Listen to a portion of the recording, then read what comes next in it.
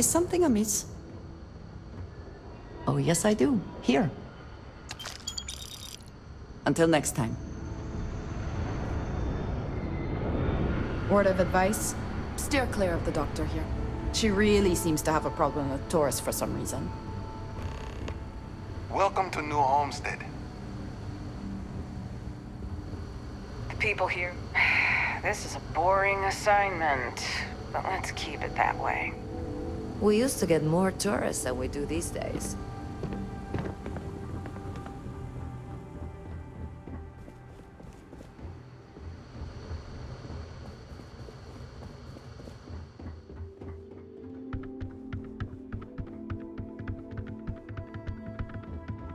I've heard about lots of other planets out there. Some of them sound pretty scary, though. Hello? I'm not really supposed to talk with tourists, but I kinda want to anyway. And I don't think my papa is paying attention. You're not going to tell him, are you? Oh, thank you! I promise it'll be fun.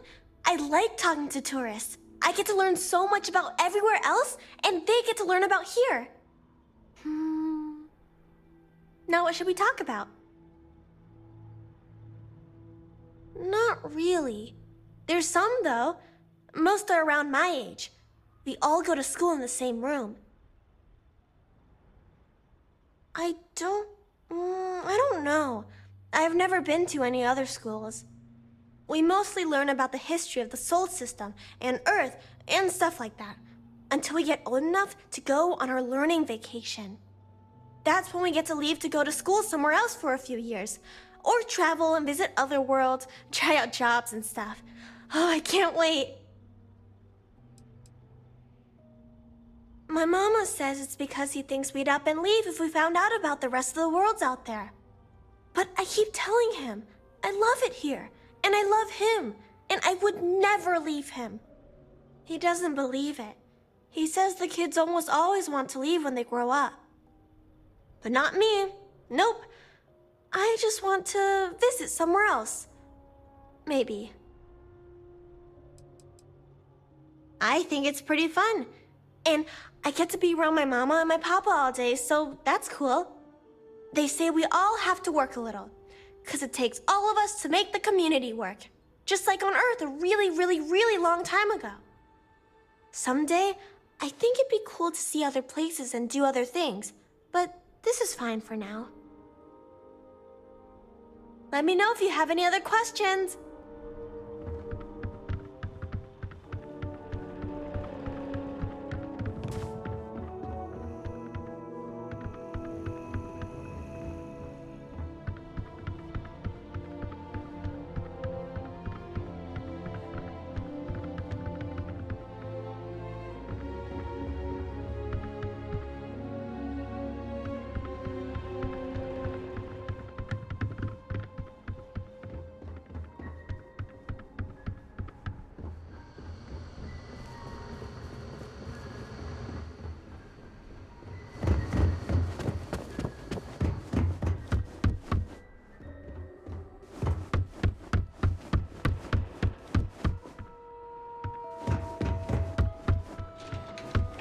I don't mind the tourists. They help the local economy. Sure would be nice to get off-world sometime. Some of us are quite happy with our lives here. We don't need tourists distracting us with their flights of fancy. We get a lot of tourists out this way, but most of them aren't so bold as to strike up conversations with us. What's your deal?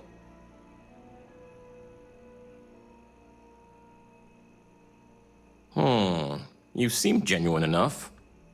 So what can I do for you?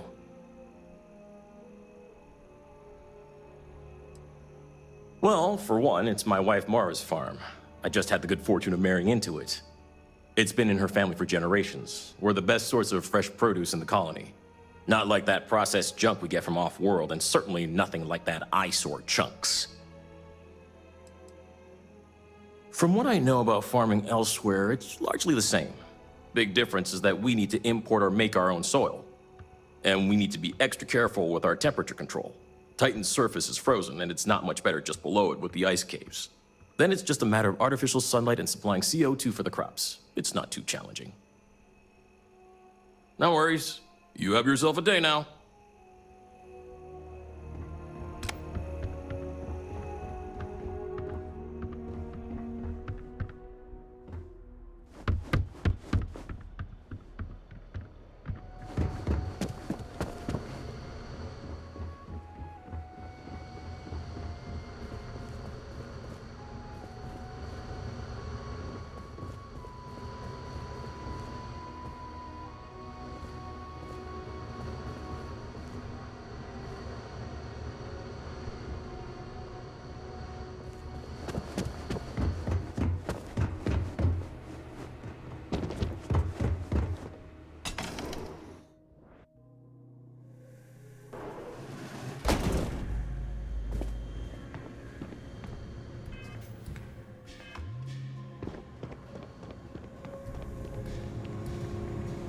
Did you know the museum here is full of old Earth artifacts? Cool, huh? It's so cold here. I guess I should have expected that. Welcome to Chunks' Chunks. best sauce again. You've But chosen trust me, Chunks. the food's still What a great great without it. choice. What chunks can I get you? I don't know.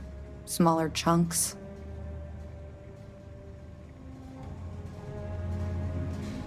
Hello there. Welcome to the new Homestead Chunks. We've got all your Chunks favorites. Well, almost all of them. Sadly, we're out of the special sauce. I know. But everything else is still that great Chunks food you know and love.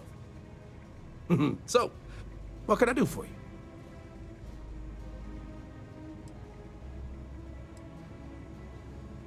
Well, people gotta eat, you know? But seriously, I think we're just starting to get with the times a little. And I can't think of a better restaurant than Chunks to usher that in. I think corporate just saw New Homestead as an untapped market. And the locals may not eat it, but the tourists love having a taste of home.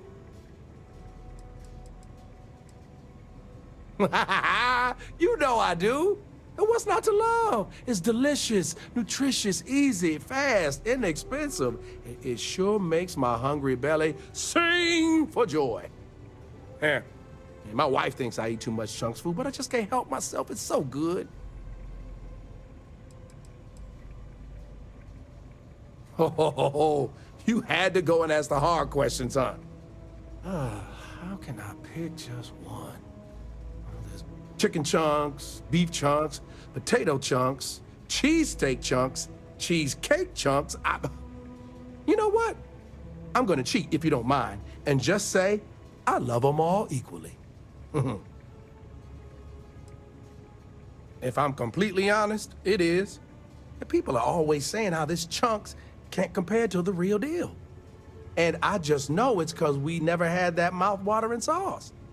I've been in contact with some of the other restaurants out there, and they'll give me some, but they say they can't afford to send it, and I don't have a ship, so what am I to do? Wait, for real? You do that? You're not pulling my leg? Oh, yeah, right. I actually just got a message back from another Chunks before you got here, and they got a case ready to go for me. Just tell them you're there to pick it up for me, and it should be good to go. Thanks.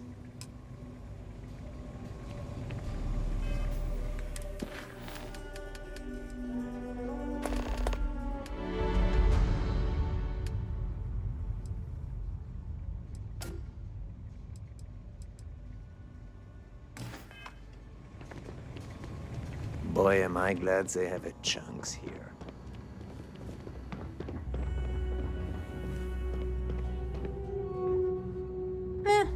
You get used to the methane processing smell after a while.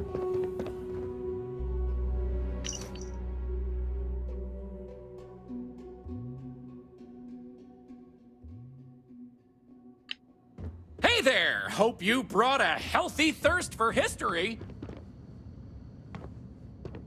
Why, hello there!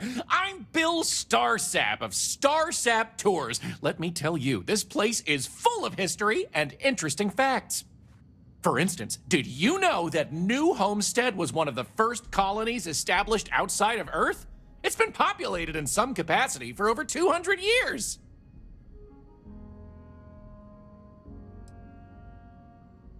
Well, there's plenty more where that came from if you're interested in taking one of my famous tours.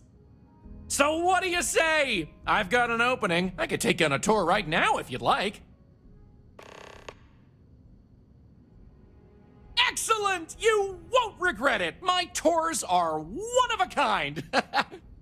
Now, there's just the matter of price. The going rate for a genuine Starsap tour is only 100 credits. Great! Let's get this show on the road, eh? All right, so this is New Homestead's main concourse. This underground area didn't exist when the original outpost, Titan Astrobase, was finished in 2130. Follow me. We'll come back here by the end of the tour and talk about the museum collection. But first, let's go see where people live. Now remember, these people aren't actors. They actually live here, so Don't stay outside try to be for too respectful long here of on that. Titan. While the You'll freeze original solid inhabitants of without the the Titan proper Astrobase lived in pods like you saw up above, they transitioned down here when this section of the base was finished in 2144. Space is extremely limited, so you'll notice some overflow here, but more residences also exist on lower levels, which are inaccessible to tours. I'll stop at each of our destinations if you want to look around, or if you have any questions for me.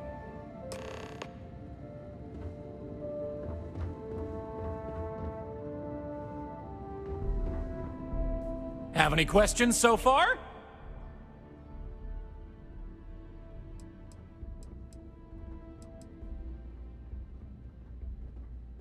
Sadly, it's difficult to get additional construction done inside these underground caverns. So for now, additional populations are housed in these stacks of old shipping crates. As you might expect, this is where some of the less wealthy can afford to live. It's not glamorous, but they are functional and cozy. I'm not sure the exact count, but New Homestead is a fairly small colony. What you see is what you get for the most part, except for some other people who live in the private lower levels. Some, particularly security, and yours truly, even commute from other worlds. The original Titan Astrobase had more habitation pods on the surface connected to some of the old structures you may have seen in the back. As the colony grew, the base was expanded underground, and those hab units were recycled into materials used down here. Alrighty, we'll be taking the residential elevator to the farms area on the surface level. This way, please. Let's leave these good people alone for now and go check out the farms. Follow me up the elevator.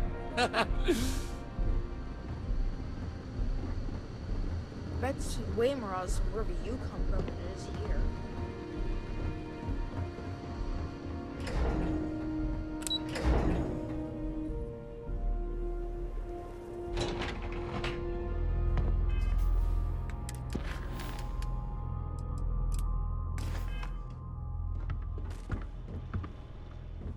New Homestead's farms are the beating heart of the colony. Without them, the original outpost would have shriveled and died.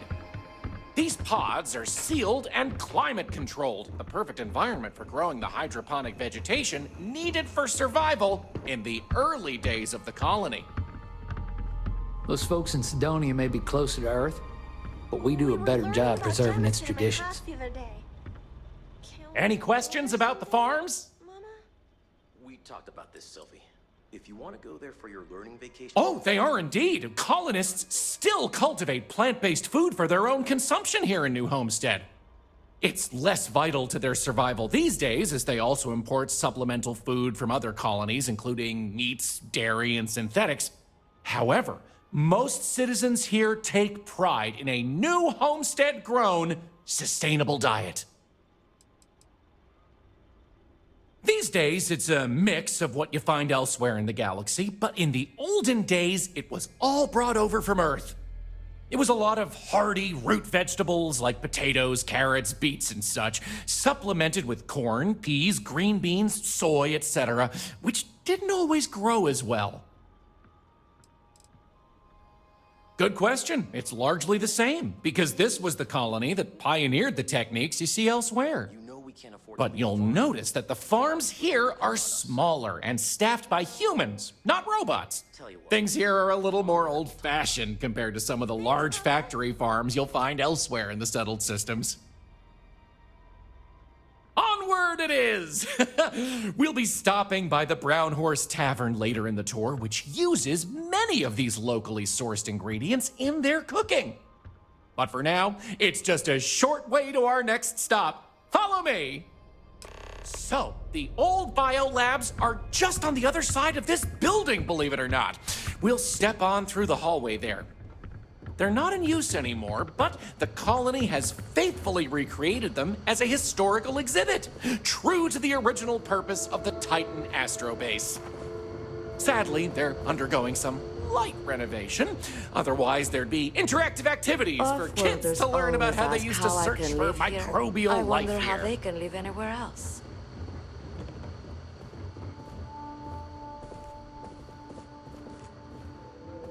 We take vandalism seriously here. You don't mess with history. Pardon the dust, but I can still answer some questions about the old Titan Astrobase biolabs.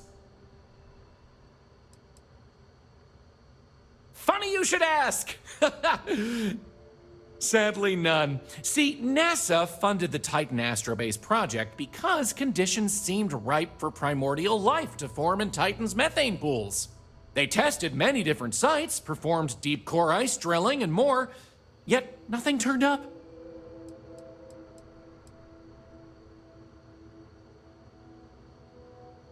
Well, NASA defunded the xenobiology program in 2132, but a scientist by the name of Catherine Neely proposed research into advanced colony building on inhospitable worlds. So, by 2135, work began on what would ultimately set us all up to create habitats anywhere humans dared to explore. These very labs housed the computer systems used in that research. That and general storage for the colony. Lots of storage. Oh, I'm sorry. I completely forgot to mention that. That's what this place was originally called. When NASA divested its interest in the Astrobase and turned it over to the people back in 2185, they renamed it New Homestead and established it as a historical site. You got it! On to our next stop! Next, we'll be heading outside, so make sure to check those seals on your suit because it's a bit chilly out there. We're going out into the frozen wastes of Titan to see what powers this planet. Watch your step outside, by the way. The ice can be slippery if you're not careful. The goal is to keep people out of Dr. Lakota's infirmary.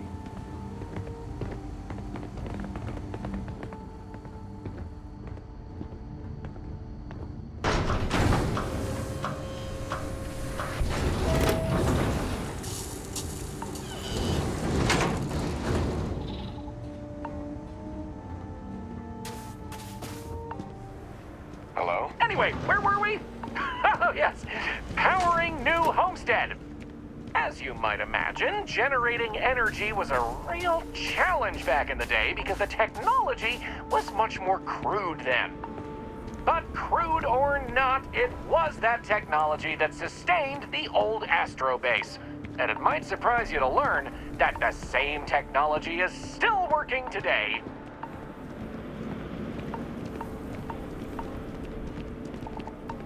The interesting thing about this old colony is that it's mostly powered by clean, renewable energy. You'll see one of the methods used on the horizon up ahead. That's right! New Homestead's famous wind farms! This spot was chosen for the colony in part because of its constant winds.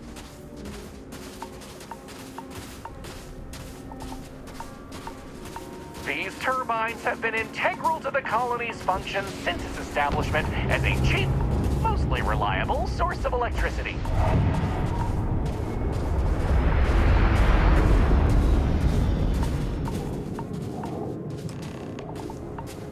So, let's talk about wind power power, shall we? Mostly. I'm sure you've noticed the occasional brownouts. I guess these old machines have a habit of freezing up, what with all the ice out here.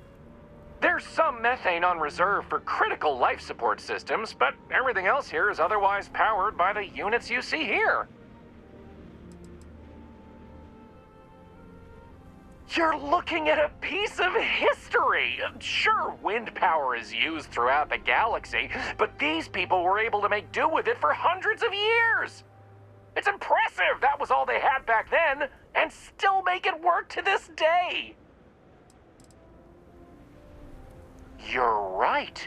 Most surface wind on Titan isn't too terribly strong, but here, the altitude and other conditions are perfect for sustained wind power.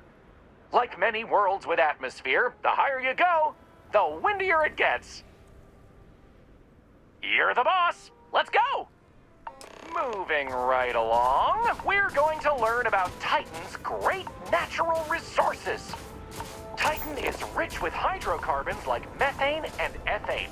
Surely you saw huge pools of the stuff on your descent into New Homestead. I like to think they add to the natural beauty of this world. Though, of course, stay away from them because, like anything beautiful, they can be dangerous. Just like my last ex-wife's pet. She had this gorgeous, I don't know what you'd call it, creature. The guy that sold it to her couldn't tell her what it was or where it was from. I don't think it was even a legal sell, to be honest. The thing was very easy on the eyes. Feathers, all the colors of the rainbow. Nasty bite, though. Wound up in the hospital and almost lost my hand. Still not enough for her to get rid of the dang thing. Anyway, there's a reason she... But enough about me.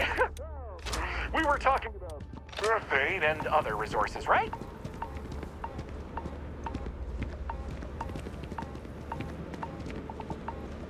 Hey, can you believe it? Back in the 20th century on Earth, they used to fight wars over natural resources like this and petroleum. They had this whole moon here basically made of hydrocarbons in their own backyard. They just couldn't get to it. Incredible how far we've come. New Homestead is home to one of the oldest and largest methane processing plants in the settled systems. Every year, UC engineers go through a painstaking, month-long maintenance process. That's how this place has remained operational as long as it has. I'm not going to take you too close to the machinery, liability and all, but I can still answer questions. Questions? Fire away! Exports mostly, since this world is so methane rich and has the infrastructure for it, a lot of the UC's methane comes from Titan. Of course, new homesteaders use it themselves for everything from generating heat to turning it into breathable oxygen by a modern science. Oh, no one's ever asked me that before. Something to do with methane-eating microbes, I believe? I honestly don't know. Sorry.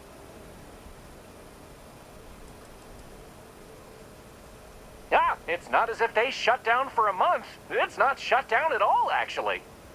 See, this place is built with redundant systems, so they can shut it down piece by piece and suffer only a reduction in throughput. During that time, the UC gets more of its resources from other places, allowing New Homestead to maintain what it needs. Okie dokie, artichokey. There will be time for more later anyway. So, this next stop is a bit of an interesting one. I only recently made it part of the tour. Fun fact, it's also the only natural landmark on the tour. What we're about to see is a glacial spire we affectionately call Emir's Horn. This colus used to be named after a character in a popular fantasy novel, but it was changed a couple hundred years ago to avoid any potential litigation. Now, what's a colus, you might say? Colus derives from the Latin word for hill, and scientists only gave names to groups of hills on a planet's surface. So in reality, the term you hear more often is the plural, coles, with an E. You probably don't hear it very often where you're from, because it was usually a term reserved for unexplored planets, back when they didn't have the technology to describe what they were seeing firsthand. Because of that, the term is much more common in the Sol system, but you may still hear it occasionally in reference to uncharted worlds. This planet's full of them, though, and they like to preserve that history here.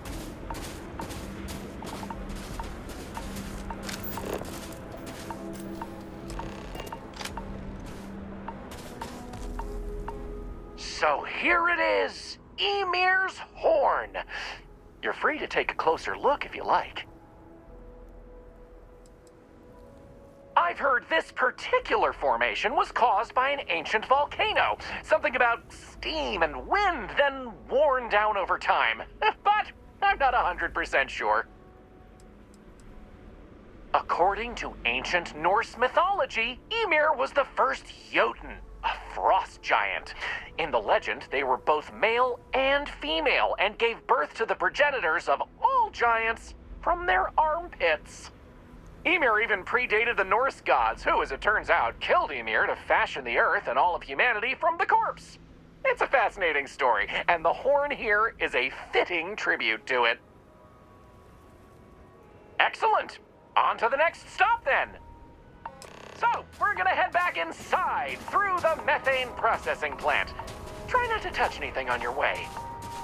We want to make sure to respect Dr. Lakota's wishes to be safer around here. Ah, that brings me to another point. You'll notice the people around here have last names related to where their families originated from on Earth, as a way to remember the past. The museum And your scan shows...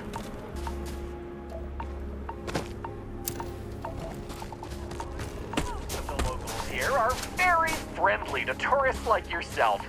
Tourism is a major draw to this colony these days, and I respect that. Most of them are happy to talk at length about what they do here. Their rugged lifestyle is a point of pride for a lot of these folks.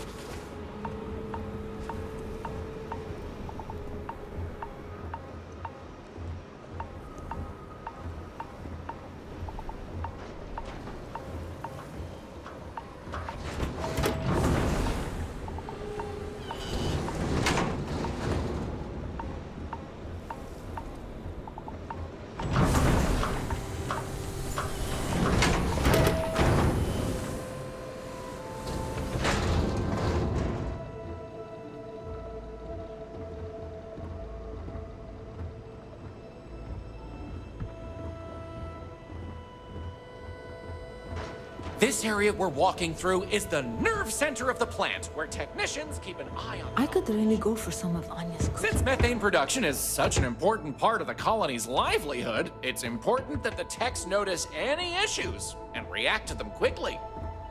Anyway, we're headed into the ice mines. It's a natural spring where water bubbles up from deep below, but due to the cold, it keeps freezing as it reaches the surface. Just got a message. Looks like we got another leak in Sector 3. Yeah?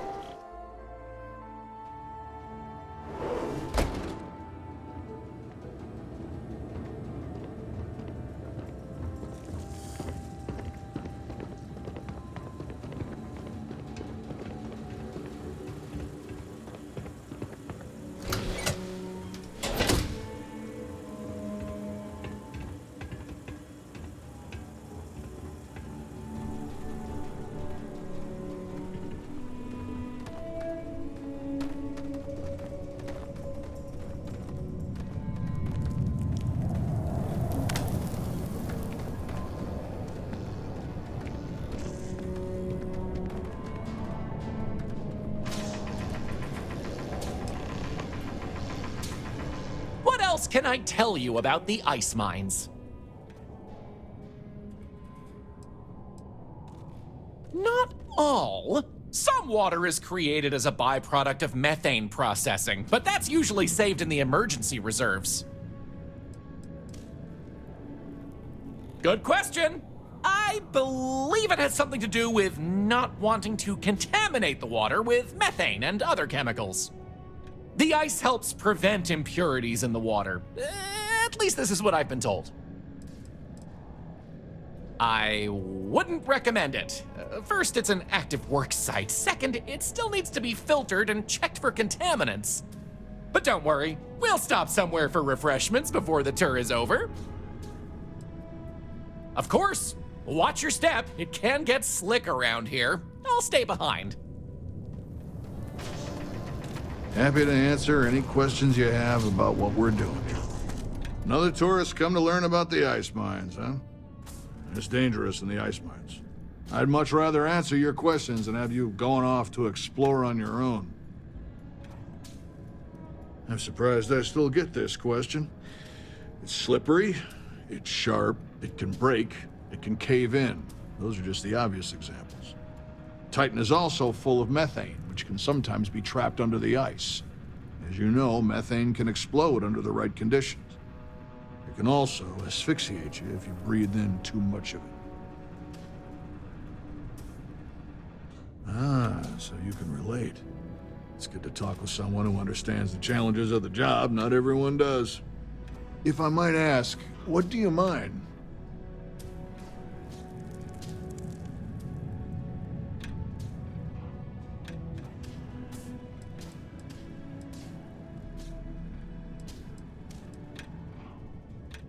Ah, I see. I can respect that. We used to do more traditional mining like that here, but it made much more sense to do it off-world, since it takes a lot more effort for less gain. We mostly export methane and other natural gases instead. Anyway, I'm sure we could swap mining stories all day, but I really should be getting back to what I was doing soon. For drinking water. And we use some of it to produce this air you're breathing. We recycle a lot of what we use, but we still need a nice, steady supply of fresh water. Lucky for us, Titan provides. For one, New Homestead is not a wealthy colony. But we also pride ourselves on doing things the old ways. It's part of the living history, they say. We don't mind. We work hard here. And it's very rewarding. Stay safe.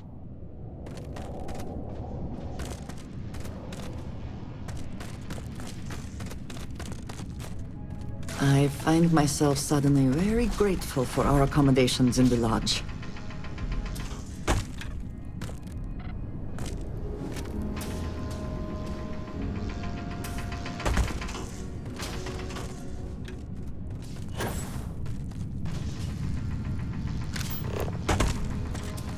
Hey, be careful not to point that thing at me.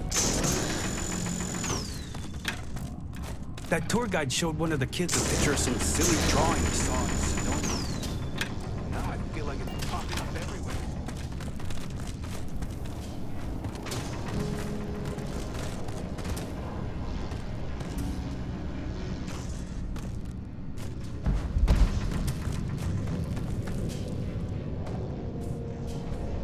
What else can I tell you about the ice mines? Sounds good. Let's keep going then. We have just one more stop before we're done with the tour, and it just happens to be my favorite. This colony is home to the longest running establishment still in existence, the Brown Horse Tavern. The Brown Horse started as a simple mess hall for the scientists and workers when the underground was built, but it's been operated by the same family ever since. Now, what's a horse, you might say? They were a large four-legged animal on Earth, often used for transportation or manual labor. Long before space travel was even a dream for the folks of Earth, even before antique machines like automobiles were possible, horses could be found everywhere. You might have seen them in old movies or read about them somewhere. If not, I highly recommend looking into them sometime. They're beautiful animals. The tavern's original owner was infatuated with them, from what I understand, and named the place in their honor. The moniker, Brown Horse Tavern, is also a throwback to names of similar Earth restaurants hundreds of years before it was established. Well, I suppose this is one way to make a living. And if New Homestead deems it necessary.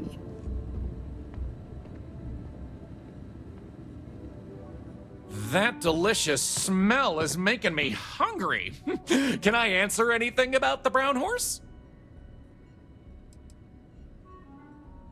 Easy. All the other ones fell to ruin when we abandoned Earth. There were technically older ones on Mars, but those have long since shuttered or been replaced. Ooh, that's a tough one. I honestly love everything Anya serves here. I'd be doing her a disservice to recommend one dish over another. You want the real answer? Order one of everything.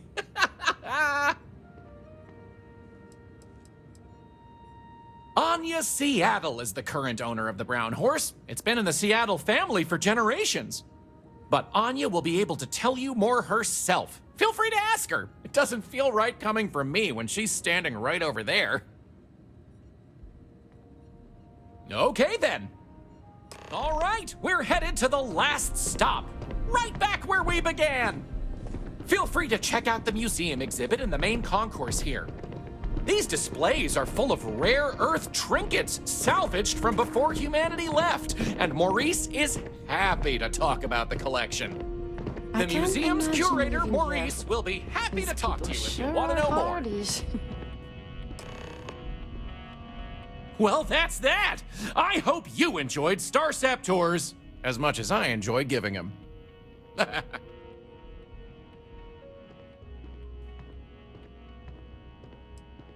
Oh, wow, I really appreciate it. You know, I rely on tips from good people like you, so thank you from the bottom of my heart.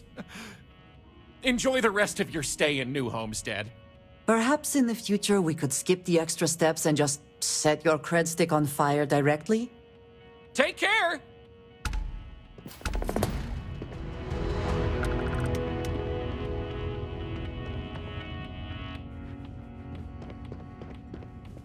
We live a simple life on New Homestead.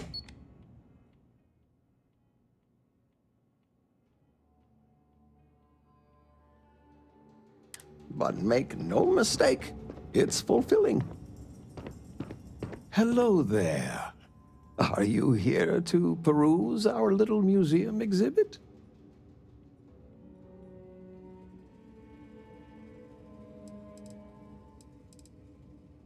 Wonderful. These are all rare artifacts from before the collapse of Earth. There isn't much of this stuff left outside of private collections, but here we're happy to share a glimpse of them with the public.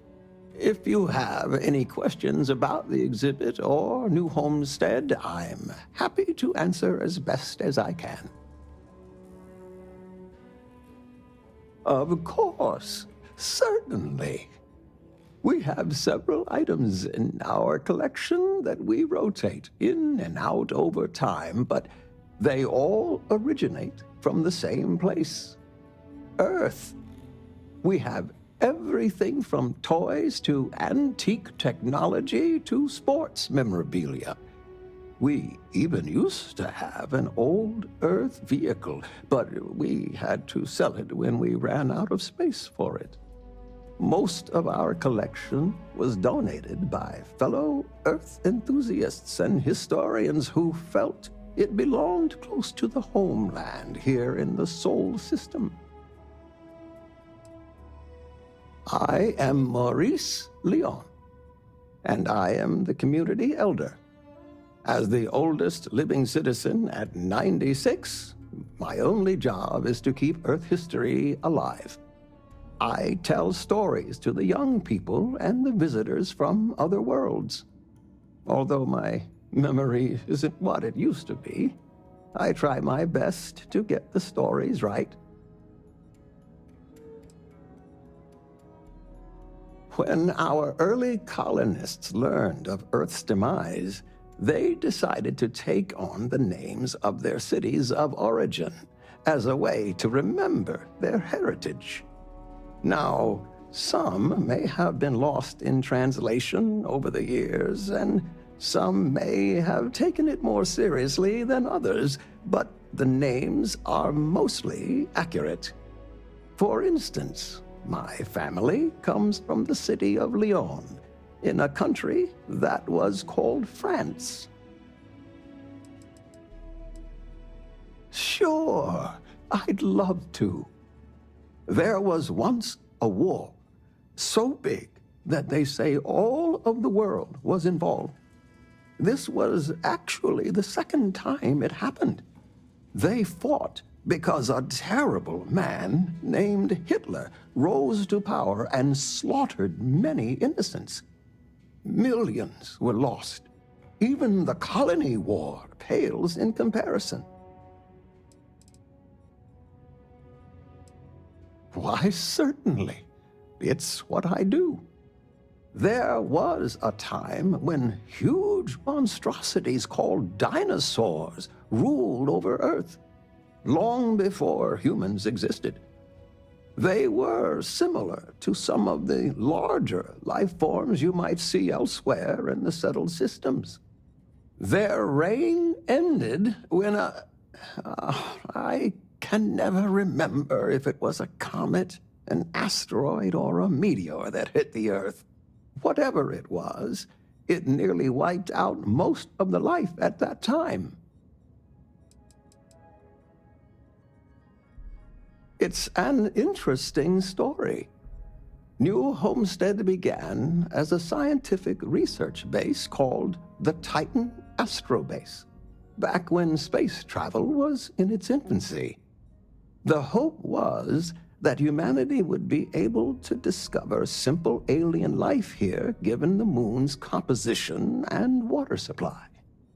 When that ultimately failed, it was repurposed as a colony research base where scientists and engineers studied how to build colonies on inhospitable worlds.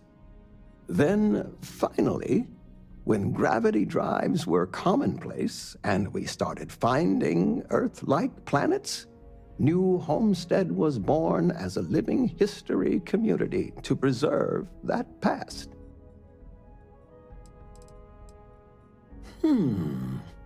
Let me think of a good one. A long time ago, thousands of years, humans built a wall so large it spanned the northern length of one of Earth's largest empires, China. They called it the Great Wall of China, and it was meant to keep out invading hordes. If I recall correctly, it didn't always work as well as they had hoped. I'll have to look it up again. Memory's not what it once was. Take care.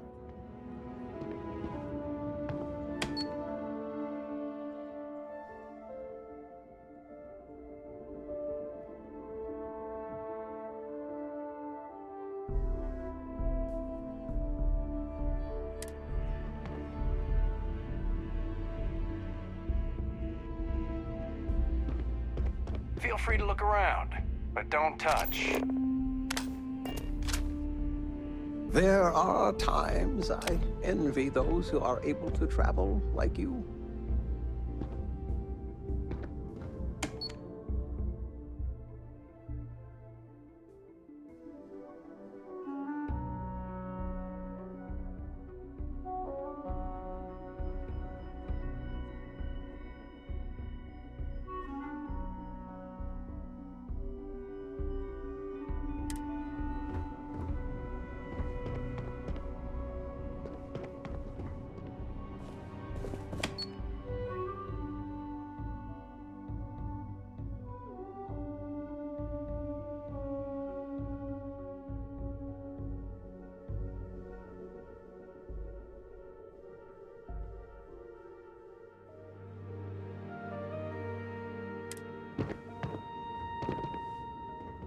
don't stay outside for too long here on Titan. You'll freeze solid without the proper protection.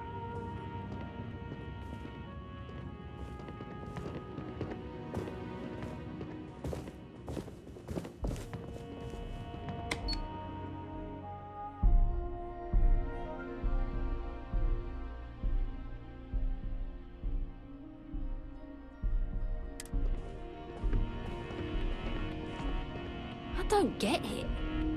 I still can't believe it.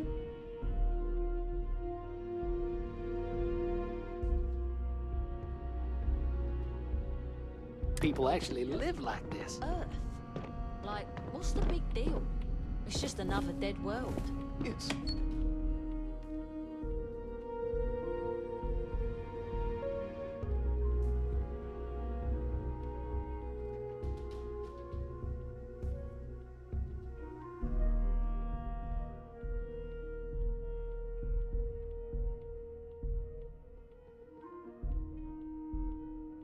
where we're all from. It was a place of beauty. This colony's a lot smaller than I thought it would be. I cannot.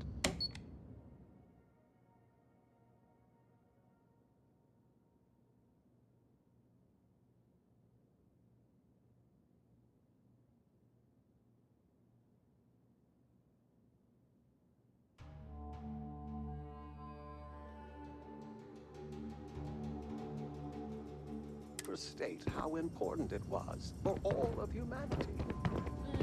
I guess so. Maybe I need to look up more about it.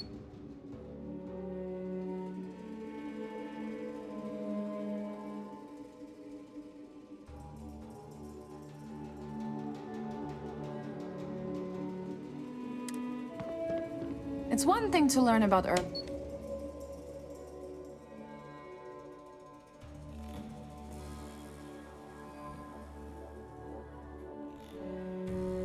Colony life. It's another to experience it.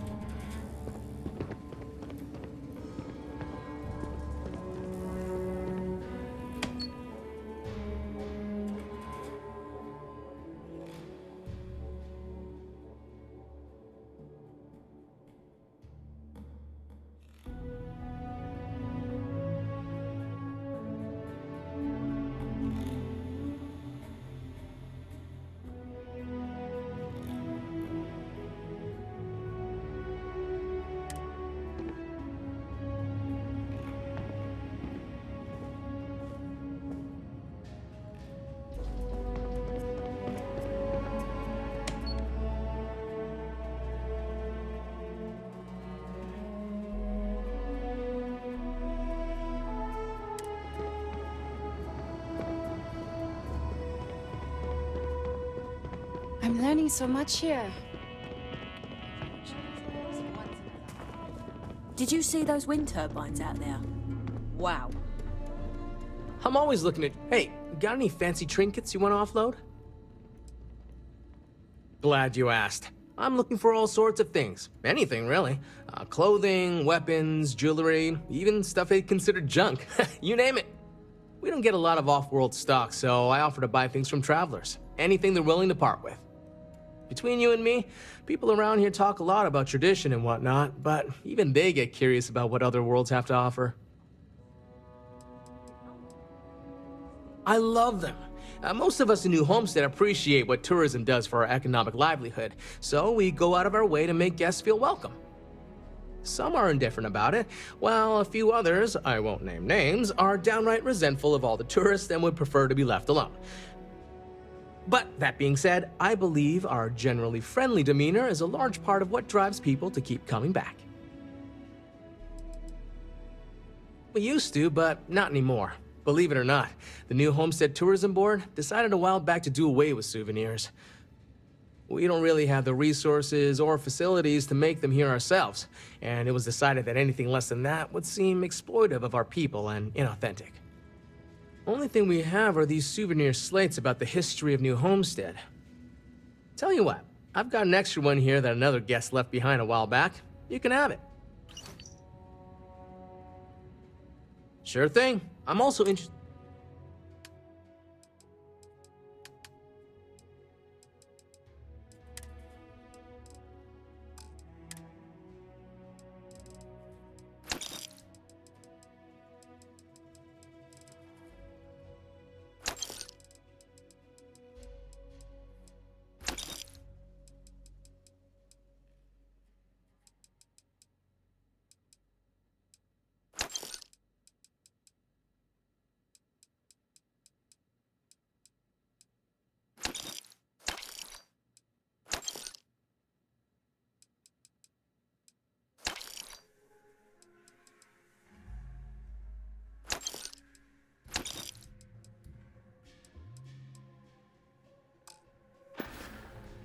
Enjoy the rest of your day.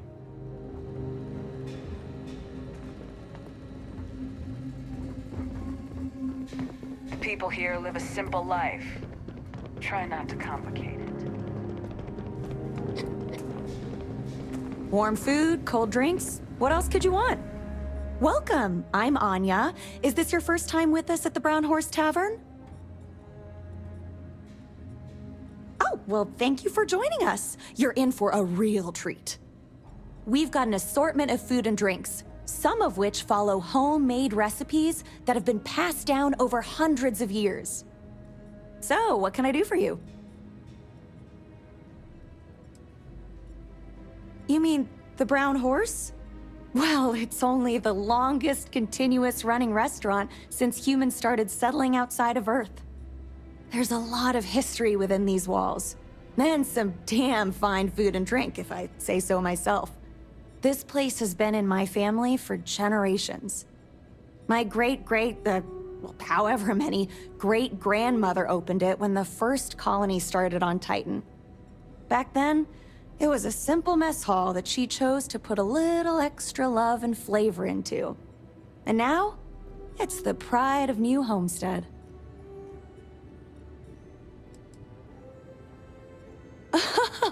Oh, hardly.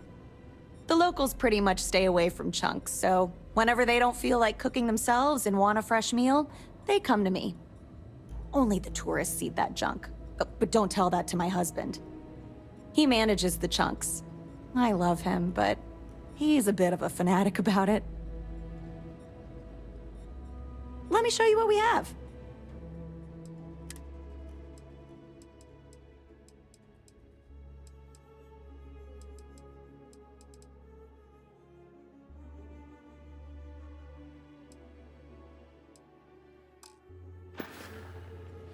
So long. Tell your friends about us. It's Lots been a of while history since I last here, visited. if you're Nice to into see that this sort of place thing. still has the same charm. It's a little weird that people come here to see what early colony life was like. To If me, you it's need just how medical we live. attention, see Dr. Lakota. But a word of warning, she really doesn't care for tourists. Hi there. Always nice seeing a new face.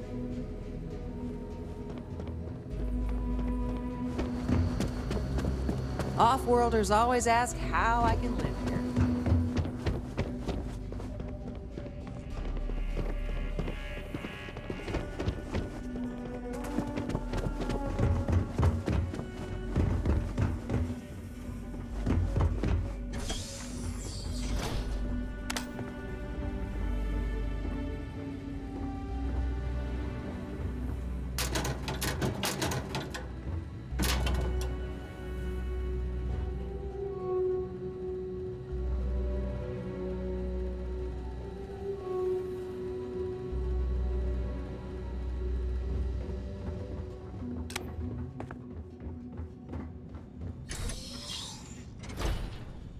What can I... I'll treat you if you need it.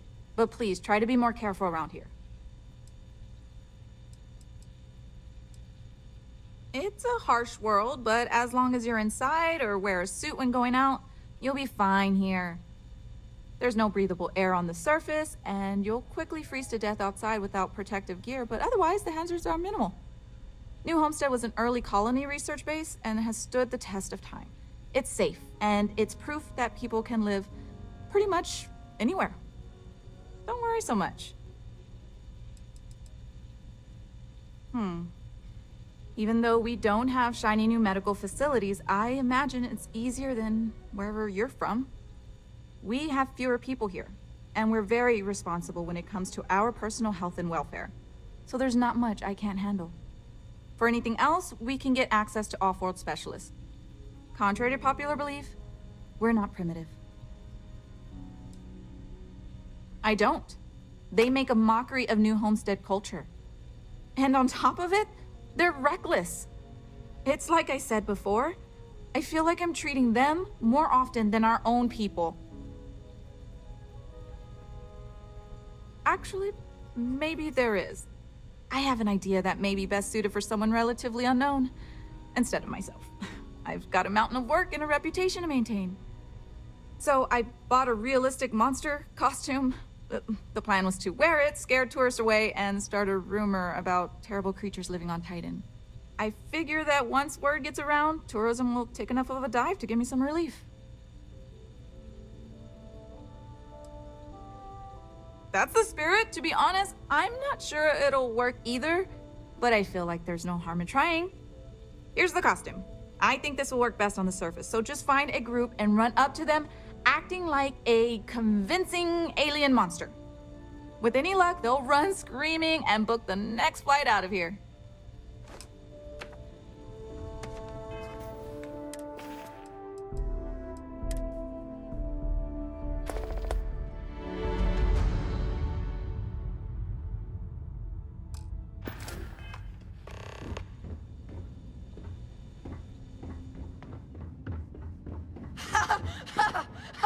You'll never catch. Do you have a spaceship?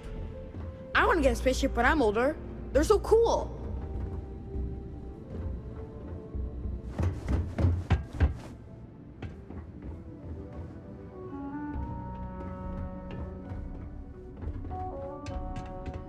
Yeah, I don't mind the tourists. They help the local economy.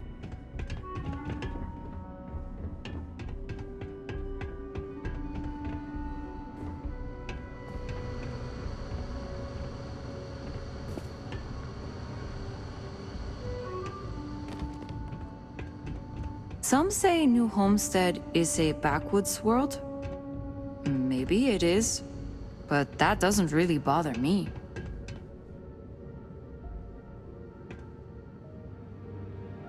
Oh, you don't really want to talk to me. I'm just a nobody from the crates. Besides, I'm not really good at talking to tourists about New Homestead. If you're really interested in our history, talk to Maurice. He's a lot better at that than I am.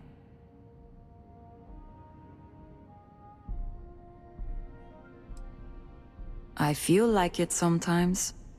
I don't have many friends, and I'm struggling to stay in my undergrad program. It feels like I'm never going to get out of here and make a name for myself. Anyway, if we're going to talk, maybe we should talk about something else. Okay, well, no, not the studies specifically.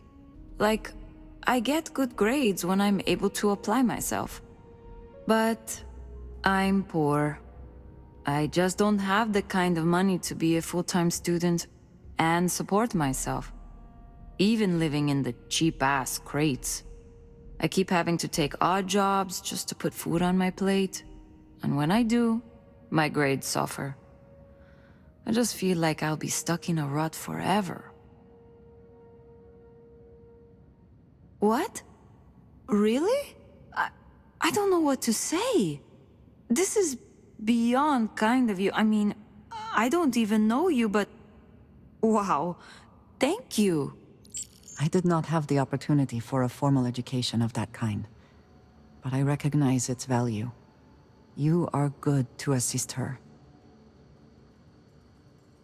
Ah, yes, we are... Must be nice to be able to afford to travel, huh? The crates are what we call the living quarters for the poor people, like me. They're made from old shipping containers.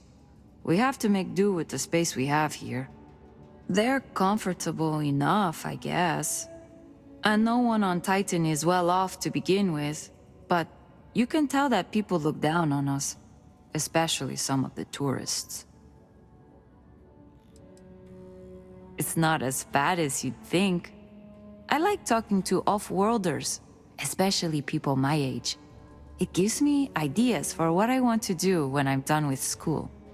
Because, honestly, I'm not sure I want to stay here. It'll always be my home, but as soon as I can afford to, I'd love to explore my options. Well, I'm trying to finish up my undergrad schooling, actually. I want to be a physicist like my grandmother. Then, who knows what. But I also do some odd jobs here or there for money. Sometimes I help Jay out at his shop, and he gives me stuff in return. Sometimes I help Anya clean up at the Brown Horse when she's short-staffed. That sort of thing. Later. It's a little weird that people come here to see what early colony life was like. To me, it's just how we live.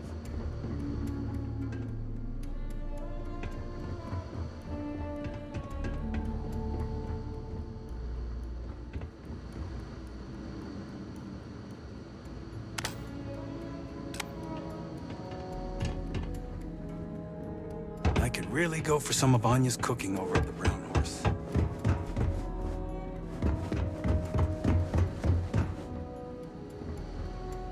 We used to get more tourists than we do these days.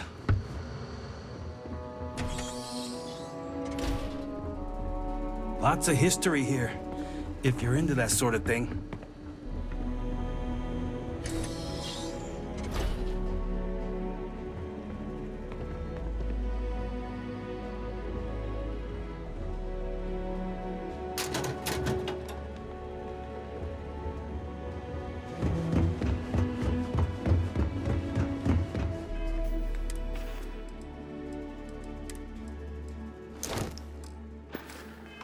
I can't wait to go away on my learning vacation when I grow up.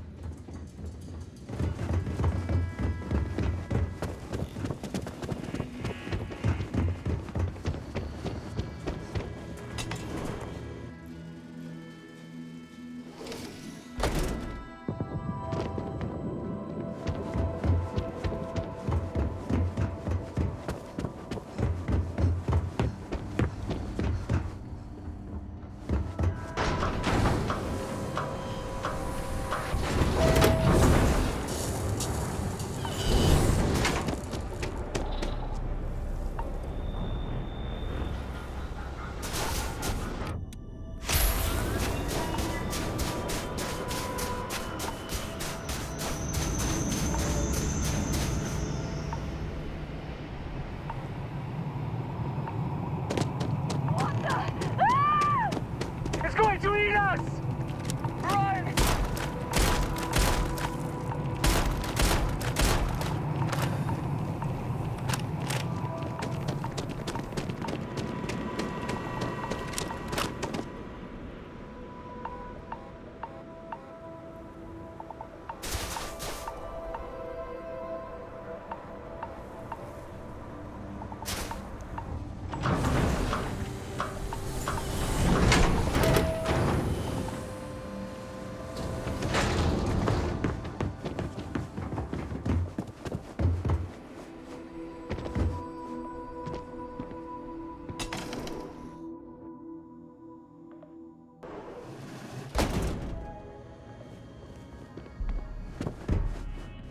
Hello there. If you take one of those stupid tours, make sure to follow the rules. They're for your own. I'll bet they won't be coming back anytime soon. Thanks for indulging me with my weird ideas. Tell you what, if you want to come back later and do this for me a couple more times, I'll even let you keep the costume.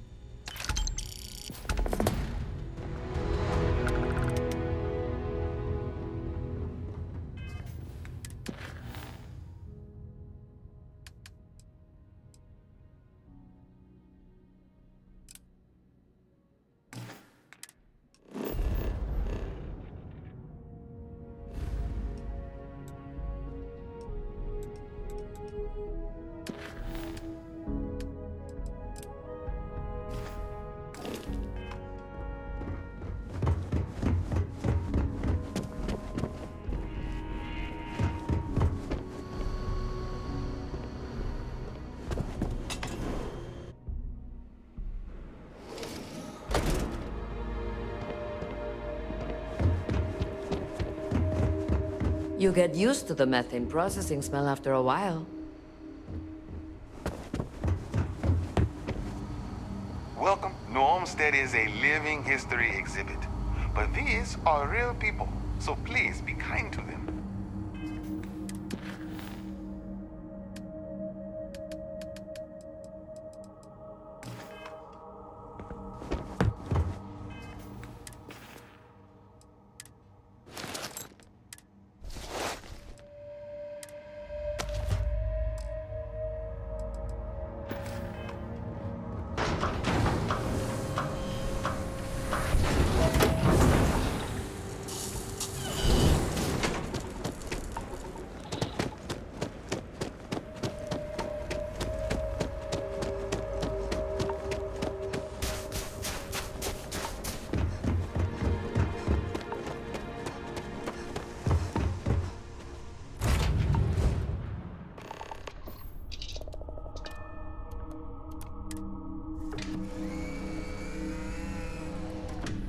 If you have the time, I wish to speak to you.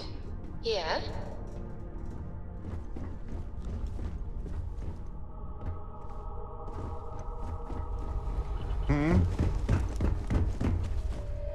I have been thinking about what we talked about before. The idea of purpose in one's life. You agreed with me that true purpose can be a driving force in life. I found that comforting, but something has been nagging at me since. I have been single-minded in my pursuits. I have always believed the decisions I made were necessary, that there was no other option. I have sacrificed much to be where I am now. And I'm starting to wonder if it has been worth it.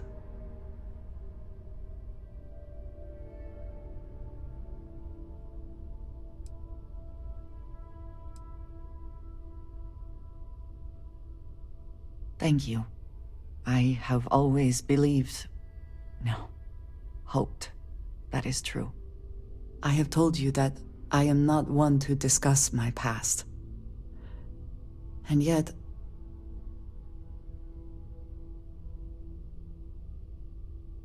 no, that is not what I am trying to say. I promised to provide for my family. That meant working with smugglers to procure supplies we could not acquire any other way.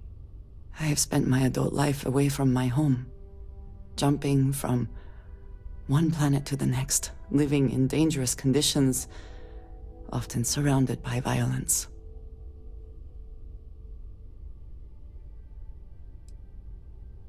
It certainly influenced the way I see the universe.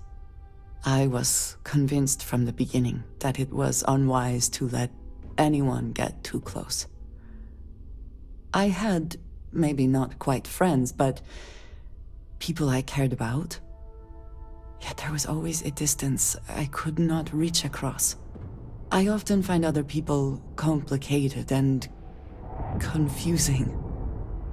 It seemed easier to not become attached, especially when circumstances meant I might never see them again, with no warning.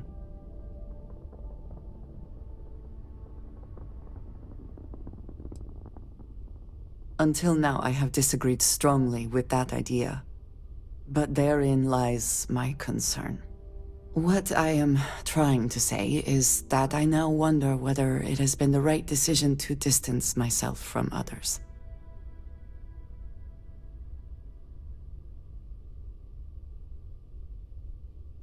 I appreciate that more than you know.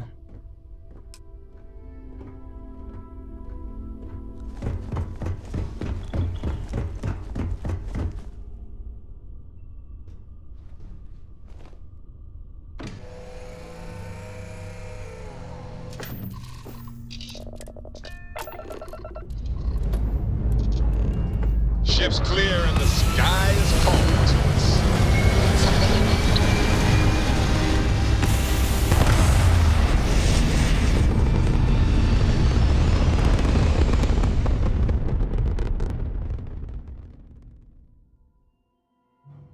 Retro's firing. Orbit stabilized.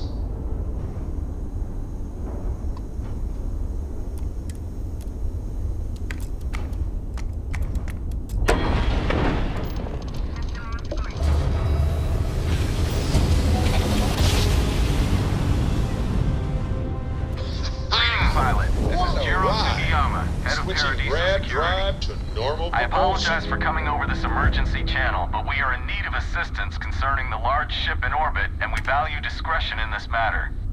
If you are willing and able, please see me as soon as possible at the main security office in Paradiso. Over and out.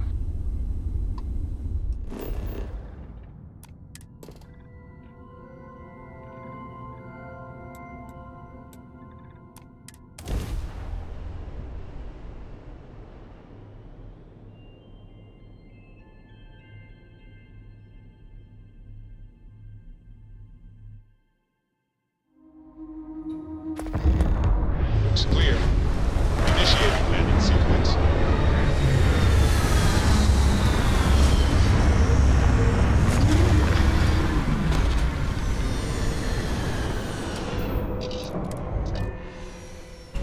harvest any organic materials, now would be the time.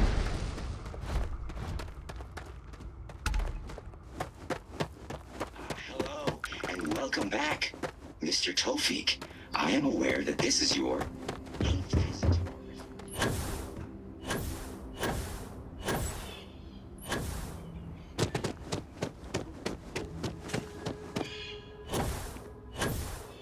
Don't worry about us. We're just here to keep the peace. Your safety is our #1 priority.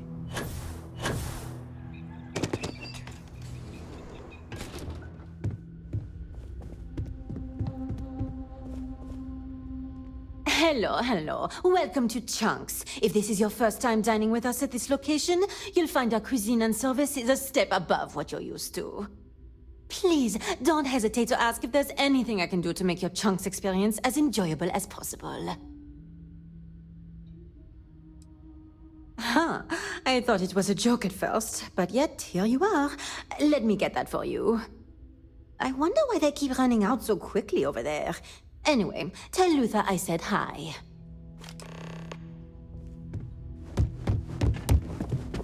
I do not care what terminology they use. This still smells like a Chunks. Ugh.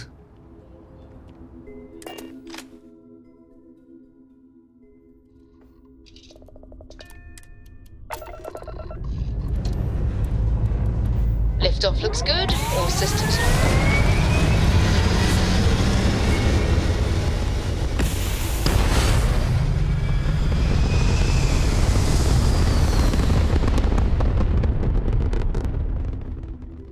Orbital insertion done.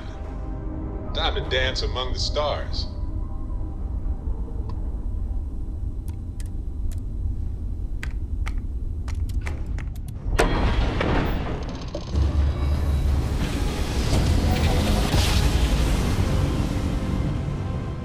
Nice jump. We're right on target. Starship Frontier, this is United Colony Security. Maintain course and prepare to be scanned. And we're done. Welcome to New Homestead.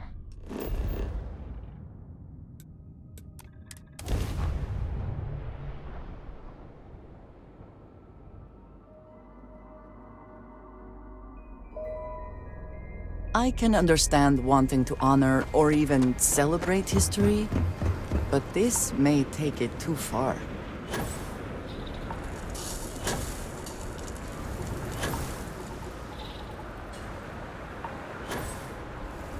The people here live a simple life. Try not to complicate it.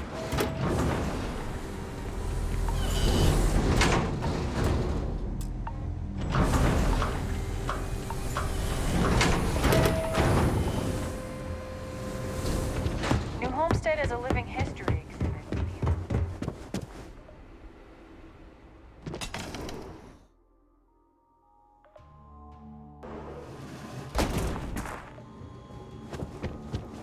It's been a while since I last visited. Good to see you again. Nice to see this place About still has that the same sauce. charm. I knew I could count on you. Let's see it here. Man, you really saved my butt. Corporate's gonna see just how much this place is gonna turn around. Thanks again.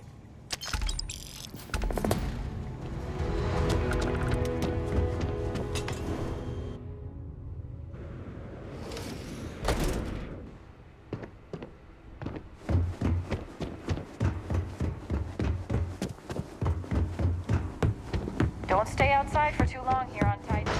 Freeze solid without the proper protection.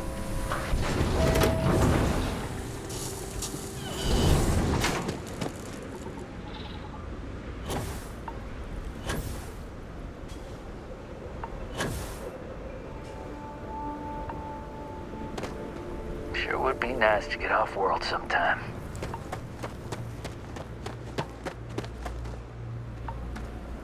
You should inspect. Got anything you need to off? Okay, no problem.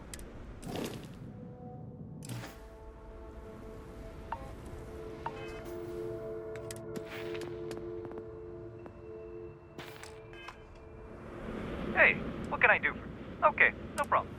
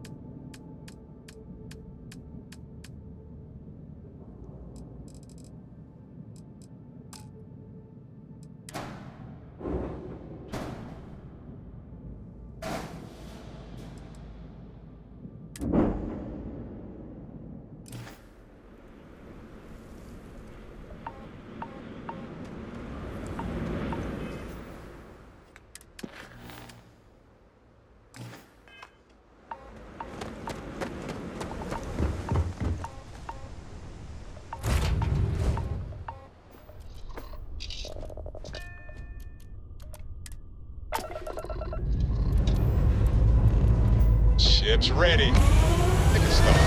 Any star.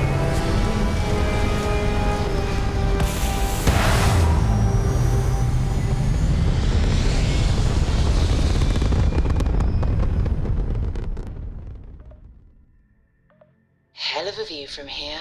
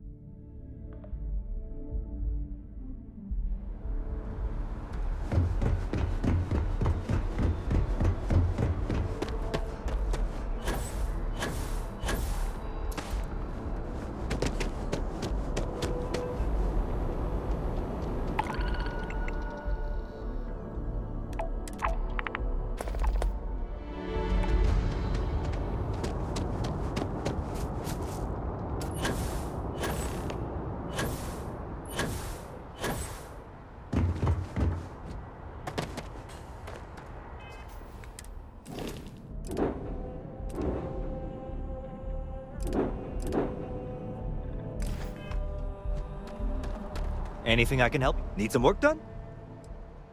Sure, have at it.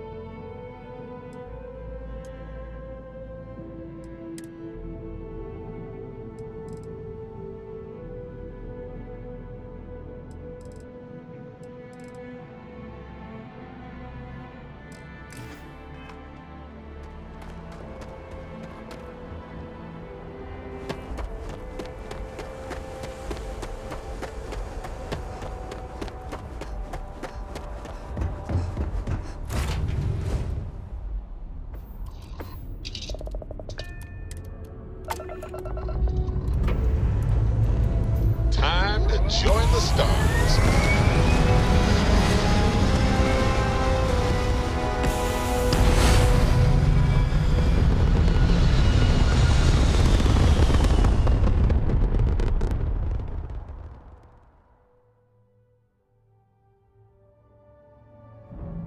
Achieving orbit now.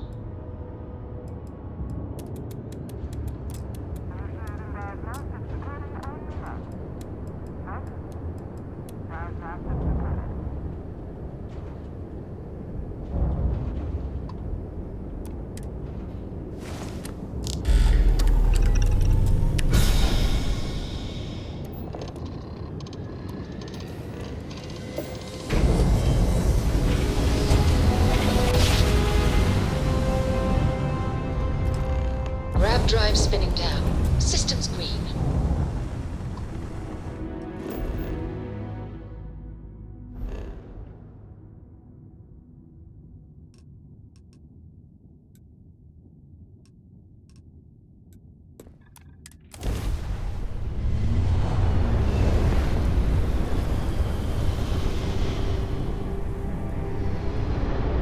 Light her up!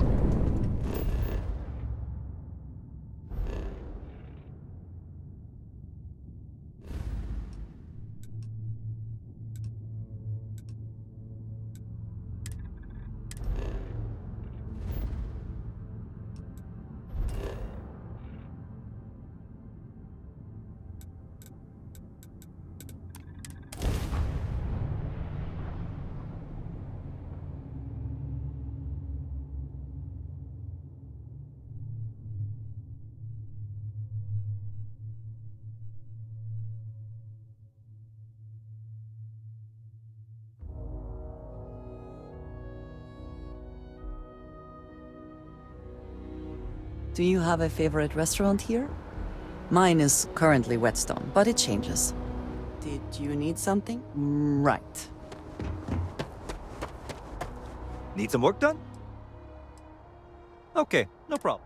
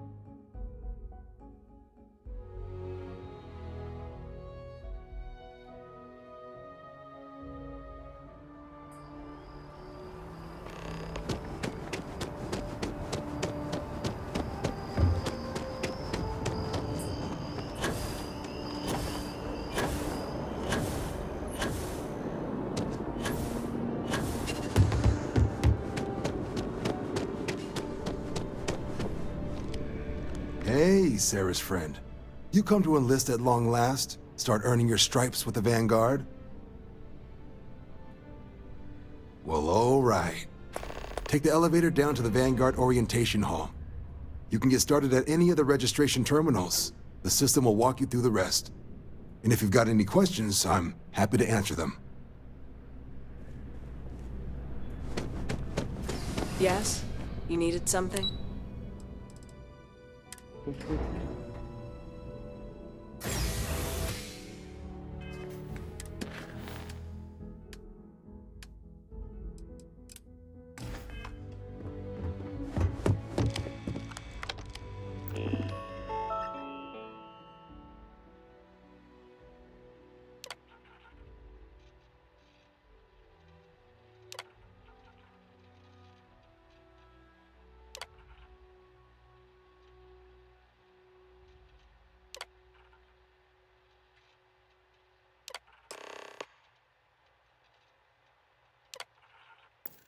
Registration accepted.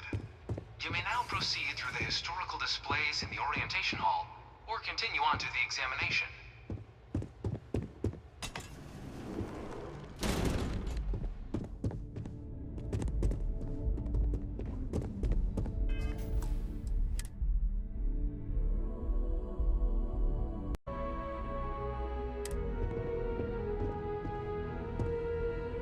In 2150, humanity learned the Earth's magnetosphere would collapse sometime in the next half-century, eliminating all life on the planet.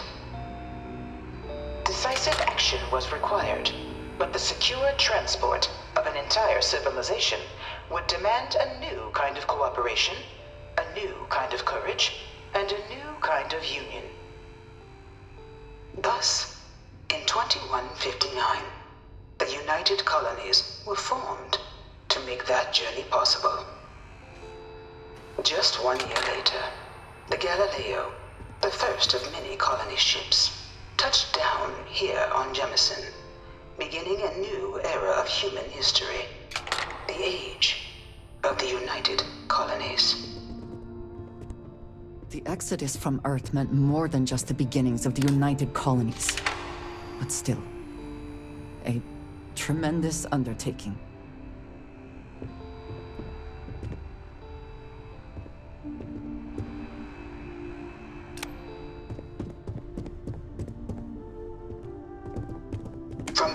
Proclamation, the United Colonies strove to provide all their citizens with opportunity, security, and peace. But there were those among the UC that still wanted something more: independence. So in 2161, the UC issued the Centaurus Proclamation, granting UC citizens the right to settle distant worlds and form their own sovereign powers. It wasn't long before the first new faction, the Free Star Collective, was formally organized in 2188, later followed by House Varun, revealing themselves to the universe in 2230. I am beginning to find this presentation reductive and annoying.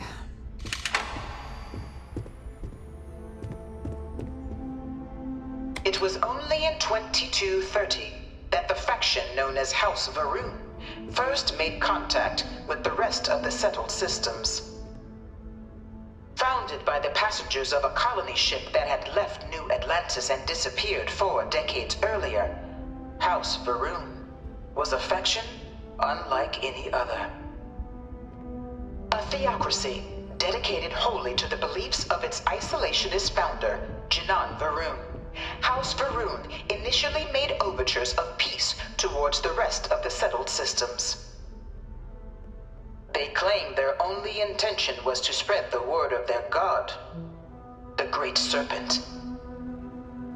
But none could have guessed that this worship might take the form of a bloody war, the Serpent's Crusade.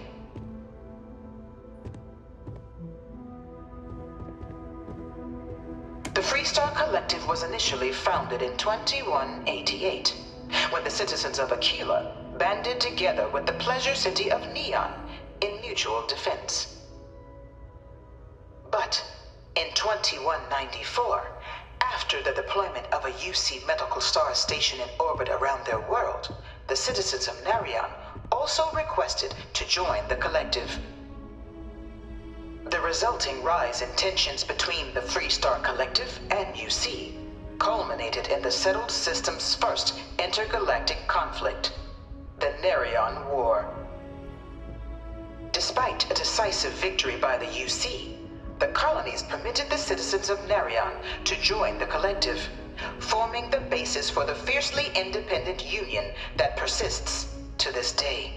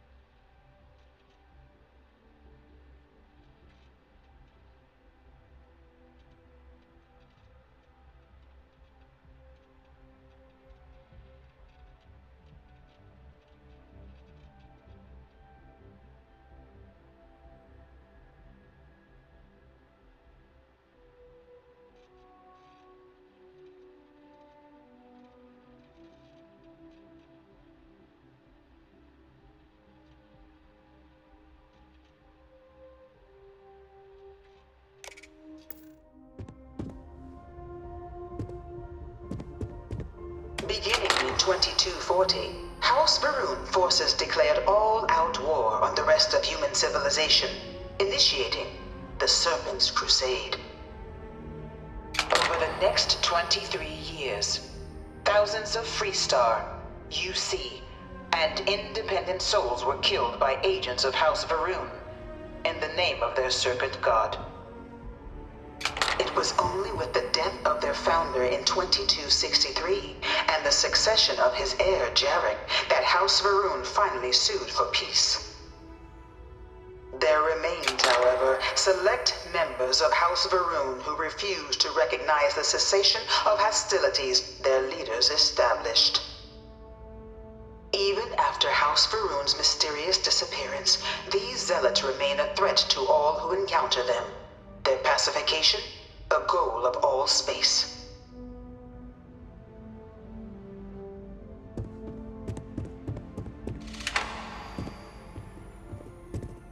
Of the many conflicts between the galaxy's factions, none was more brutal than the recent colony war between the UC and the Freestar Collective.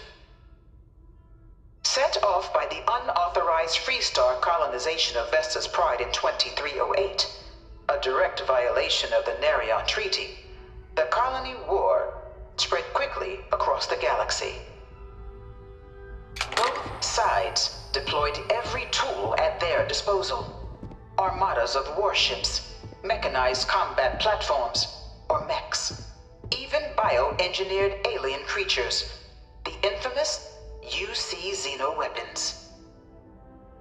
It was only in 2311 at the Battle of Cheyenne that the scales finally tipped. The Freestar Collective, utilizing their civilian fleet as a human shield, successfully crippled the superior United Colonies Navy. After their shocking victory against the galaxy's greatest navy, the Freestar Collective offered terms of peace, which the colonies, out of an interest in staving off any further human costs, accepted. The galaxy has been rebuilding ever since. I suspect many in the Freestar Collective would take issue with the way the colony war is represented here.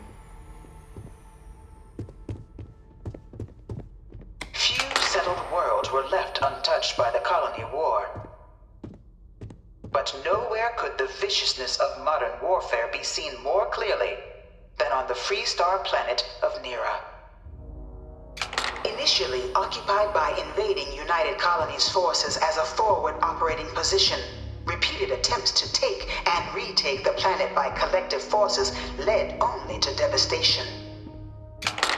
Swaths of the world were transformed into scorched husks, a nightmarish testament to the depths of human ingenuity and human cruelty. And today, Nera remains a continuing reminder to the horrors of unfettered war.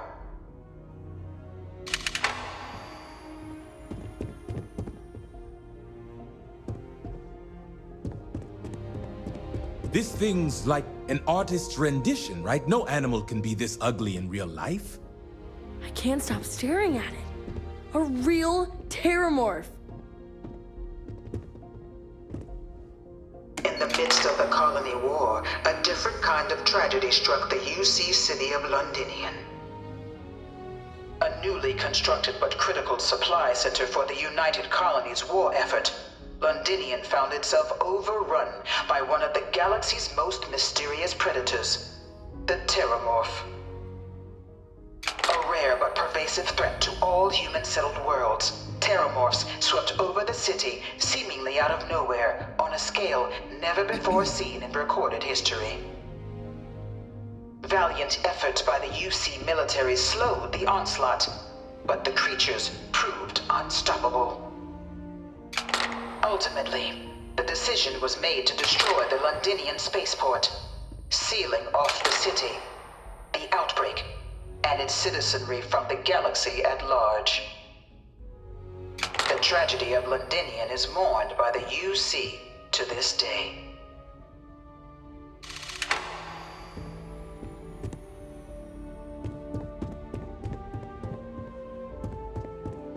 After the devastation wrought by the colony war, the UC and the Freestar Collective came together to ratify a treaty that became known as the Armistice.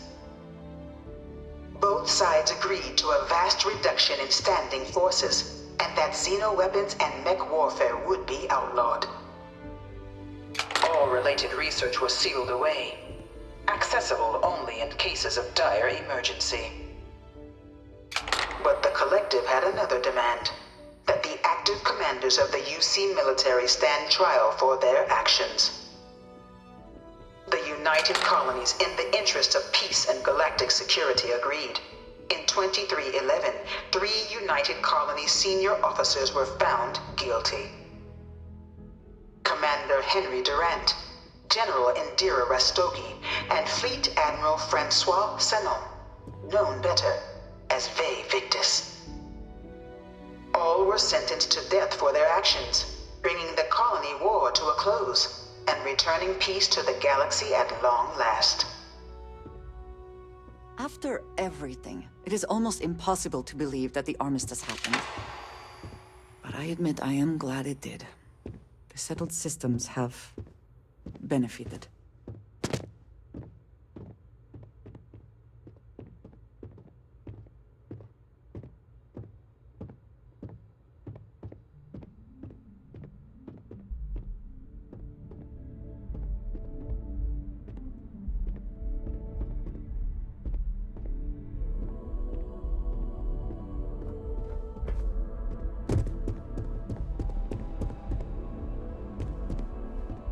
Whoa, what?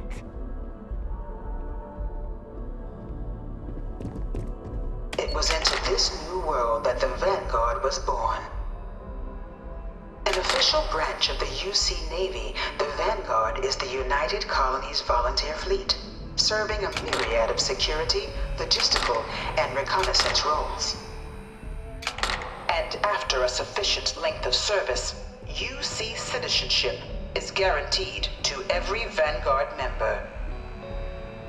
Open to all captains, regardless of origin, the Vanguard is leading the charge to protect and support the citizens of the United Colonies, wherever in the galaxy they may be.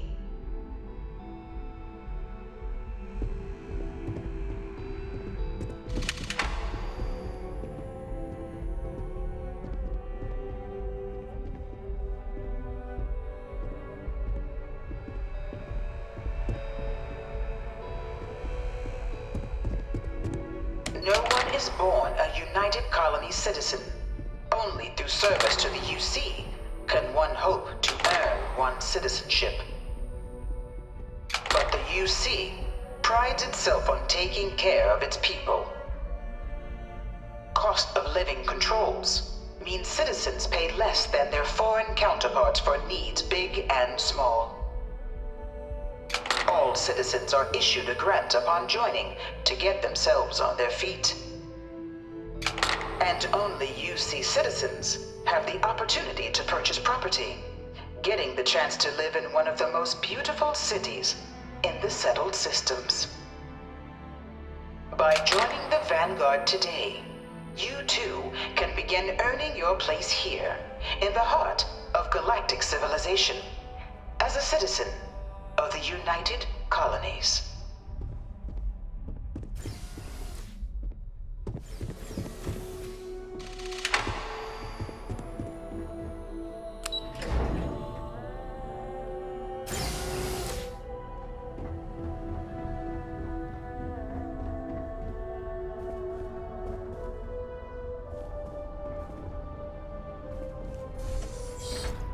Welcome, applicant, to the piloting simulation chamber.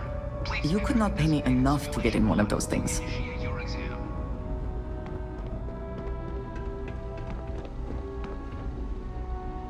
Ah, you must be our new applicant. I'm Proctor Samuelson. The simulator's already been prepped. You can head in whenever you're ready. Of course, you'll be running through a high-realism combat flight simulation, engineered by members of the UC science staff, right here in Mast. Your task is to defeat at least 3 tiers of simulated opponents. Accomplish that and you pass the exam, and can then proceed on to your probationary mission. However, if you defeat more than 3 tiers of enemies, your required enlistment time for citizenship will be reduced, and your enlistment bonus increased. But you're welcome to try as many times as you like before returning to Commander Tuala to proceed on to the next step in your application process. We'll only keep the highest score you manage to achieve in there. While I can't answer that question directly, I will say this. Due to the solitary nature of our work, resourcefulness is a critical tool in any Vanguard pilot's repertoire. You're permitted, even encouraged, to use whatever tool you're able to find in there. The simulator is designed to be a near-perfect replica of a Class B Deimos hoplite, the United Colony's standard destroyer model. It's been tuned to provide a challenging but fair fight against the enemy squadrons you'll encounter inside. All right then.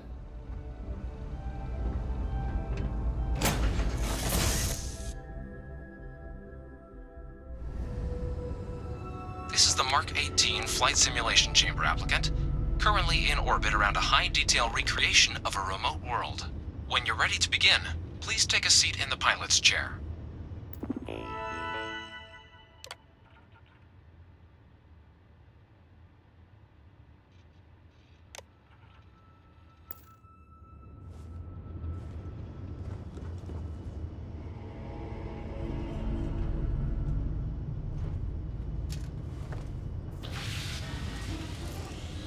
Your exam is simple. Defeat as many tiers of opponents as you can before your ship is disabled.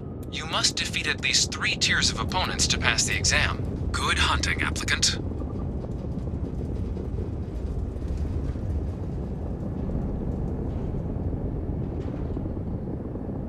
New targets active.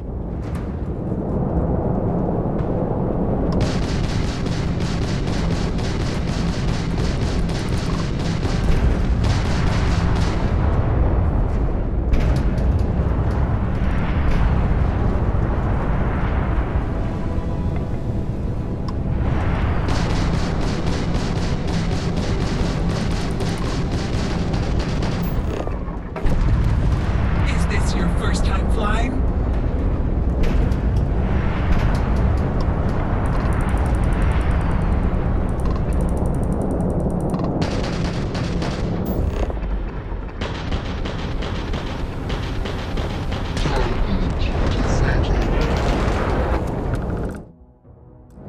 All targets eliminated.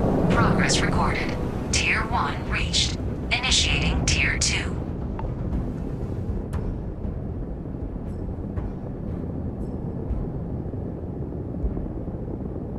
New targets active.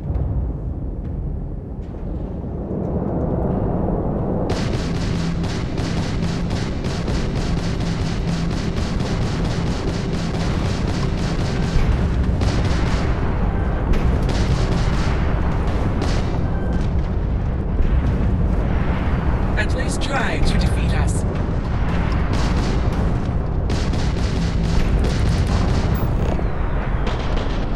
Taking fire.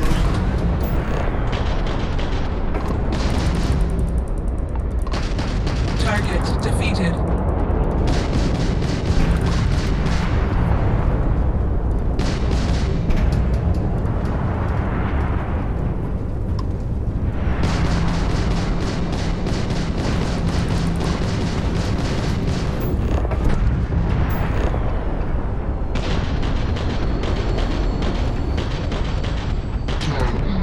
Defeated.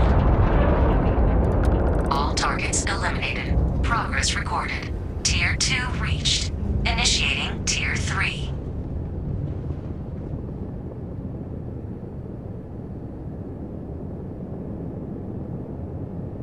New targets active.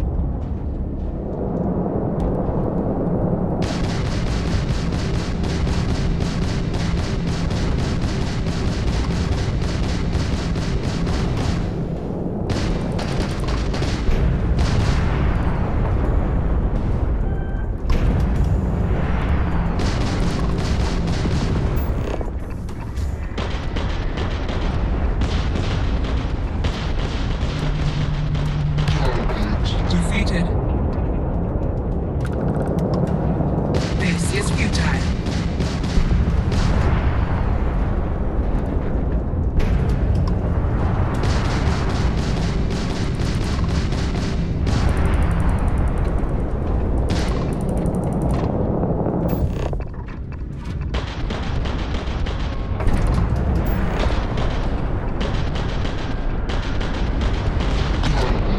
Defeated. All targets eliminated. Progress recorded. Tier 3 reached. Congratulations, applicant. You've defeated sufficient opponents to pass the exam. You may now exit the simulator through the hatch to record your current score. or stay and try your hand at the remaining tiers.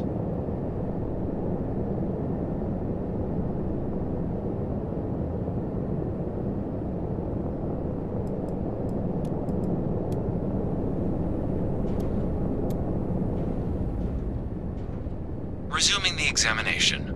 New targets active.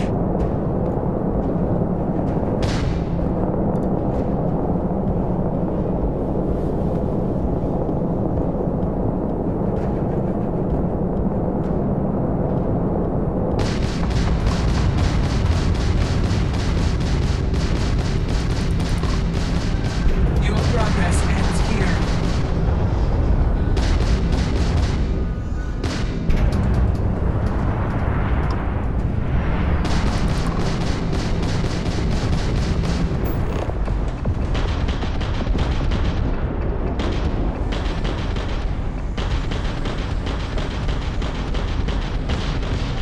Target defeated. All targets eliminated. Progress recorded. Tier 4 reached. Initiating Tier 5.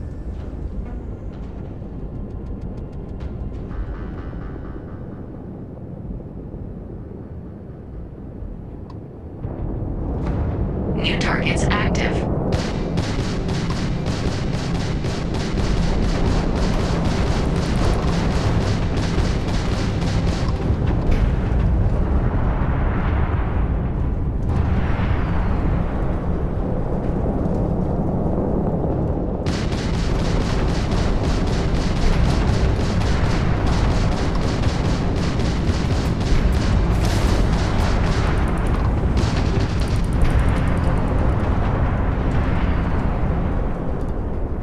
Target elimination imminent.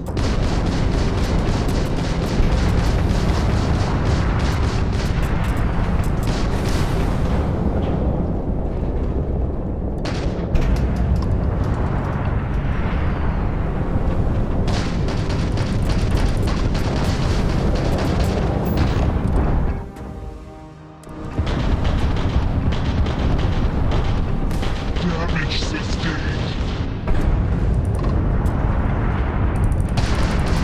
Halting simulation. You have passed, applicant. You may proceed to the exit hatch to log your results, or restart the exam from the simulation's control terminal.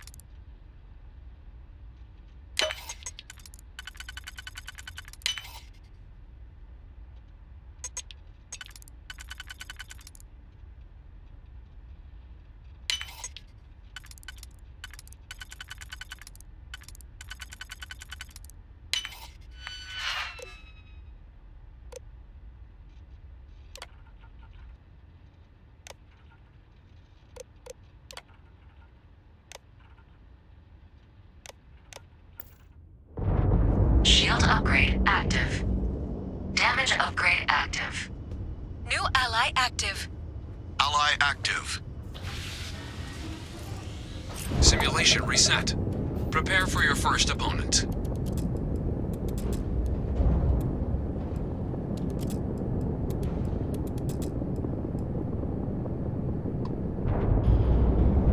New targets active.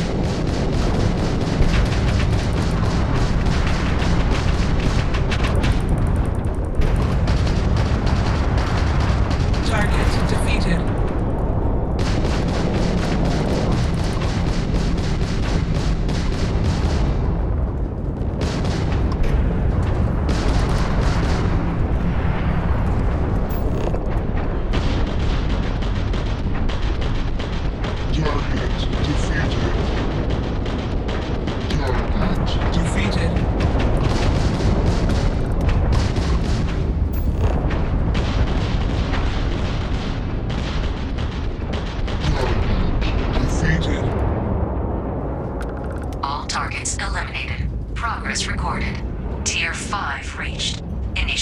final tier. Prepare yourself.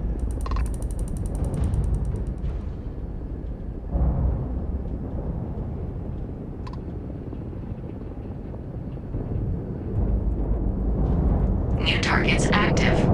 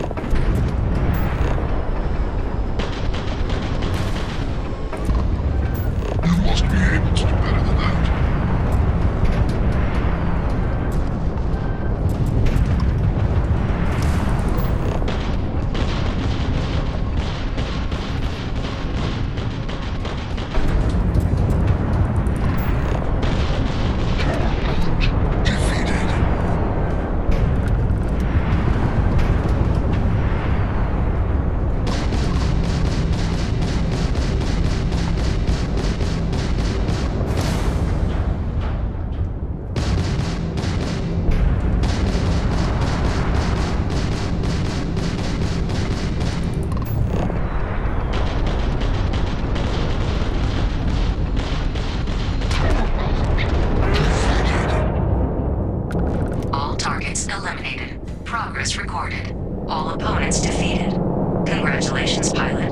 Please exit the simulation.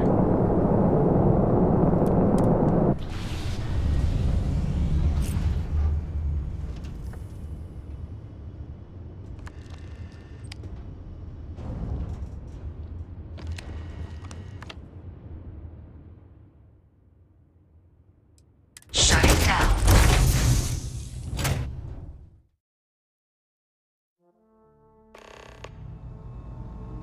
Congratulations, applicant. You've passed. Good showing in there, applicant. Yes? So... yes. Goodbye.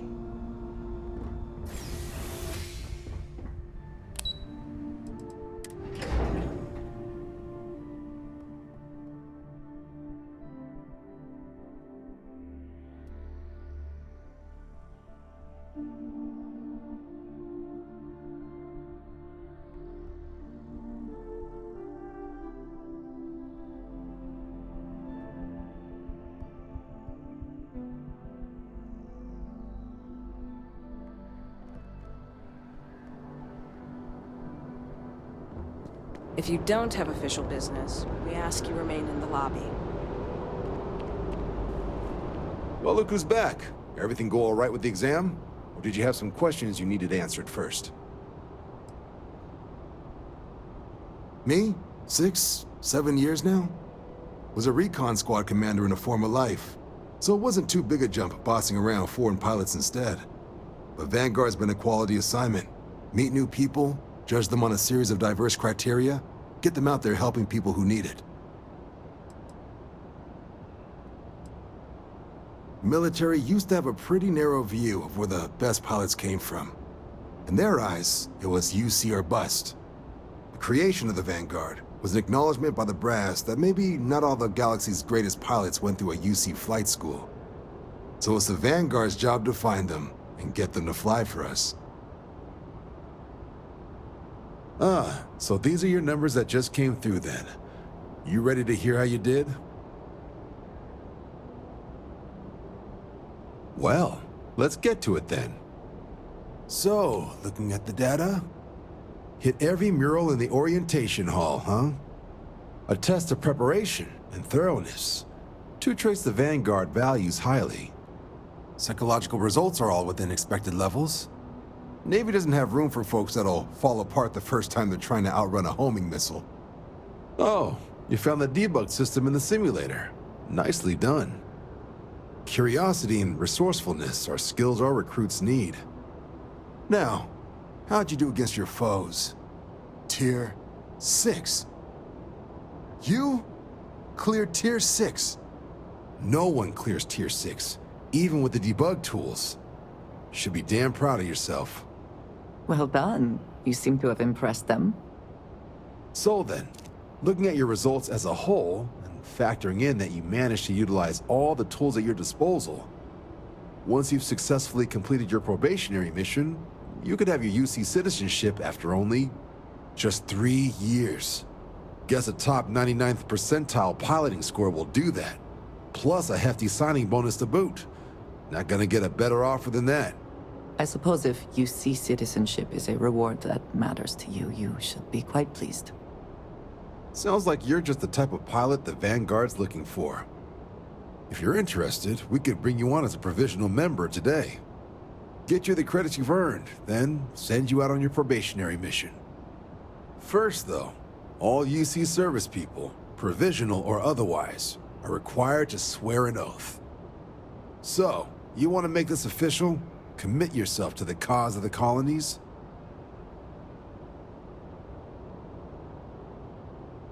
Fantastic. Then just follow me.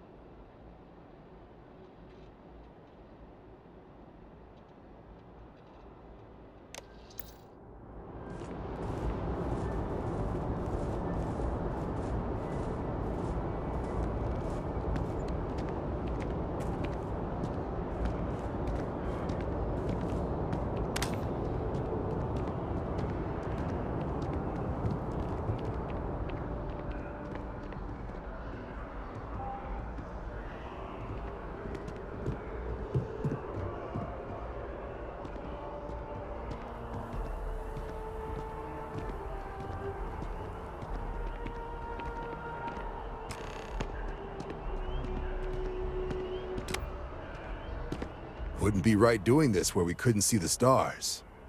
Now, raise your right hand. The motto of the Vanguard is Supra et Ultra, above and beyond. That is where we serve, beyond the furthest reaches of the United Colonies military, and with honor and duty above reproach. Do you swear to protect and defend the citizens of the United Colonies to the best of your abilities? And to uphold the values of the Vanguard, honor, loyalty, self-reliance, in all your actions as a member of the United Colonies Navy? Then let me be the first to officially welcome you to the United Colonies Vanguard. Now, only thing left is getting you that probationary mission. And what I've got is comms repair. Group trying to refurb an old colony war processing plant on Tau Ceti 2. Sounds like they'd barely gotten set up when their communications died. Place is as isolated as they come, so Brass wants a Vanguard to deliver the repair suite and ensure anyone present is safe and secure. So, can the people of Tau Ceti 2 count on you? That's the spirit. Head down to the spaceport and talk to Crew Chief Harath. He'll get you the repair suite plus your new recruit kit. Oh, and your advance. Give it your all out there. Supra et Ultra.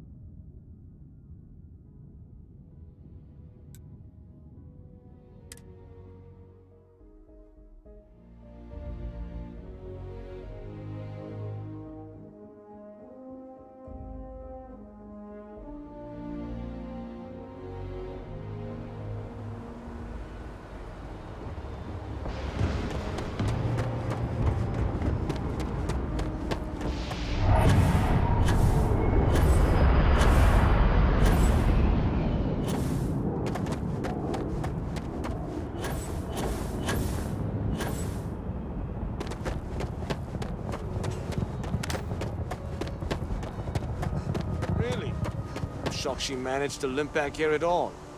Pull it for leeches, get it fixed up, and let her know we'll have it ready as soon as we can. Yes, sir.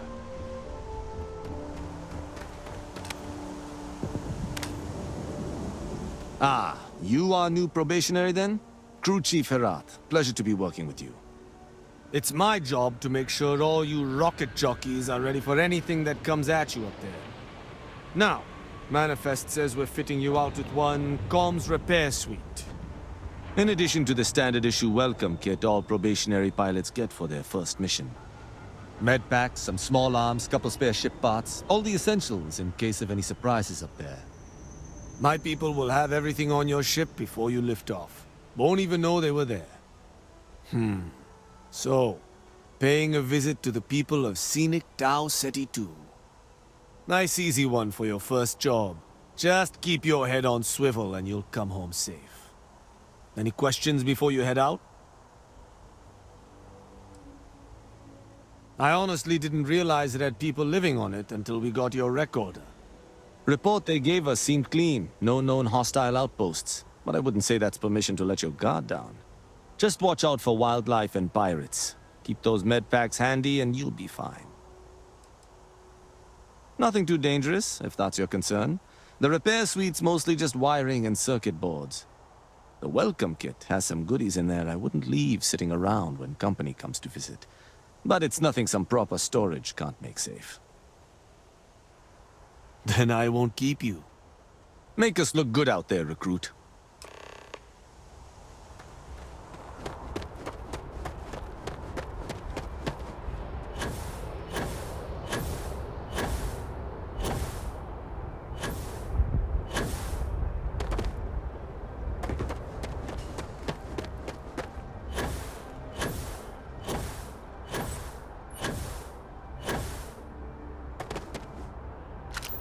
Anything I can help you with? You should inspect your ship for heat. Sure, have at it.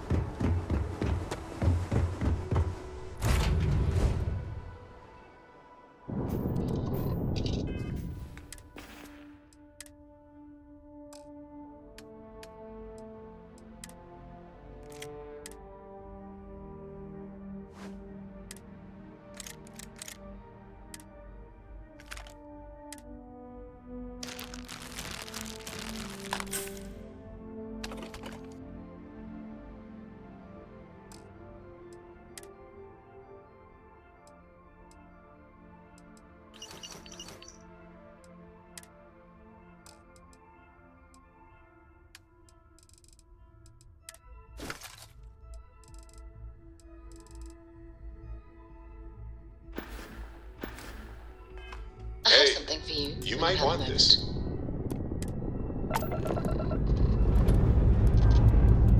This never gets old. Lift off!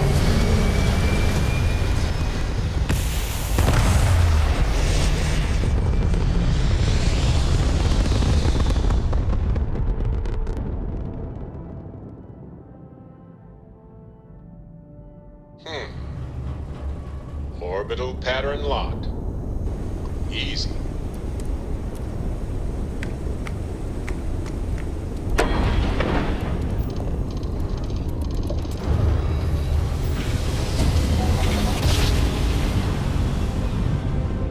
You know my great-grandpappy made that drive, right? We're here.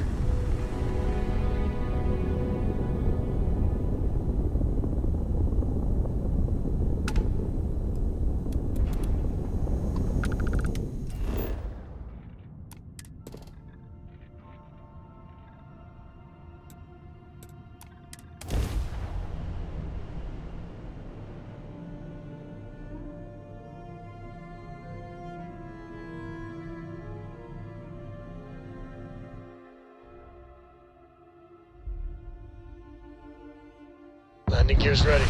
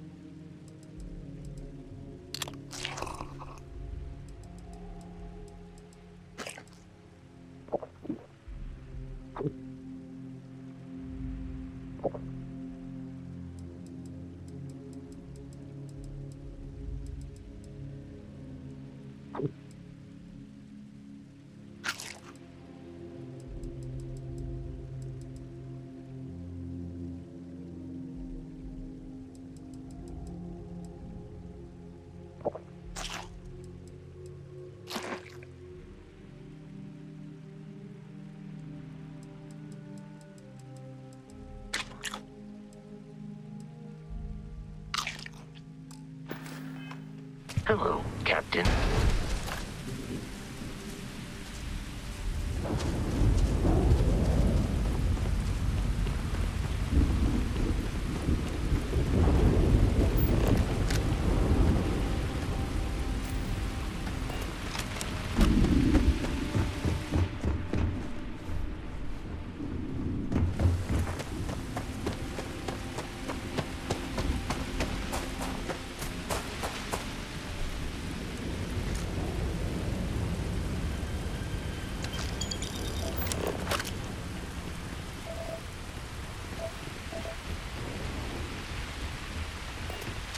It seems unusually quiet here. That is rarely a good sign.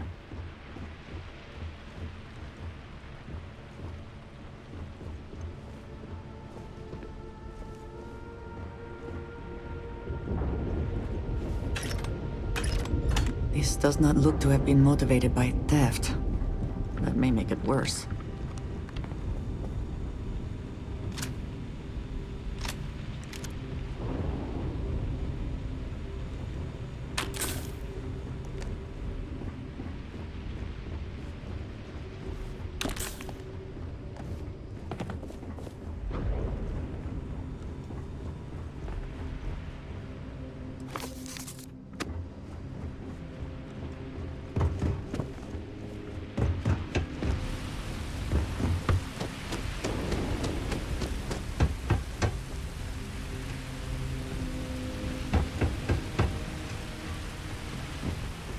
Did they have anything of value?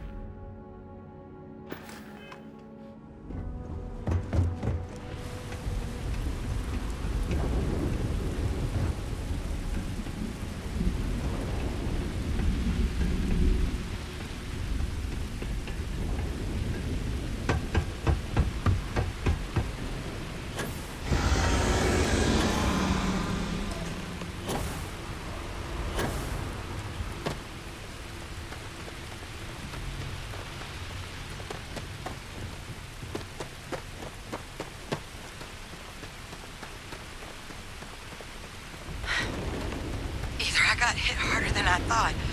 Or you've got some incredible timing. Regardless, I think it knows you're here. I'll unlock the door. Second floor, main building. But be quiet.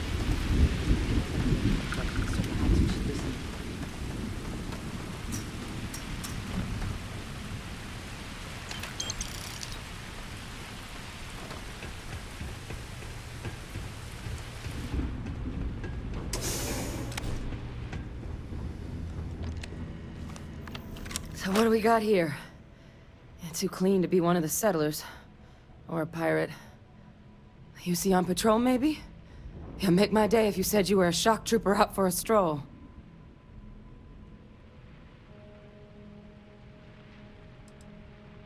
Oh, I've been better.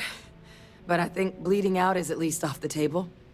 What I really need, though, is someone who knows their way around a weapon. So, if you wanted to tell me, I'm heavy infantry and I've come to bring you the gift of ordnance, I wouldn't mind in the least. Vanguard, huh? Yeah, I expect they didn't. I'm Hadrian.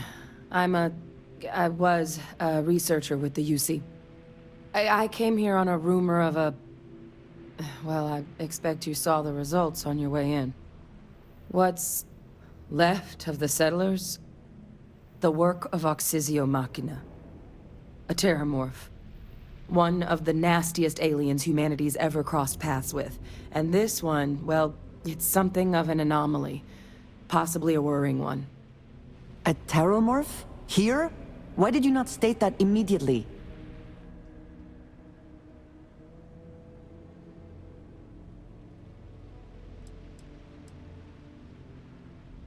Terramorphs have a unique growth cycle. They're usually only found on worlds that have been long colonized by humanity. But Tao said he's too young to have one. Yet here it is. I came looking for an explanation and found all this.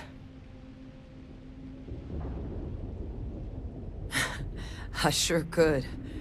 Because to confirm my suspicions about this creature, I'm gonna need a tissue sample from it.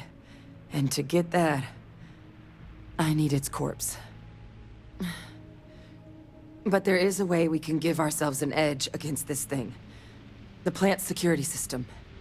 The admin terminal's here in this building, but it needs its connection reset. And as I found out, that's not a one-person job. But if you can make it to the security outpost and restore the connection, I think I can get things back online. See if the settlers left us any other tools.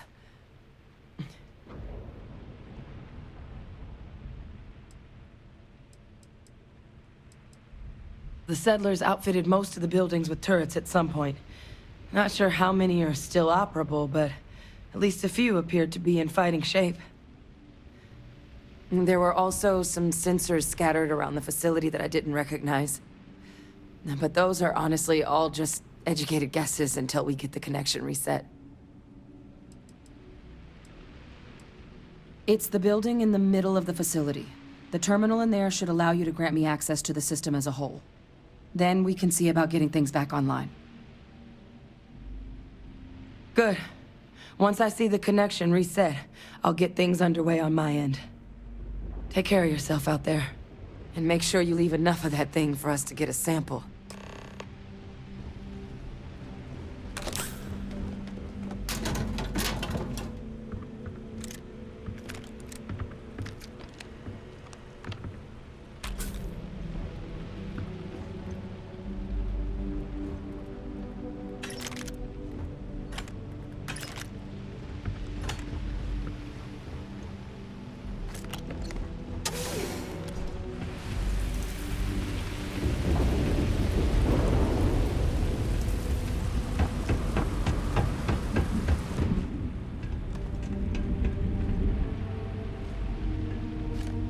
The spoils of victory. Hopefully they amount to something.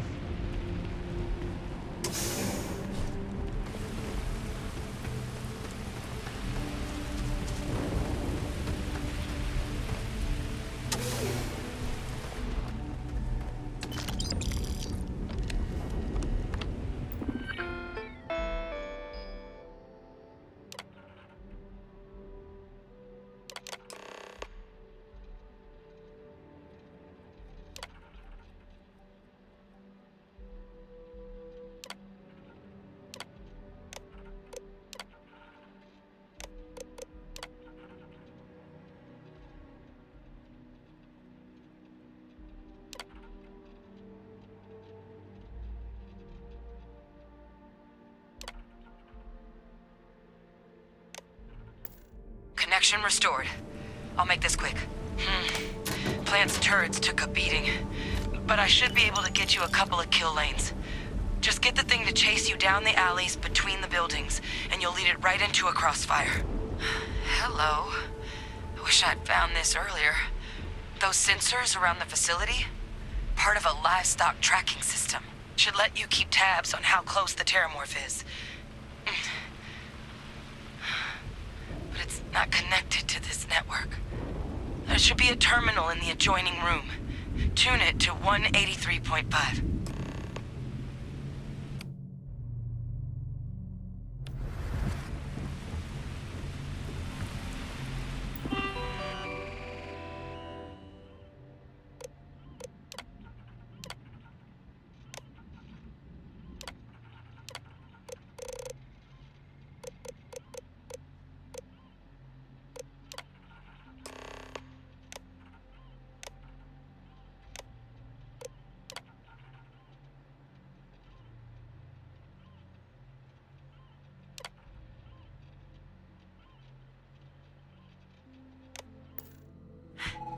Tracker's reading green, and...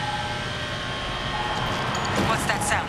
The security lockdown is active. Shit. Stop. Stop whatever you're doing and get in cover. It's on the move.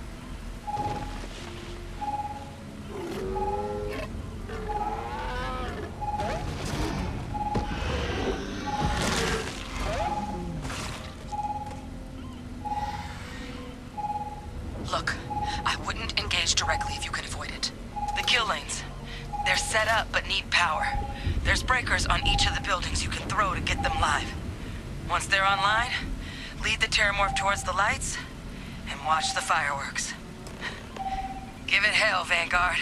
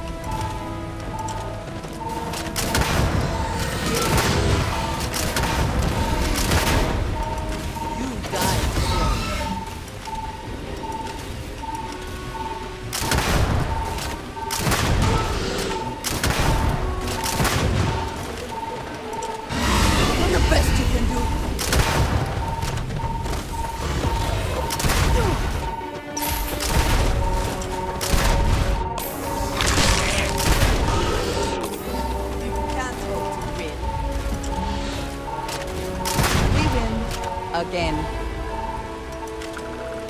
It is done. Do you think, to mark the occasion, we would be allowed to take a small piece? As a trophy? I suppose not.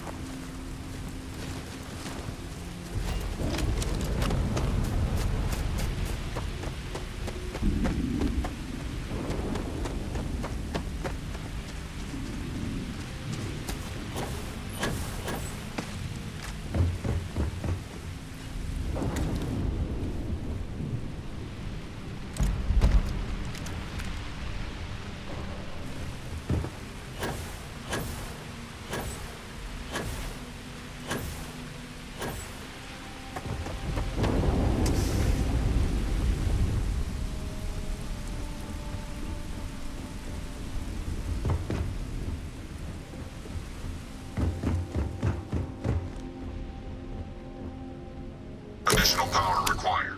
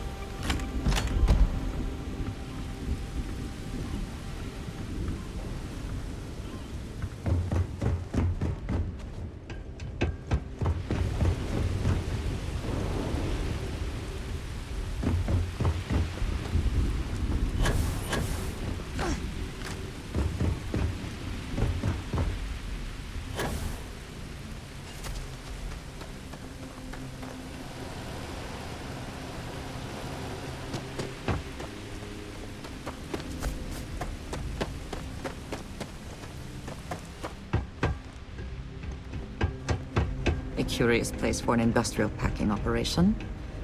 There must have been a good incentive for them to locate here.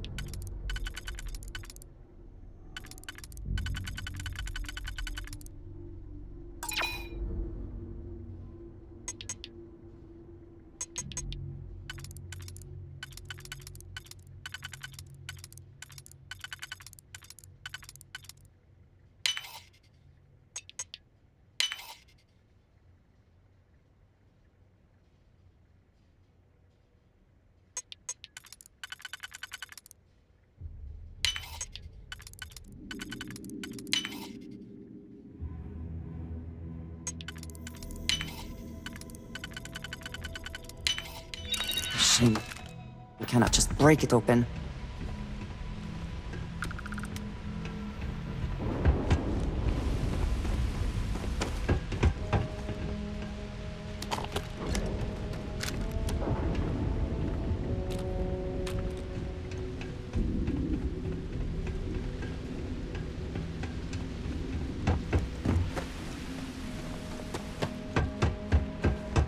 A curious place for an industrial packing operation. There must have been a good incentive for them to locate here.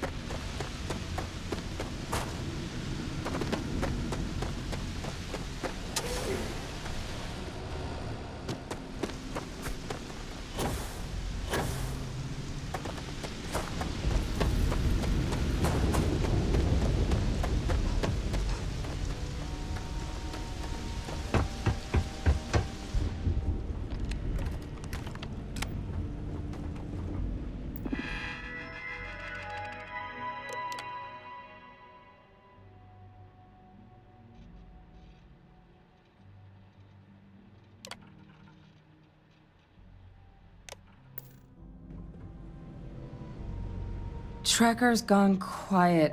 I suspect it's either hiding or... Wait. You did it, didn't you? Heavens above! You just flatlined a terrormorph! Oh, yeah. Taken care of. No big deal. You didn't happen to grab me a tissue sample, did you?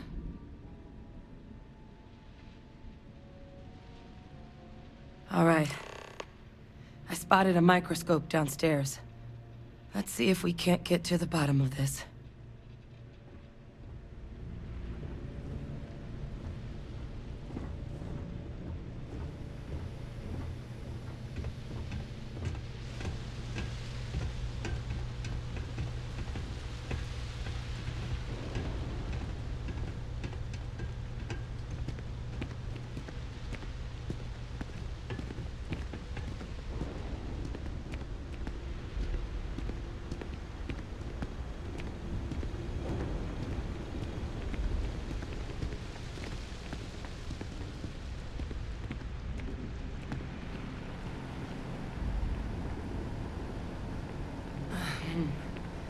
The older model.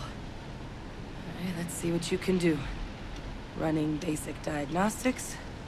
Nothing. Maybe a flag scan? No. Spectrograph. Damn. This equipment, it's not set up to do a proper analysis of our sample. But this terramorph being here, of all places, it doesn't make sense. Humanity's spread plenty of creatures in our travels across the stars. Pets, livestock, pests. But terramorphs? They're different. To our knowledge, no one's ever spread them intentionally. Yet somehow, they follow us. So when humans settle a world, 70 to 100 years later, terramorphs tend to just appear. But no one knows how or why. Dangerous, but at least predictable. Tau Ceti, though, it's too young to have a native population. It's only been colonized 20 years? But then the other option, that someone captured one of the deadliest predators in the galaxy just to wipe out some settlers minding their own business? That seems awfully implausible. Which means we're either looking at a truly strange murder or a faster type of terramorph growth, the results of which could be catastrophic. Terramorph outbreaks have taken down far bigger colonies than this one.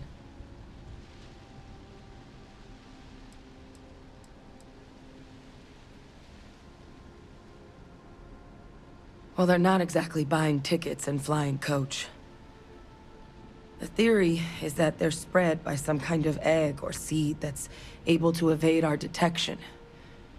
But how the hell an undetectable egg turns into a terramorph without anyone noticing is a question no one's ever found an answer to. And it's why what's happened here could be real bad news for the rest of human civilization. There is. I mean, there has to be. We just have to find it. Time was, I had access to one of the best repositories of terramorph research in the galaxy. Seems a natural place to start looking, if I can figure how to access it. But we also need to get this sample properly analyzed, get confirmation on just how concerned we should be. Luckily, I think I know just the person to help with the sample. What would you say to delivering this to him for me? I'd do it myself, but I need to call in some favors. See if I can't get access to that terramorph data. Plus, maybe just pop by a hospital for a little bit. Clear it with your commander first if you have to. You can even show them this. My gene tag. Tell them Hadrian Sinan is worried there could be more attacks on the horizon. They should recognize the name.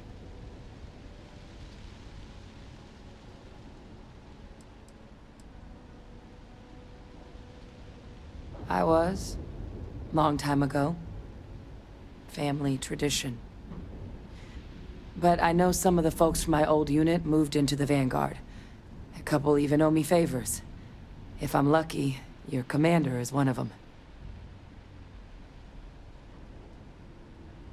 Oh, you don't understand what a weight off my shoulders that is. I need Dr. Percival Walker to put together a sample analysis for this thing.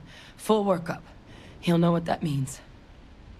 I'm not sure exactly where to find him, but last I heard he was contracting with the Trade Authority on Mars. There's a place called the Sixth Circle in Sidonia. Bar run by some old friends. I'll meet you and Percival there. And here. It's not a lot, but you've definitely earned it.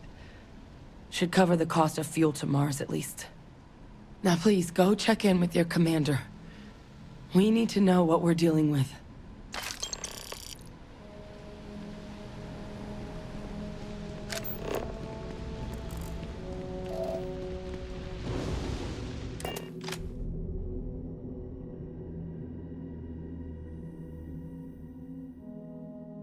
In your orders, Captain.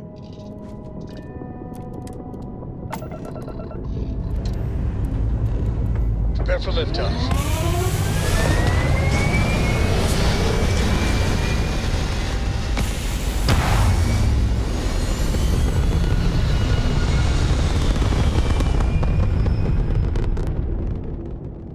We're locking into orbit now.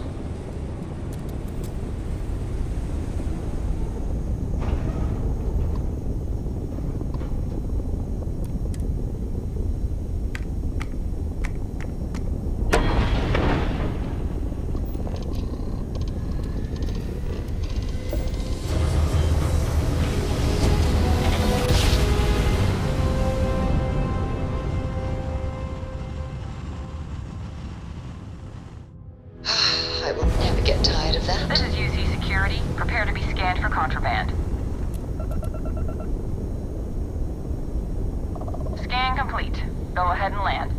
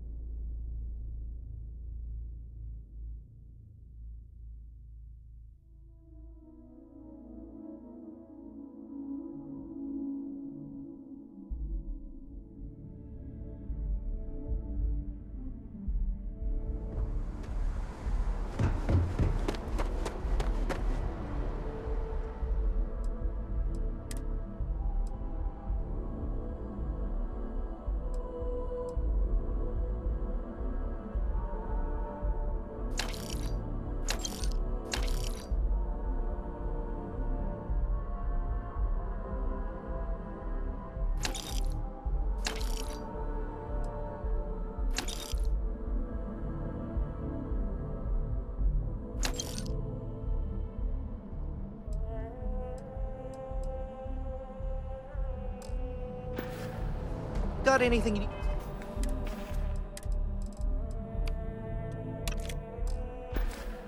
need to offload? Trade with the... Morty's always buying. Kiosk right here for you.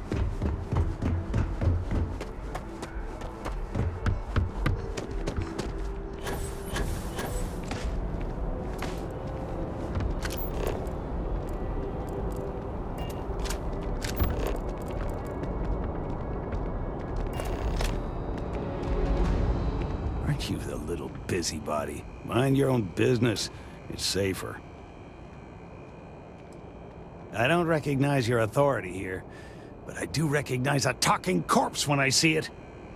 This is insane!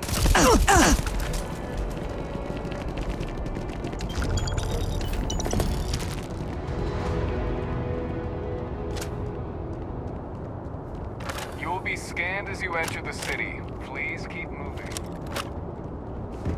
Okay.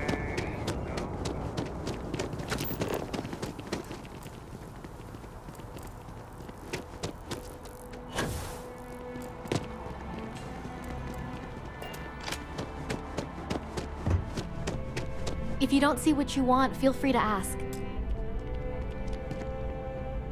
If it belongs on your oh, please, take a look.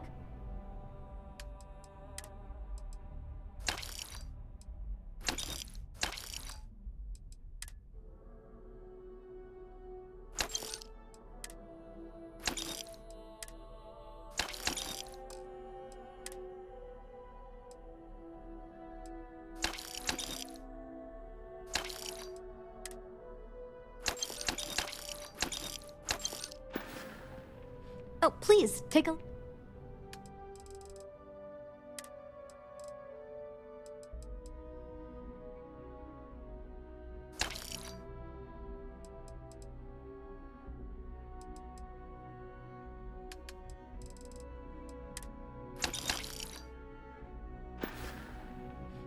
Appreciate the business.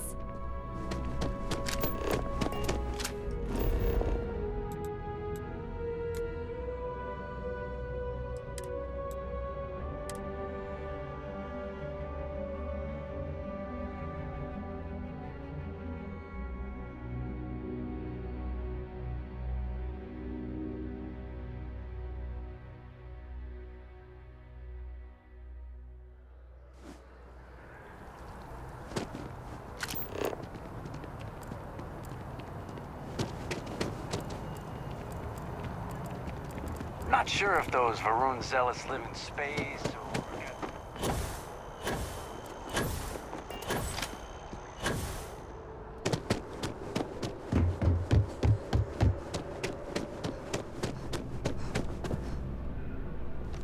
Look who's back. All set with that probationary mission? We can do your debrief and formally welcome you into the Vanguard whenever you're ready. A terror? What? How did you walk away with the terramorph tissue sample running comms repairs? What happened to the settlers?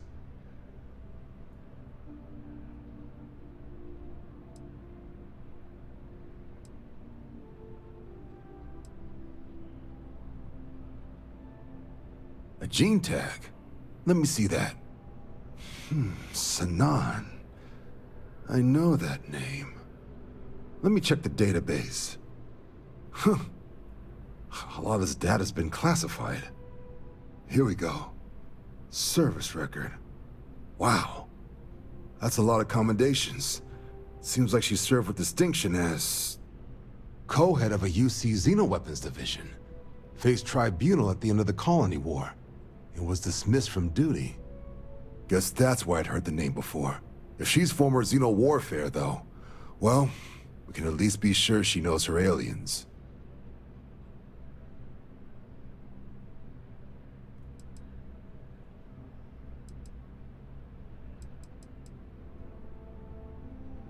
Certainly seems that way. Did your survivor, Hadrian, did she mention why she thinks this sample's so special?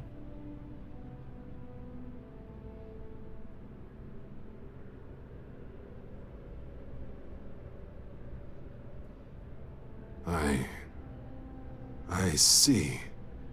This has been one of the more surprising debriefs I've ever been a part of. I did actually have another mission lined up for you, supporting UC system defense against the Crimson Fleet. But now I guess you have two options on how to proceed. Head to the UC Vigilance and help out SysDef, or deliver that sample. I'll make sure you've got the proper clearances for either path. Consider these your first official orders. And here, so everyone knows you're working with the Vanguard. Welcome to the Navy, Captain. Vanguard's also got some custom ship modifications. You'll be cleared for access to them next time you're down at the spaceport. Talk to ship services. Now, if there wasn't anything else, I suggest you move out.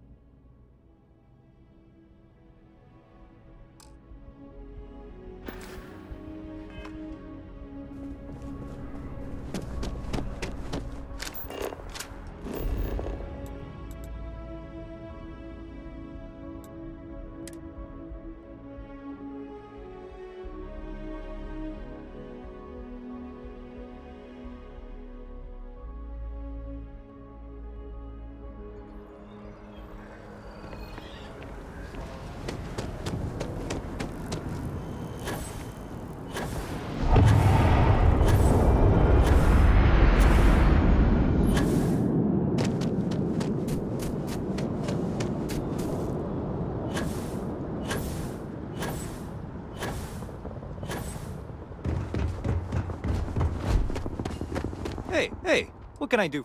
Okay, no problem.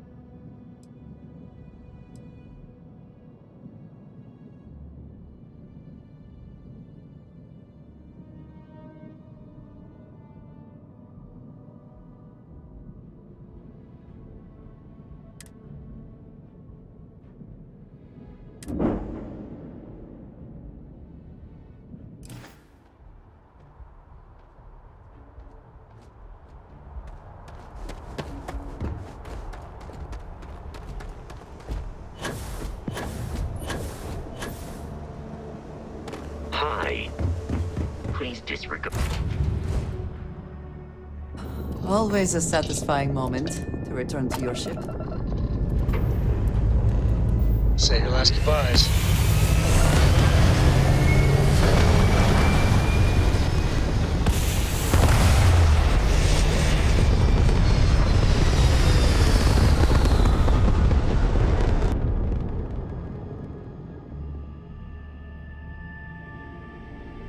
This right here is my catnip.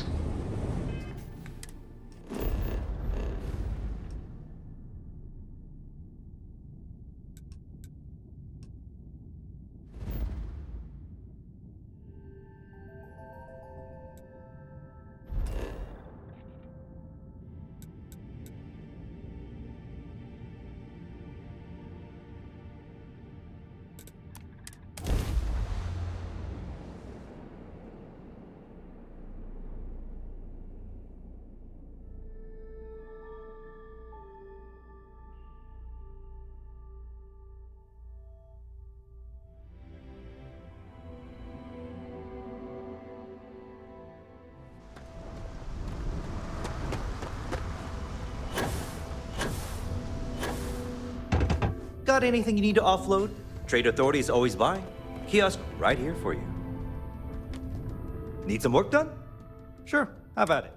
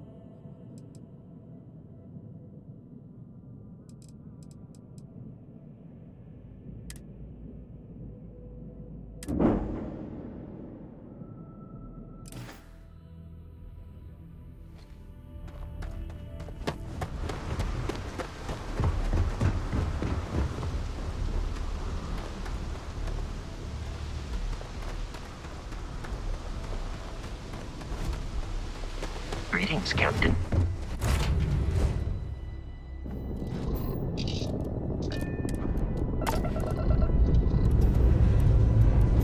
Ship's good. Buckle up and let's go.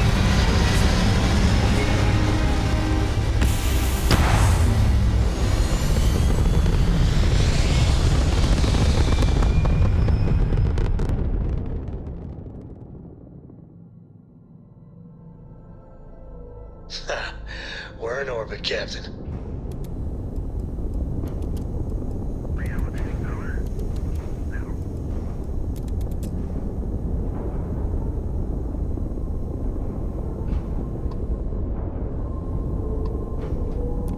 Lay it on me.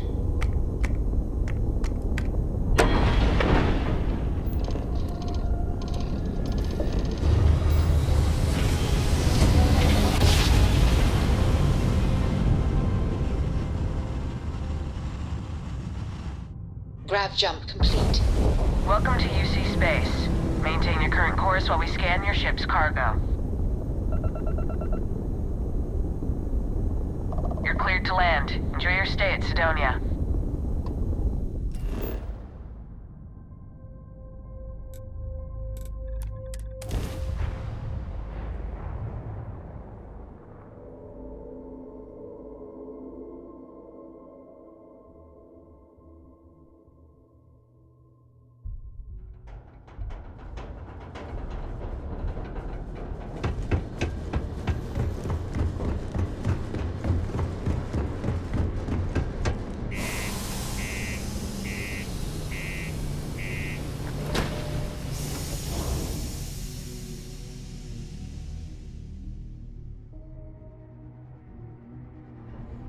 Wondered what it would be like to see these famed red devils in combat. Watch out for the robots.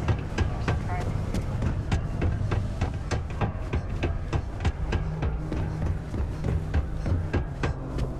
Hey there.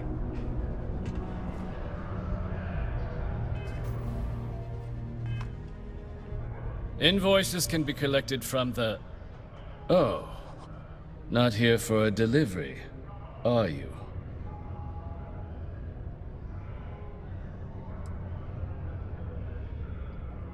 Do you now? Well, I do wish I could help you, Captain, but Dr. Walker has been missing for some time. A shame, too. We had such high hopes for Percival. I brought him on myself to do medical and biological consulting around the city. Not the sort of work the Trade Authority traditionally does. But we thought it had the potential to become a whole new type of revenue stream for our branch. I invested no small amount of personal capital into the endeavor. But then he decided to run off after a discipline issue. I presume the miners have him hidden somewhere. Plenty of cracks on this old rock. But at this point, it's probably for the best.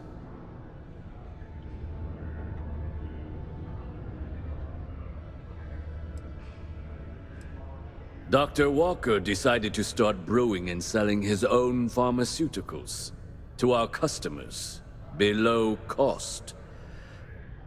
Something his contract expressly forbade. As such, we requested our cut of the profits and began garnishing his salary. Perhaps a little too severely, but well within legal limits. It was around then that he ran off, abandoning his duty and his unpaid accounts. That's correct. We're no longer interested in Dr. Walker's services. He did leave his post, however, with a sizable debt to his name. If you were to find him and get him to pay, the Trade Authority would be most grateful for it. Just this one time? I am all too aware that once one starts doing favors for the Trade Authority, it can be difficult to stop.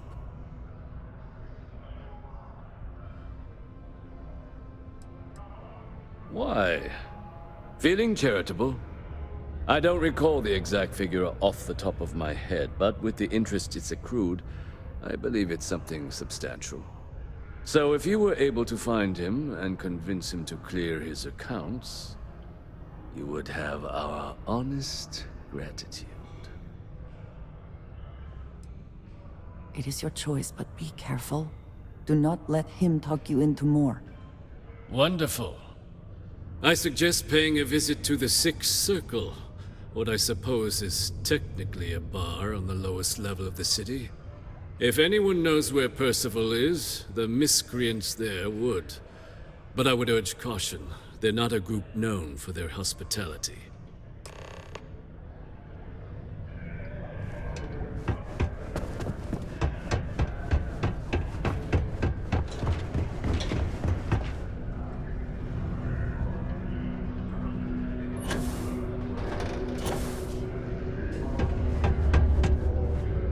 Broken Spear's upstairs. Go drown yourself there. This bar's for Devil's vets and their kin.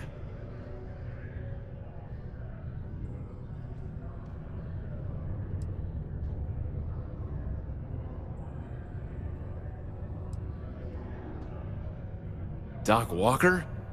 Well, you're barking up the wrong... Andy, you. Why don't you come here and tell me what some Vanguard captain wants with Walker? Stray topsider wanders into my bar asking after a man like Percival Walker. Raises questions. What do you want with him?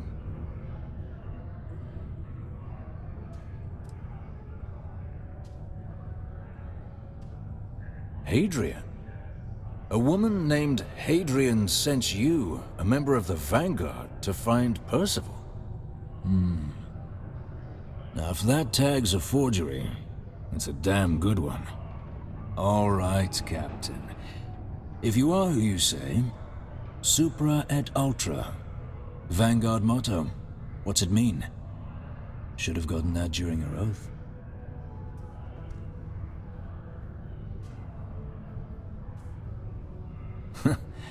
That's what I thought. You're full of it. Sorry, can't help you. Stop! Even if I did know where he was, I'm not telling some stray I don't know from a... Maybe there is something you can do. Percival's got this debt put on him by the Trade Authority. You make that go away, prove you're a friend of him and the rest of us devils, and... well, I'm always inclined to help a friend.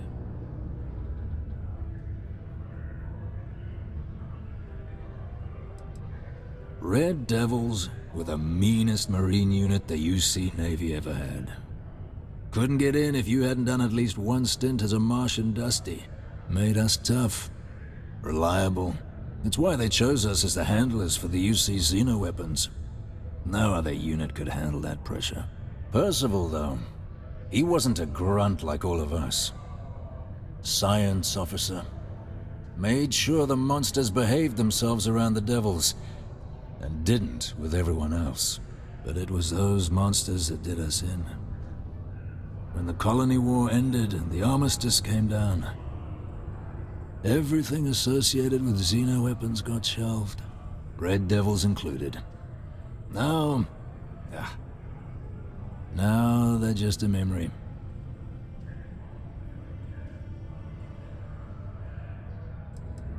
Me? Nah. Infantry officer. But my grunts deployed alongside the things. Never seen anything like it. Before or since. Monsters from the darkest corners of the Black, rampaging across the battlefield. Can understand why they banned them. Brutal. Armistice hurt us more than most, but... wow. Wasn't all bad that came out of that agreement. That's good to hear. Now, you want my opinion? Most straightforward way to take care of this debt would be to just saunter up to the Authority and pay him direct, if you've got credits to throw away. Of course, rumor is the Trade Authority keeps all their records and collections files on a central server inside their storeroom. If someone was to break in there and adjust Percival's debt to something a little more reasonable, say a few hundred credits, I'd be happy to cover the costs. Now, what say you get out there and help Dr. Walker? Hey, you may be Hadrian's friend. Come here. Heard you talking with Lou, so you're going to help Dr. Walker?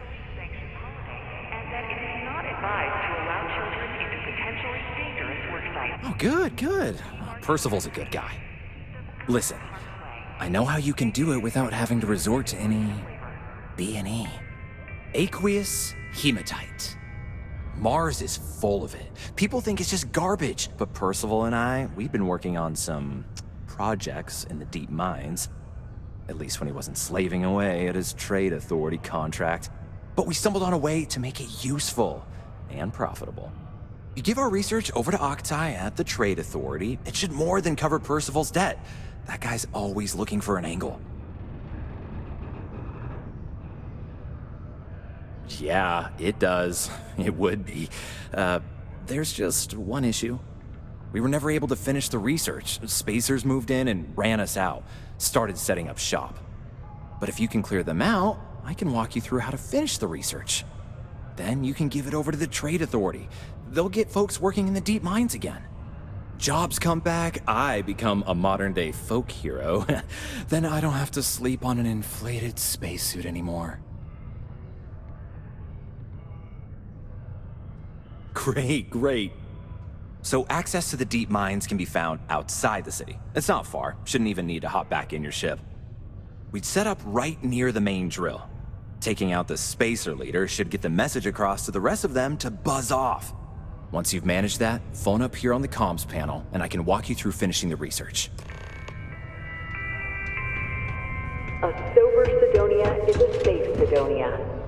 While indulging in alcoholic beverages is not...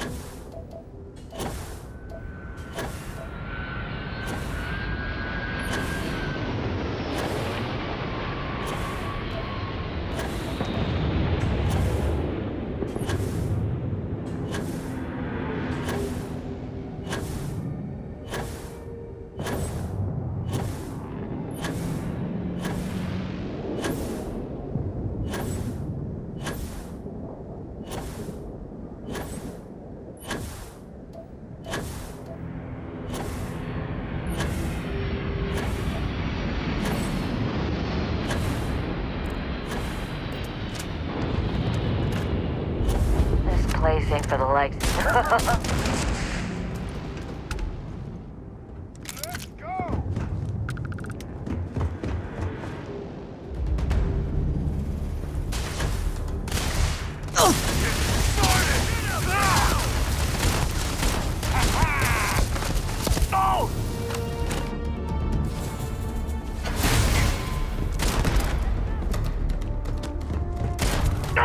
You should be the one.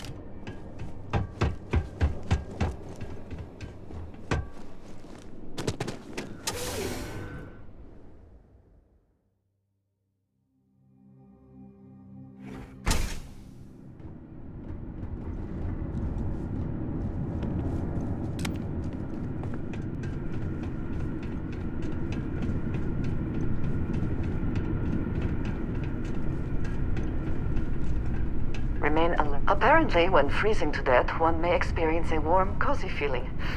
I would prefer not to verify that firsthand.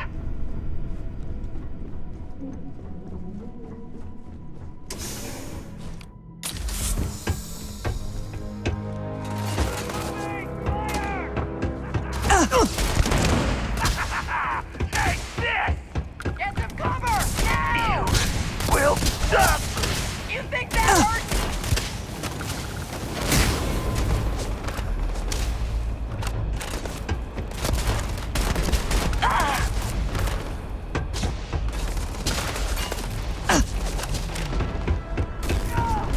You cannot beat me!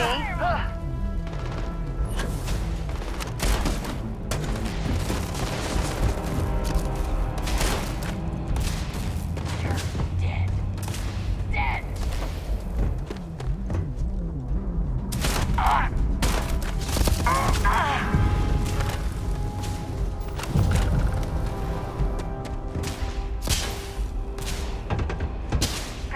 Lost him.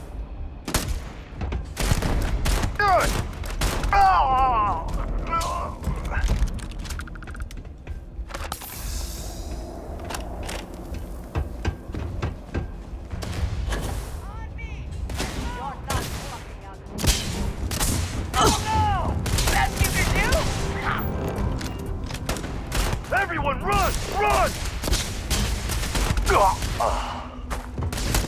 Good riddance! You're next. Easy mark.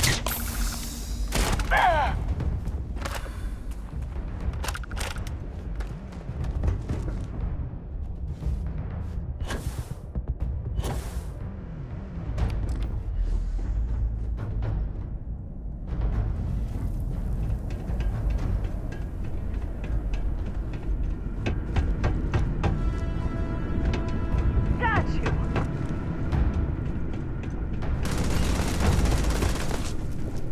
God damn it!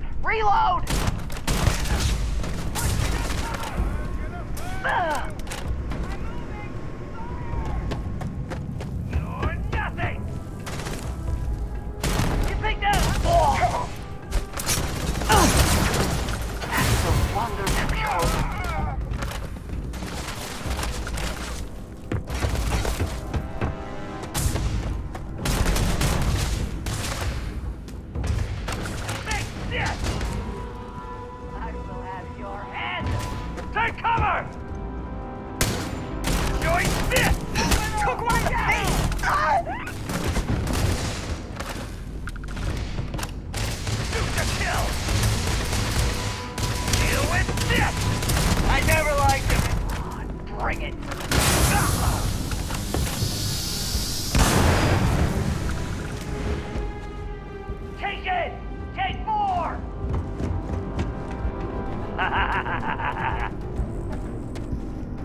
I cannot wait to kill you.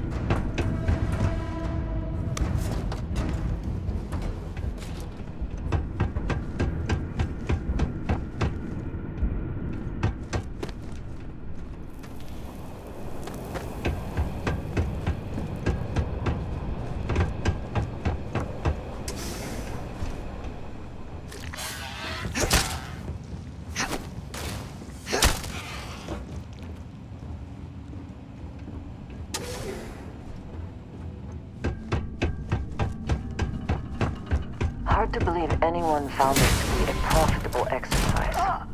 Clearly it did not remain so.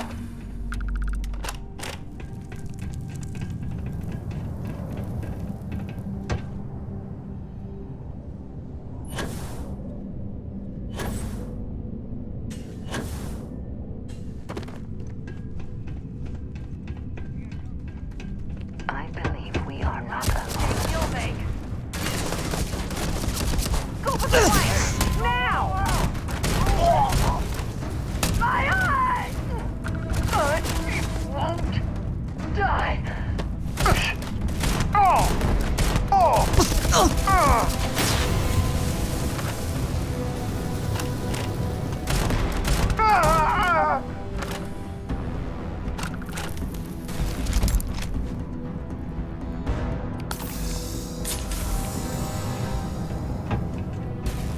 I've had enough of this!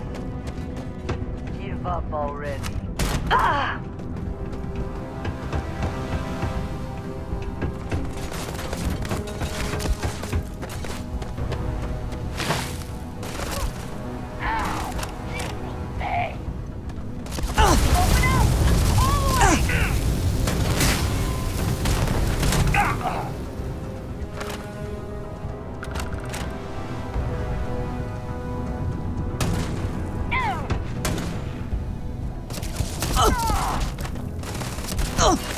Never liked him anyway. Big mistake! Ah! Grr!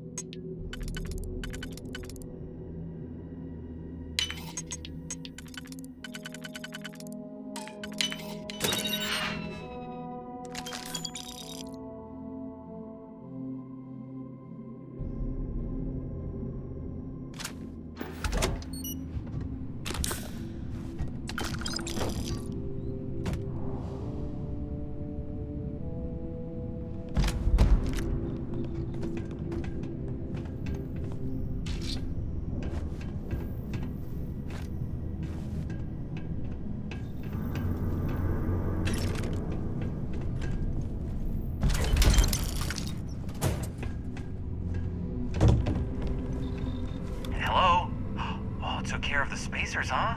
Oh, good. Now to finish off the research, you're gonna need to collect a sample of hematite to run through the thresher. Grab a laser cutter and head back to the chamber where you came in. Once you've got a sample, Thresher's the big machine in the next room. Passcode to start it is Ares 2330. Take care of all that, and we'll have Percival's name cleared in no time.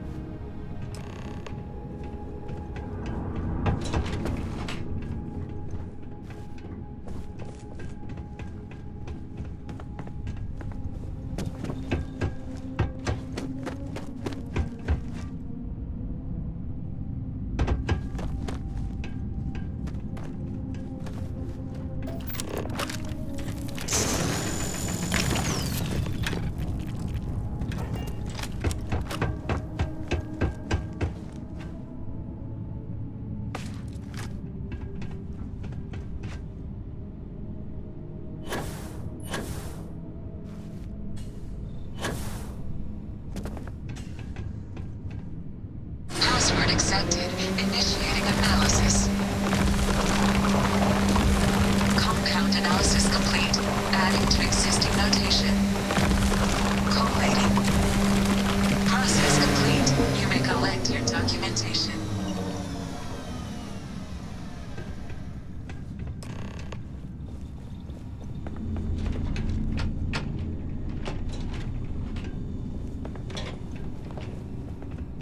All set? Good. You can take the elevator in that room back to the surface. There should be a key stashed in the thresher room, if the spacers didn't take off with it. I'll be waiting at the circle.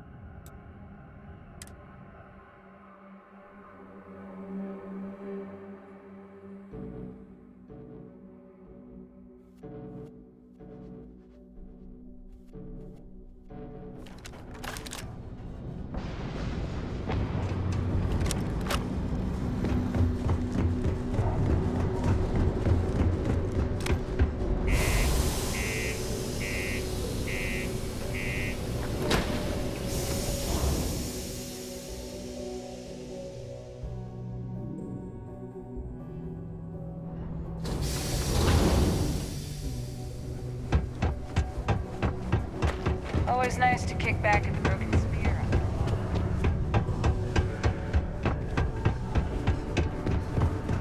I tell you, coffee is the only thing that gets me through.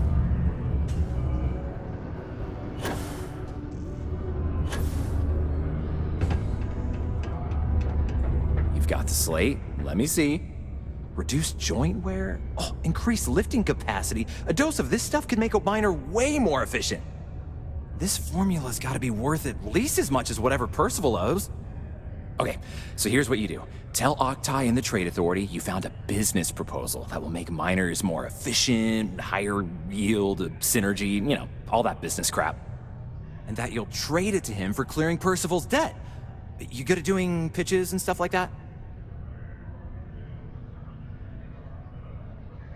Oh, this is gonna be great. Oh, and here, a copy of the formula for yourself, in case you ever want to try maximizing your own industrial output. Oh, use that if you can. Good luck. I heard you helped out Mitch. I know he won't give up looking for the rest of those books.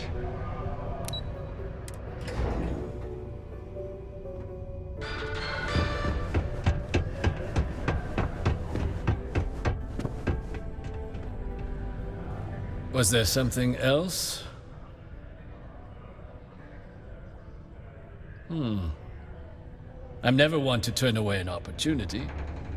But I'd be curious what you think you've uncovered in the Martian market that others have missed.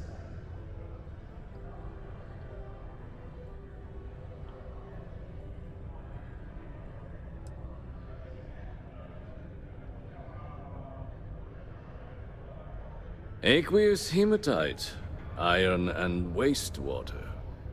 Well, I'm not surprised no one has proposed something like this before. And exactly what does this new drug of yours do?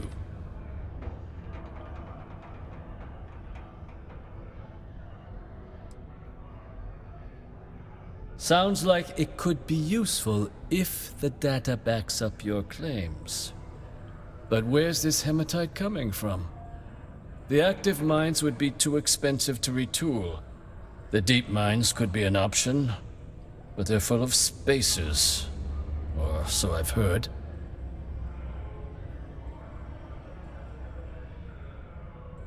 Well now, that is intriguing.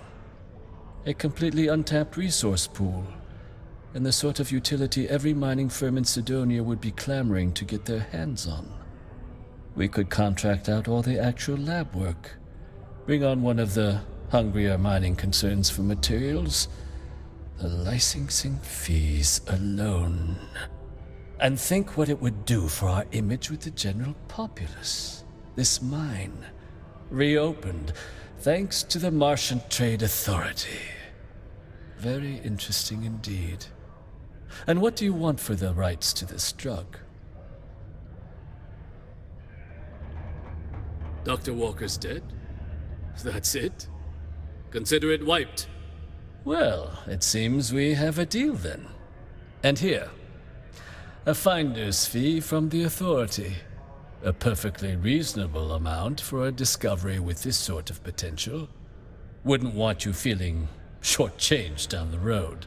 We'll just be taking that slate before you have any second thoughts. It was a pleasure doing business with you, Captain.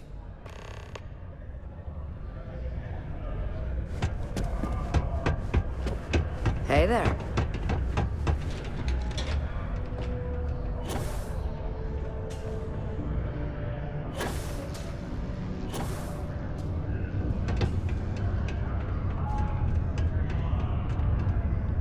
Yeah? Did you now? Fine work. My end of the bargain then, I suppose. He's holed up in the old Red Devil's HQ. Place was sealed up tight after the UC shuttered our unit, but we snuck him in the back entrance through the deep mines. Was also going to warn you about spacers down there, but it sounds like you might have already tossed those drakes. Here, the passkey. And I'll let him know there's someone he owes one hell of a thank you on their way down.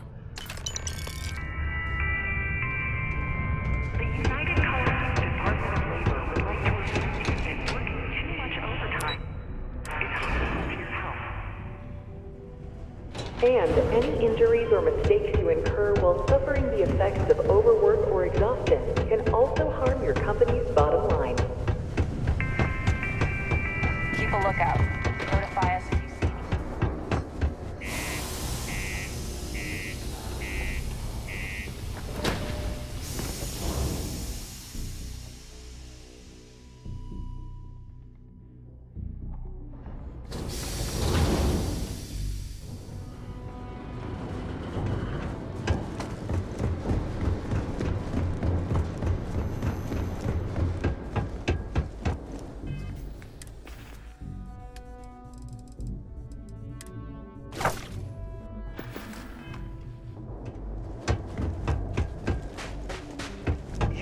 Your ship for heat leeches every couple landings. They'll cause plenty.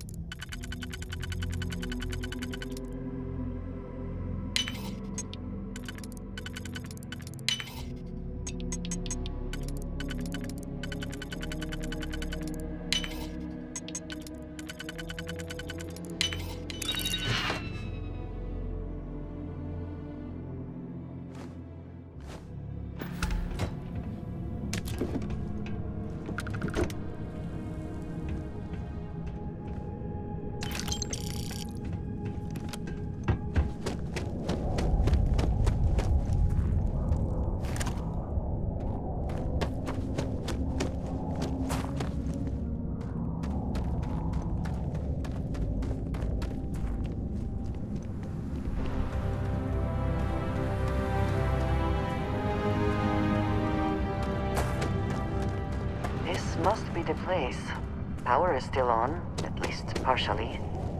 Shall we see if anyone is home?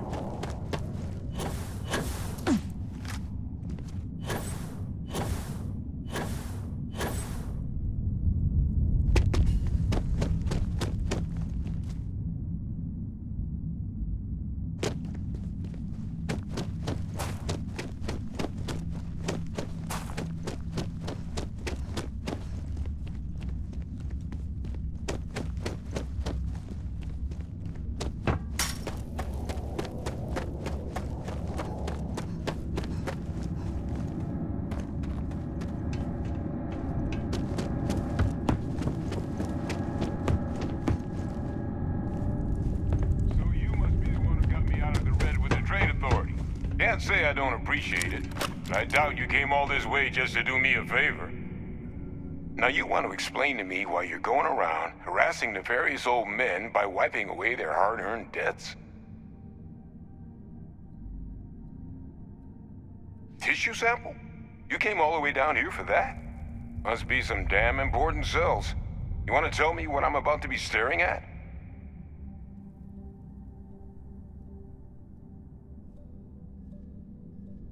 A fast-growing terramorph. That is concerning. Who exactly told you to bring this to me? Hadrian. She gave you this? If she made you come all the way for this... Let's get inside. I need to see these cells.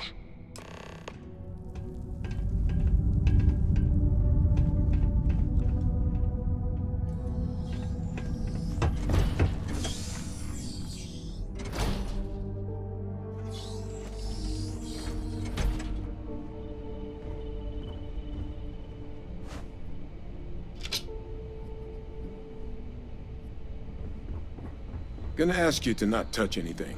Got some projects in the works down here, and I wasn't expecting guests. Oh, and Lou mentioned how you took care of the dead. Can't say I'm thrilled the Trade Authority got their mitts on the research, but I guess that's the price you pay not to live in a cave the rest of your days.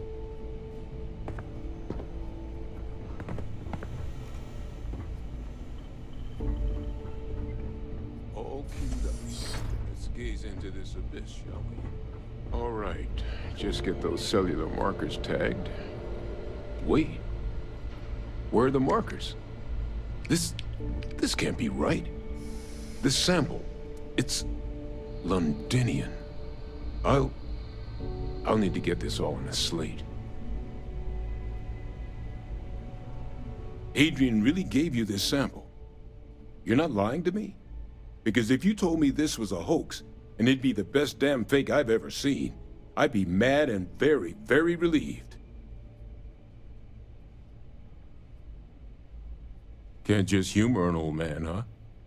This sample, it's got all the indicators of the worst terramorph attack in human history. I presume you've heard of Londinian. It was a city wiped completely off the map by terramorphs. The swarms are so bad, they had to blow the spaceport and seal the place off from the galaxy at large. Not a lot of samples made it off the world from the time of the attack, but the ones that did, well, they look just like this one. I didn't detect any of the telltale signatures this specimen ever sat on a ship while it was alive, either. I don't think it was transported to Tal Ceti.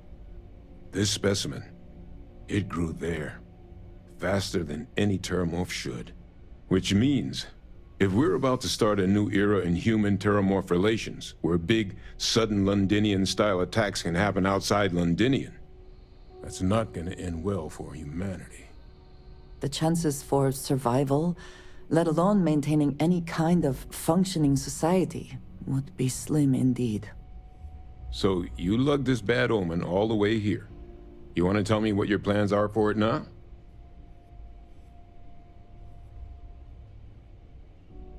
The circle, huh? Could use a drink about now. Here, faster we take the lift to the surface.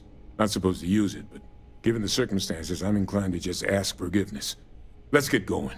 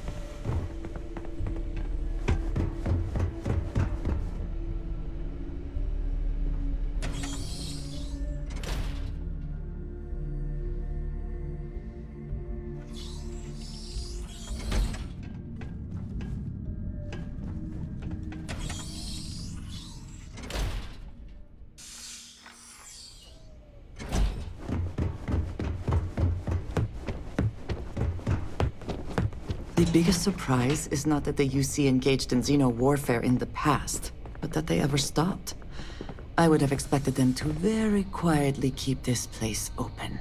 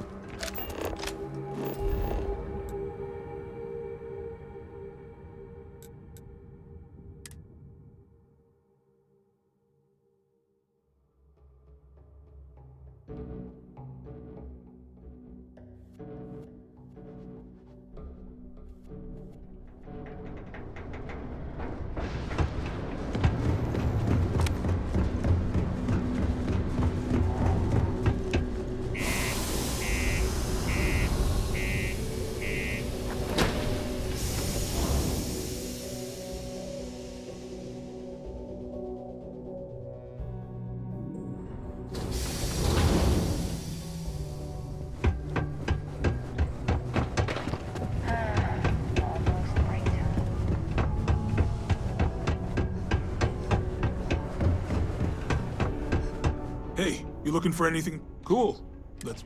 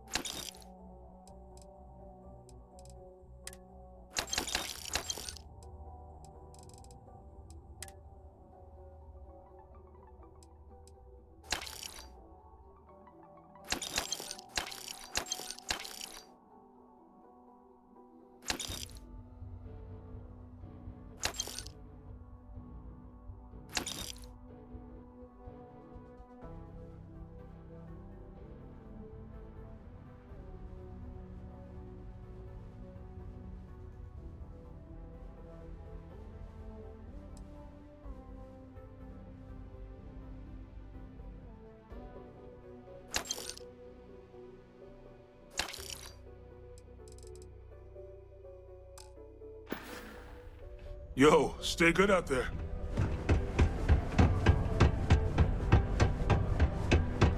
these goods I am getting this equipment will be good for you and... Take a look.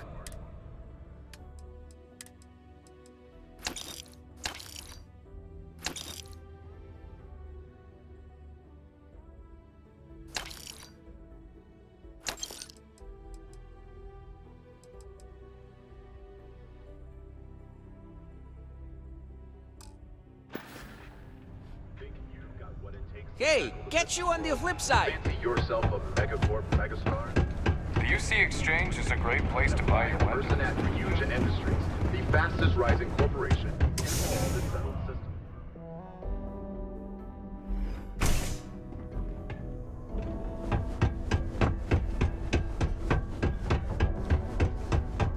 Hey, I haven't seen you around here. Best not be looking for trouble, right? Karate videos.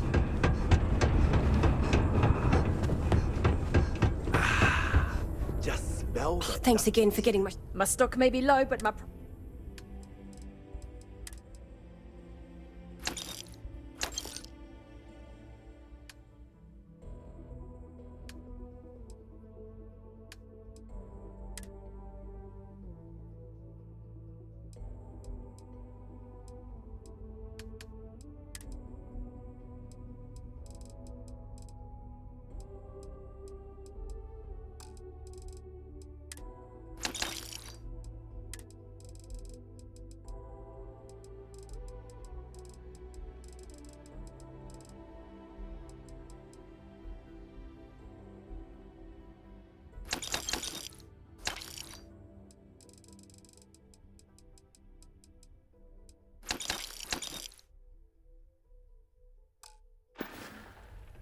See you around.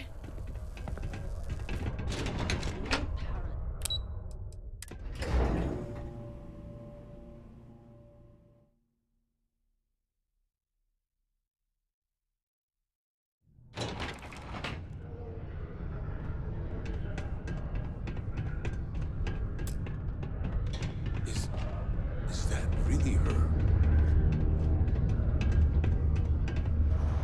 Hadrian. Percival. My God, look at you.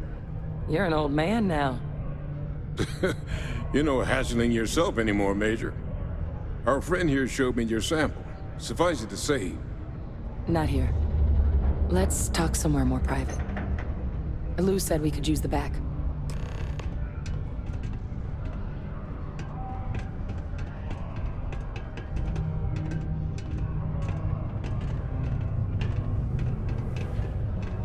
The red eyes are some badge of honor, I take it? They would be difficult to conceal. Lou gave me the abridged version of what went down. Yeah, I can't thank you enough for taking care of all that. Makes two of us. I hope it ultimately didn't end up being too much trouble.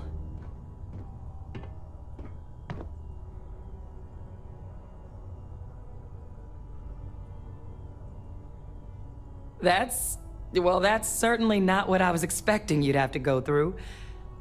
But thank you. I'm just glad you both came through intact. So, were you two able to get that workup together? Got it right here. That sample? It's an exact match for the ones from Londinian. Londinian. That's exactly what I was afraid of. Not thrilled to be the bearer of that kind of news. That's for damn sure. So tell me you've got some kind of plan for that workup. Well, right now, we've got more questions than answers. So I've been trying to figure out what it's gonna take to access our old Terramorph data. Good place to start. What'd you find? It's in the archives. The Armistice Archives? Doesn't that mean we'd be dealing with the Cabinet? And the Freestar Collective? And House Varun somehow? Guess we can kiss that approach goodbye. I didn't think the Cabinet would be willing to hear us out either. But I called in some favors. They've agreed to hear us out on two conditions. One, they want to see this analysis you two have procured. And two, they want to discuss what happened on Tau Ceti. With both of us.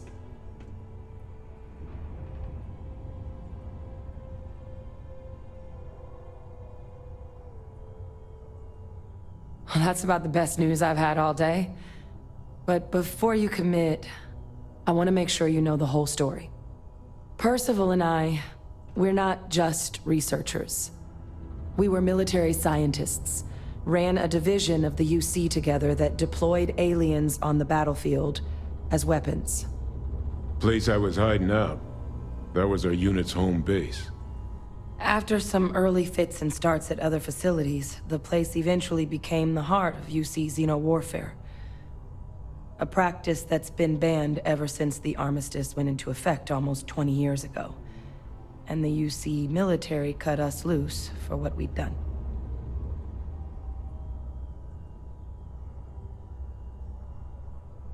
Oh, well, that means a lot. It's not something I'm exactly proud of. But it was during that assignment that the UC asked us to explore deploying terramorphs on the battlefield. The project never got off the ground, but the data our team gathered is now sitting in the archives, along with all the other information banned after the Colony War.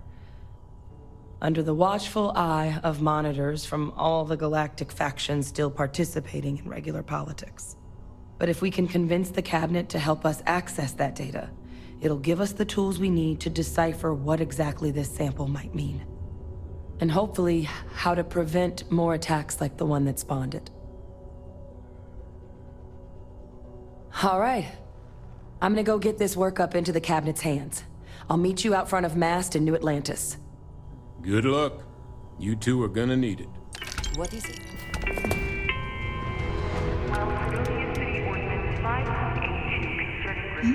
Yes? It is hardly a present if you're asking for it, but... fine. Here. Very good. Was that Percival walking through there with you? Oh, glad to see he's still kicking. Might be time I start working on some projects of my own. Hey, look. I didn't realize you were actually gonna help Percival. You're all right. Friend to one devil, friend to them all. Happy to oblige.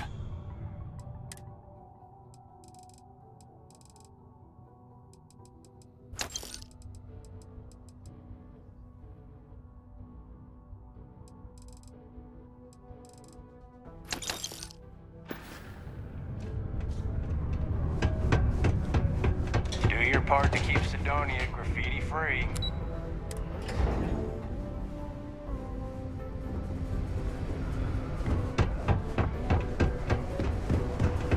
Be careful down near the mine.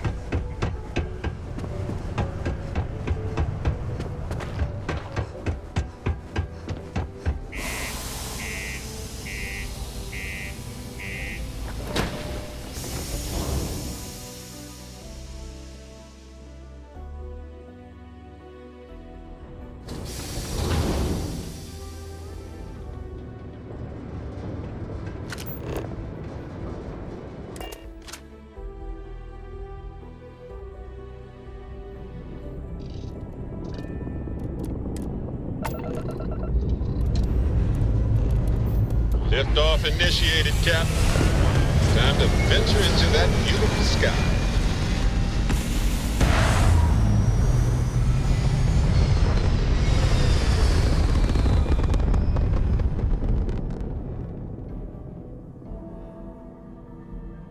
Stable orbit achieved. We could stay here forever. Well, for a while anyway.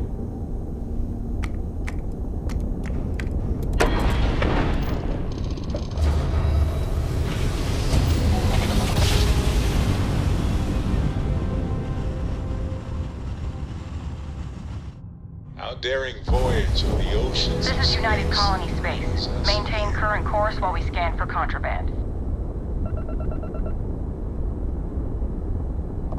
Scan complete. You're cleared to land at New Atlantis.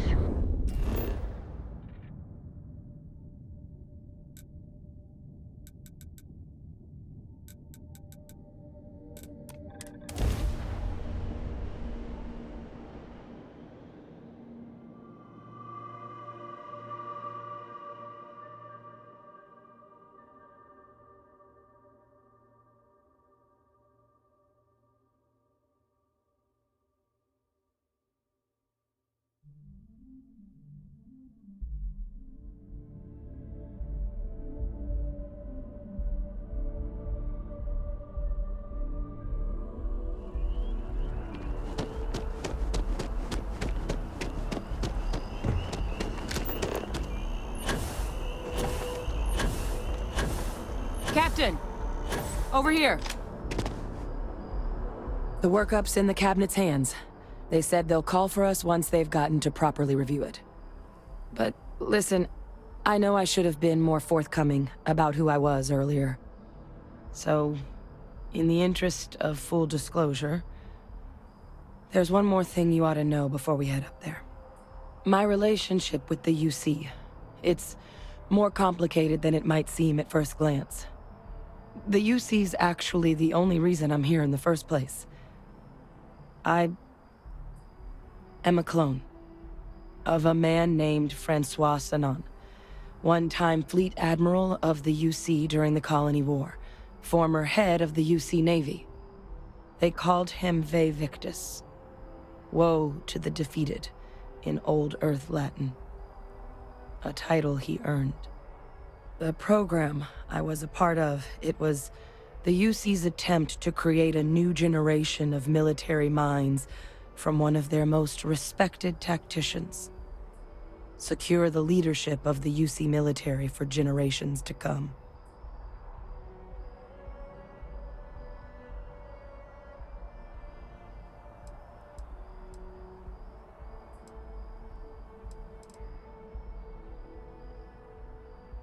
I'm getting there.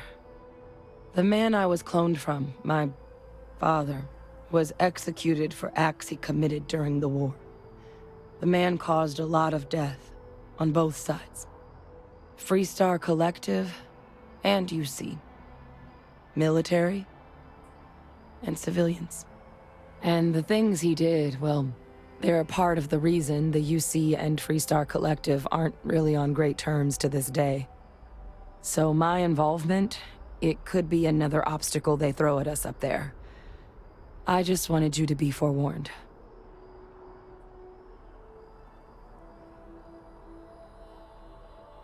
I really appreciate you saying that. I just thought you deserved to know, considering how much you've done already.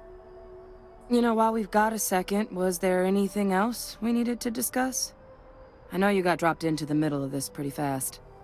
Or, if you've got any last-minute business to attend to, now might be a good time. No telling how long the cabinet's gonna keep us waiting out here.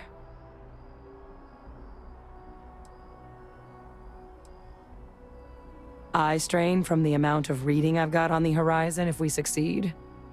The Terramorph project never went anywhere. It couldn't. They're deadly creatures, but they aren't xenoweapons. The cabinet not opening the archives is probably a bigger risk than them handing over the files. That data itself isn't dangerous, which probably wouldn't be a bad point for us to bring up, should the opportunity arise. Well, thinking about it more, I suspect there'd be value in sharing the fact that the Terramorph project was, well, a failure. There's no need to be afraid of this data being weaponized. Knowing that should calm some of the cabinet's fears and make it easier for us to dispel any suspicions the other factions might have about our intentions.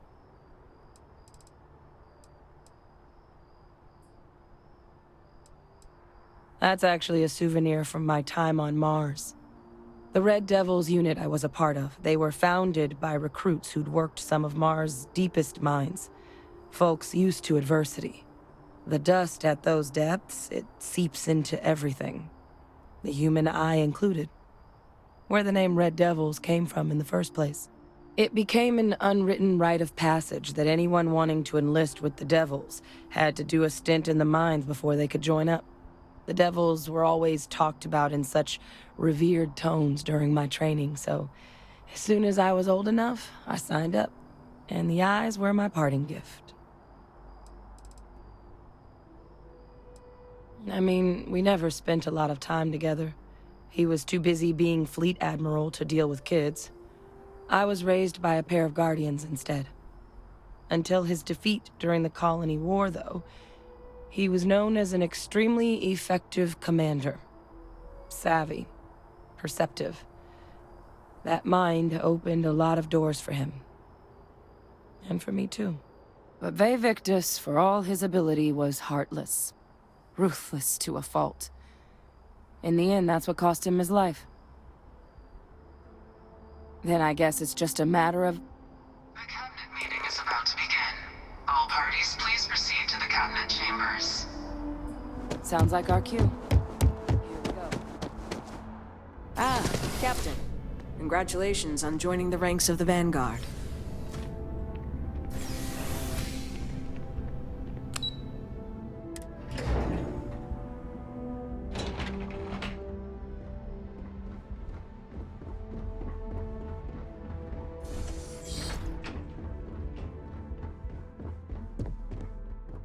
Ah, welcome. You must be the captain Hadrian mentioned in her report. You have our thanks for the risks you faced in securing this information.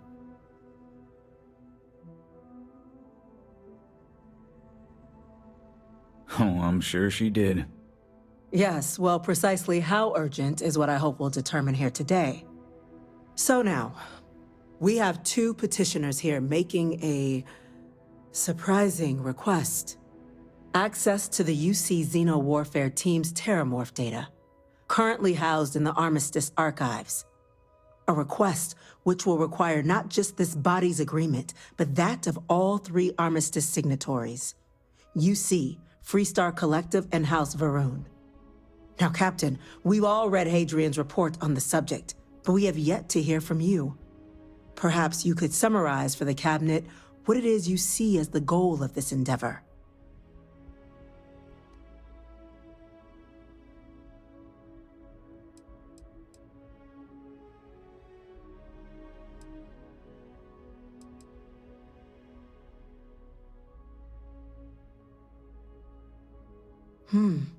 That is something to consider. Though we also have to take into account the nature of the data you require. Madam President, I object to the very premise of this meeting.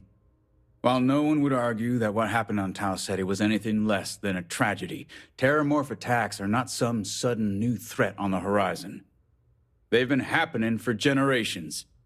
To demand we hand over banned archival knowledge and possibly upset the balance of galactic diplomacy because of a single attack seems at best panic. And at worst, a power grab by the daughter of a bloodthirsty warmonger and her associates. I would remind the Chief Diplomat who he's speaking to. If it's my father you're looking to address, you're welcome to consult a medium. I would also ask, how many deaths the Cabinet requires to act? 50? 50,000? Because if tragedies like Tau Ceti are just prelude to more attacks, I have no doubt you'll get the body count you require. Let's keep this civil, shall we? And while there should be no doubt the preservation of life stands paramount among this body's duties, Chief Yassine has a point. Will a single attack, however troubling, be sufficient to convince the other factions to grant us access to what they no doubt consider weapon data? I don't think it's enough. Perhaps you can help, Captain. As the one who actually collected the sample in question, did this Terramorph seem at all alarming to you?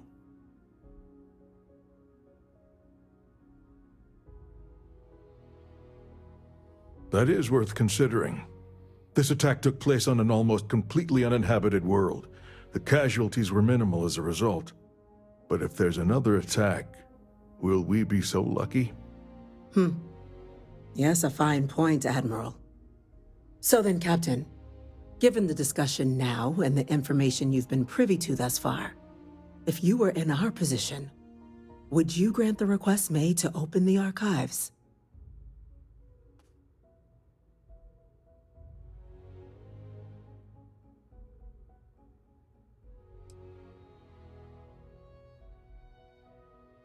You are correct, but it must be considered that with the data in hand, someone else could succeed where that program failed. That? I hadn't thought of that, Captain. An excellent point indeed. The other powers would likely be much more inclined to work with us knowing that.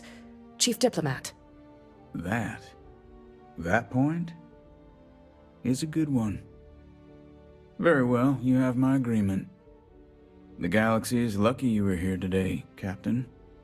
You and I are in agreement, Chief Diplomat. So, if there are no other objections, I believe we can agree to give our full backing to make the request to... What was that? Attention. Attention.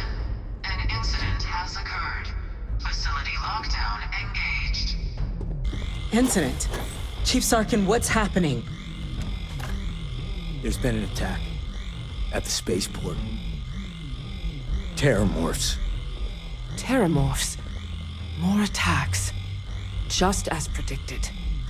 Good God. Oh no. There must be another explanation. The creatures evaded our scanner somehow. There will be plenty of time for conjecture later. Chief Sarkin, order the evacuation of the spaceport and have your men contain the things, but do it discreetly. The last thing we need is a citywide panic. Yes, ma'am. Admiral Logan, the local barracks can provide support? I'll make the order myself. Nearest anti-Xeno squad, though, is off-world. Going to take a while to bring them in. Well then, we'll have to make do with the tools we've got. You two, we can't risk those things getting out of the spaceport. I want you both on the next train there. We'll let them know you're coming and that you've dealt with these things before. Now go show them how it's done. We're on it, ma'am. Captain, I'm right behind you. Let's get down there.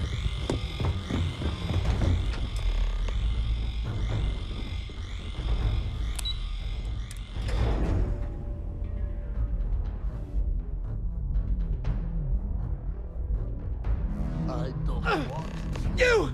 The EM rifle, grab it! That's it! Now hit him with...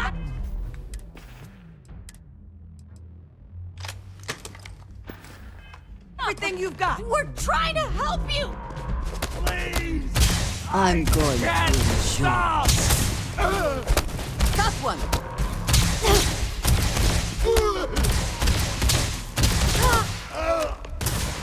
Why?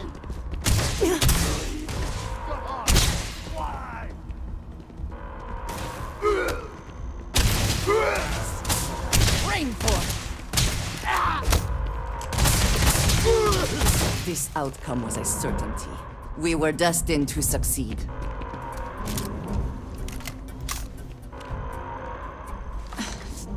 Thank you for what you did. We didn't want to hurt them. The way those people were acting, I've seen this before. They were under the Terramorph's influence, weren't they? I don't know. They were down at the port and they just started screaming. We tried to restrain them, get them on the train to get them out of harm's way, but some of the other officers down there, we couldn't restrain them fast enough. They just started firing on us. People we knew. They went berserk. Pheromonic projection. Some Terramorphs, they can induce this fog. It affects everyone differently, but some people just lose control, turn against everyone around them, even if they don't want to. They're like a puppet. You kill the morph, you break the hold. But this means we're gonna need to be real careful with our fire, and keep that EM weapon at the ready.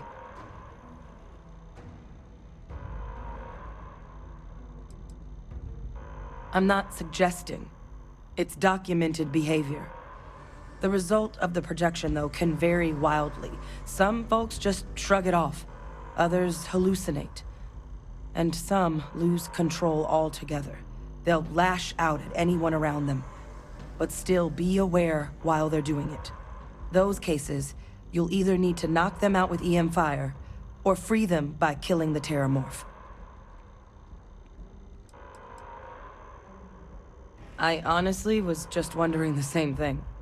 But no, you don't need to worry about me. I've had a Terramorph try it on me before. I'm not susceptible. So we'll just have to make sure to watch out for each other down there. Let's do it. Nat's unlocked. Please, do what you can to help them.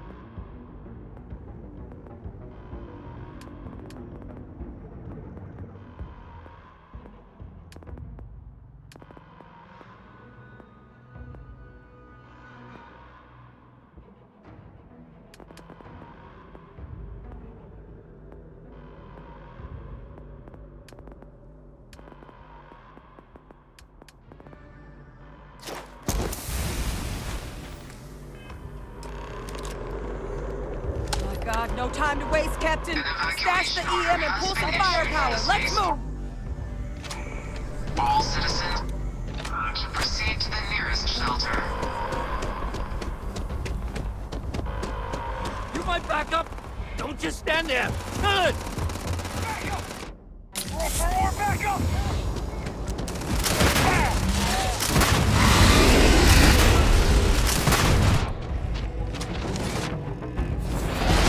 Abilities are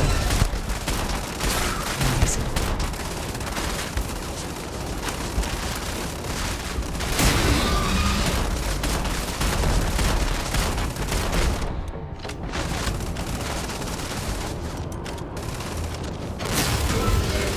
Back! Stay back!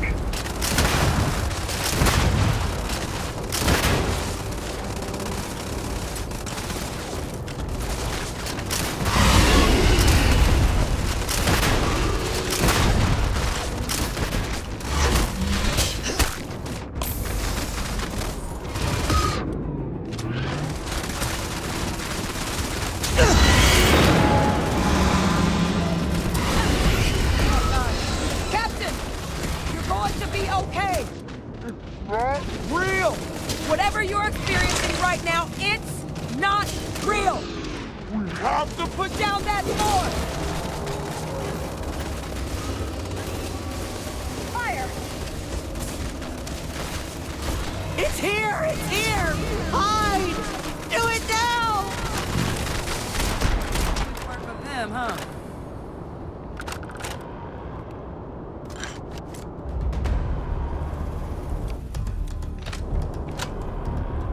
Wait, officer? Are you and this woman experts? Take whatever we can get right now. We've got the remaining creatures locked down on the landing pad, but we're barely holding our perimeter. They said you've done this before, huh? Well, we've got one fire team to spare and whatever supplies you need, but I can't risk them taking over any more of my men. Put those things down and do it fast.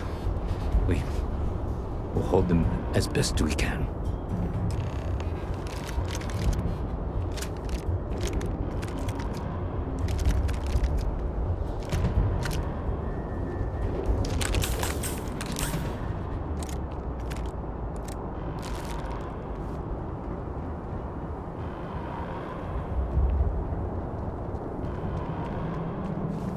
Heard you might be looking for some backup. You say the word, we're out there on your 6. You two have any experience with terramorphs before? Only the brief they just gave on the way here, but we know how to handle pressure. Surviving a full-on mental assault isn't the same as keeping your cool in a firefight. Might make you more liability than asset. We're not UC security. You don't need to worry about us. Your call. We're on the line.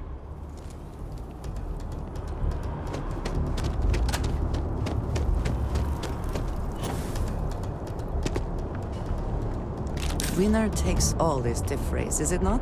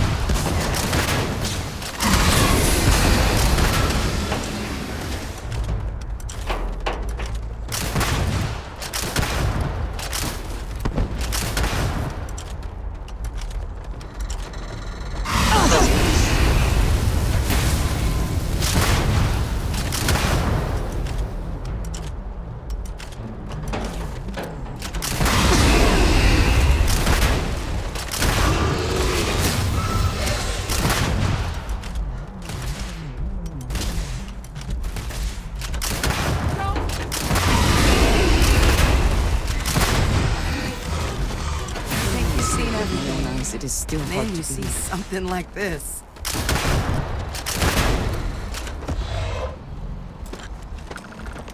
Target down. Nice work, Captain.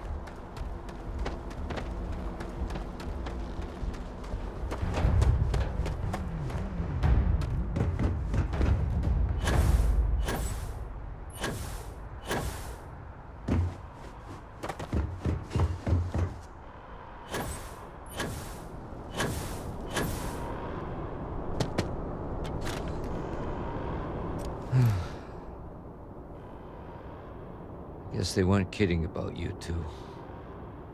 Universe put the right people in the right place.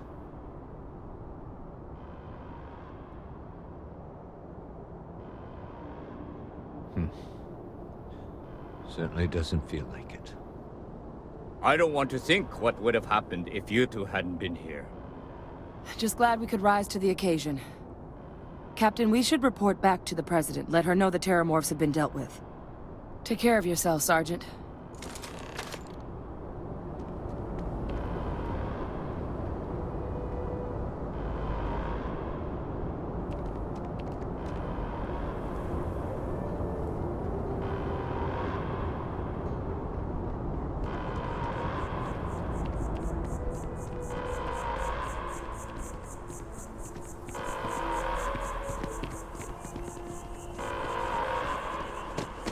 Attention.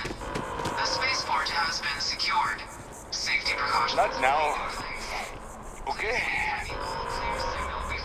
I'm sorry, these people need me. You're not the doctor. It moved so fast. What? What is it?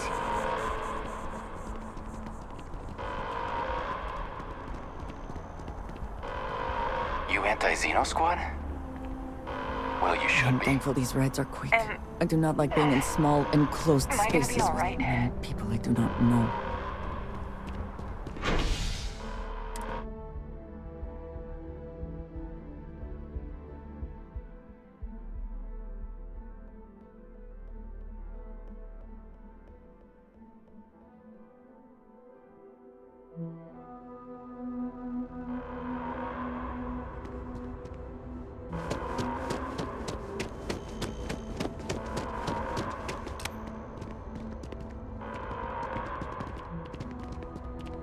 You're cleared to head back up.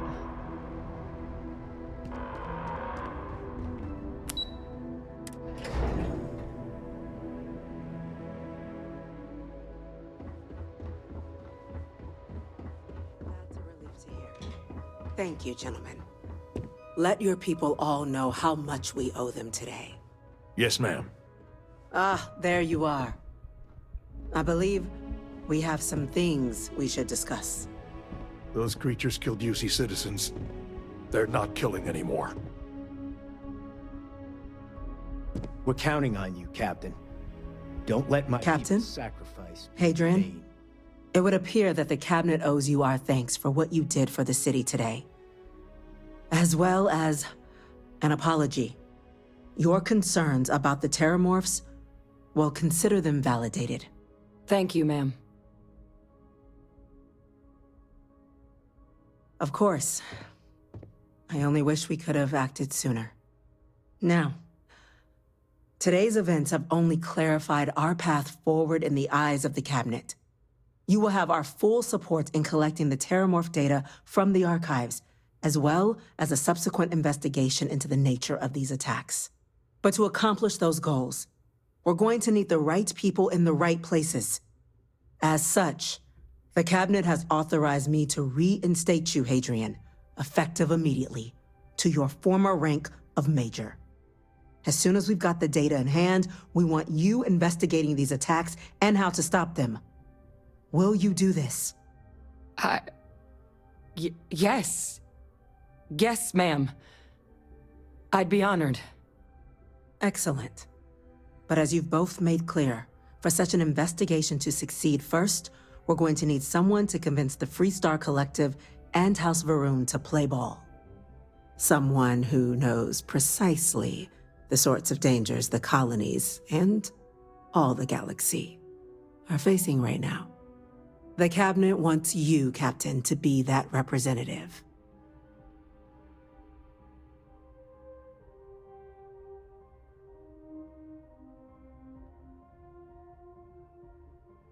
We do. In exchange, we're willing to fast-track your citizenship upon collection of the data. So, will you help us? I'm glad to hear it. Now, we, of course, won't be sending you in without the proper support. Deputy McIntyre in the Office of Interstellar Affairs will be your guide on gaining access to the archives. You should be able to find her in her office across the hall. And on behalf of the whole of the United Colonies, you have our thanks. You're dismissed. Loss of life. Damage to the spaceport. The I'm gonna go check in with Chief Engineer Kulkarni. Start getting a plan We together didn't get for that where we data. are by sitting on our laurels. Our laurels, in fact, became uninhabitable a long time ago. Helps to remember that. Okay, hello. Chief Yassine, these orders. A Vanguard captain. You... Yes, sir. I'll make sure they get what they require.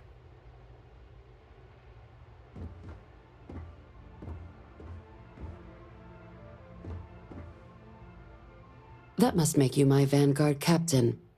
Welcome to Interstellar Affairs. I'm Deputy Chief Diplomat McIntyre, Chief Yassine's second-in-command. I heard you were instrumental in protecting the city from the attack. You have my gratitude. I was also informed that you gave quite the presentation to the Cabinet. Chief Yassine wants you to know the Interstellar Affairs Office is fully committed to this endeavor, accessing the Terramorph data and beyond. We're going to do everything in our power to make sure you have the tools you need. And that means first getting you into the archives. You do know what the archives are, correct? Someone paid attention in current events. So, then you also know that it was originally managed by the 3 major galactic players. Access to the archives is only granted in cases of dire emergency, and requires a one-time use code from each of the 3 Armistice signatories. UC, Freestar Collective, and House Varun. Now, the UC is already on board, so that means we'll need to convince 2 people. The ambassadors of the Freestar Collective and House Varun to hand over their codes. Get them both and you'll have your data. But that's a lot easier said than done. I couldn't agree more.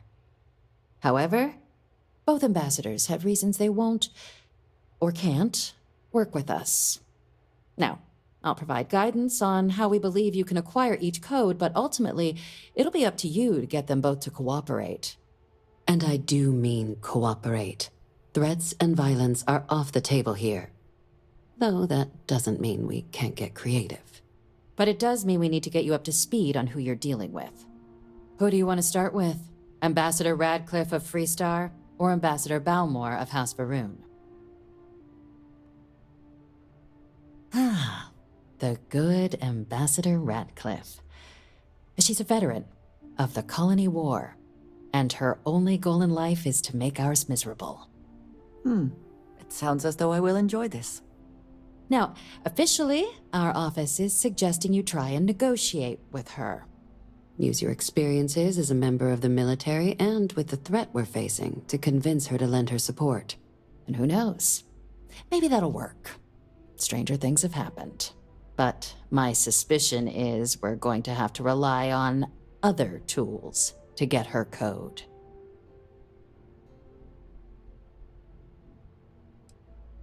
Never underestimate the universe's ability to surprise. That's why we have Plan B.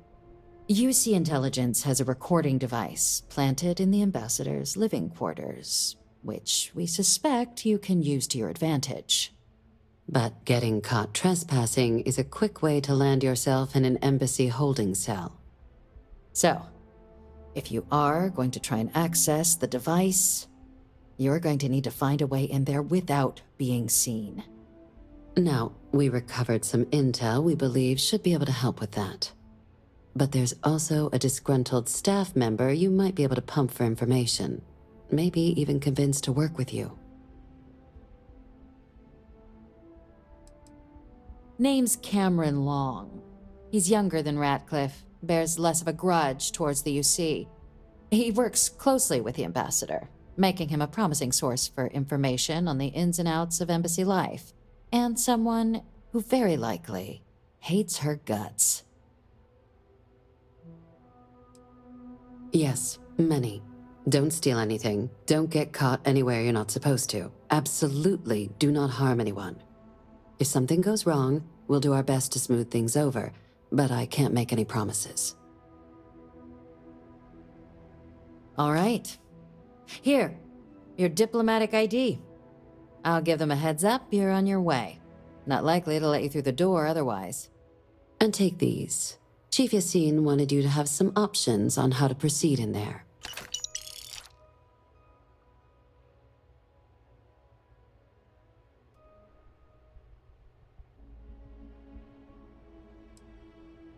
Ambassador Balmore's a challenge.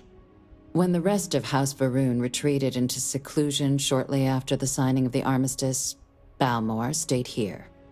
He's since lent his support to a small number of archival requests, so there's real hope he might again, though claiming to know how a member of House Varun thinks is a quick way to earn yourself a psych eval.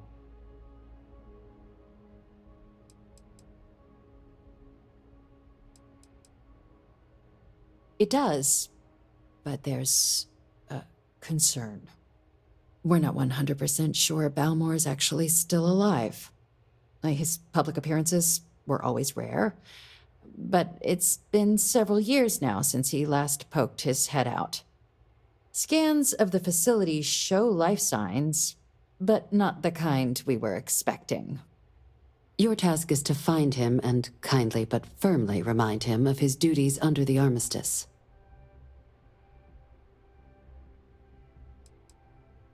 The Varun delegation brought more than a few of their native flora with them when they set up in the embassy. It seems those plants have been allowed to flourish, making it hard for us to verify what's flora and what's ambassador. The embassy is still legally House Varun's sovereign territory, so we're not technically permitted inside. We've snuck in the occasional spy, of course, but the ambassador has proven more evasive than you'd expect for a man of his age. But we're quite sure he hasn't left the city. The man stands out. Then you search the embassy for his biometric key, collect your code piece, and we'll go about notifying his next of kin, if we can ever find them. But let's hope it doesn't come to that. I have no doubt. Now, the embassy front door isn't an option, but our spies have stated there's a side entrance that should allow you access. Here, this device should get you all the way down to the embassy interior. Once you're inside, though, finding the ambassador is going to be up to you. And fair warning, we received a report that alarms might have been tripped inside the embassy during the attacks. Watch out for automated security in there. Now, if you have additional questions or require clearance for a new approach we haven't already discussed, don't hesitate to ask. I'd suggest you start with Ambassador Radcliffe. Approach her while the attack is still fresh in her and her staff's mind. Be smart out there, Captain.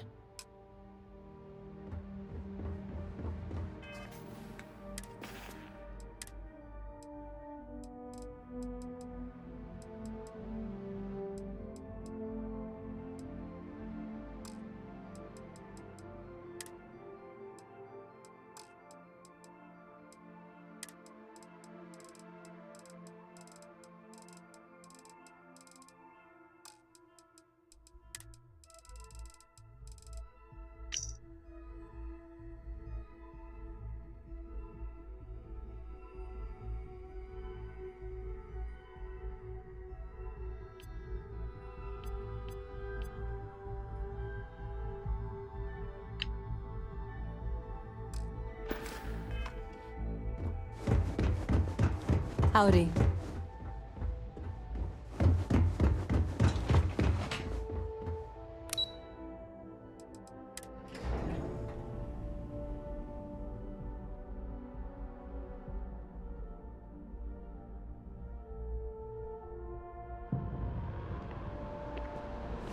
By the way, Captain, Sergeant Yumi was looking for you. Sounds like he's got more work.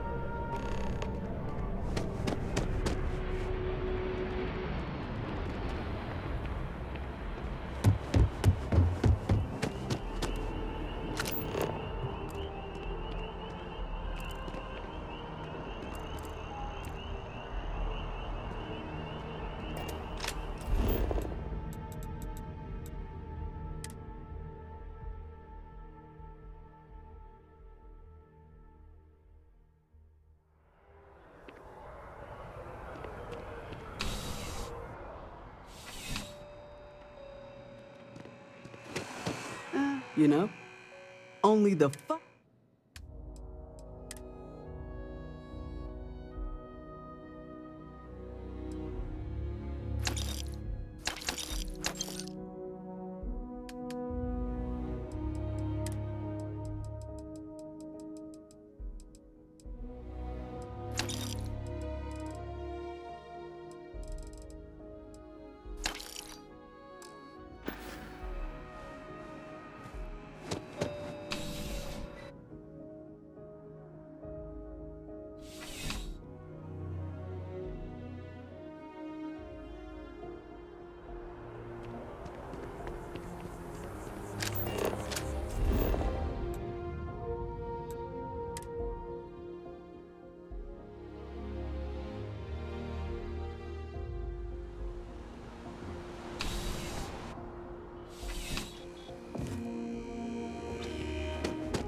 I'm pleased to report that our stocks are currently being... Welcome to UC Distribution.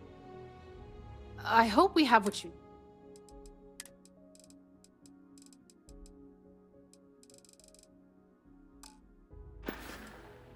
Back to it then.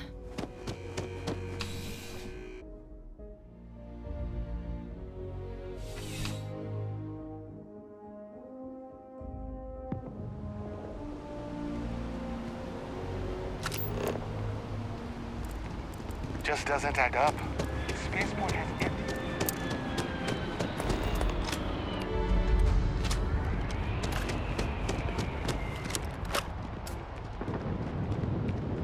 Oh, jeez, I thought you were, never mind. Don't worry about it. I'm sorry. You must have the wrong person. I have to go.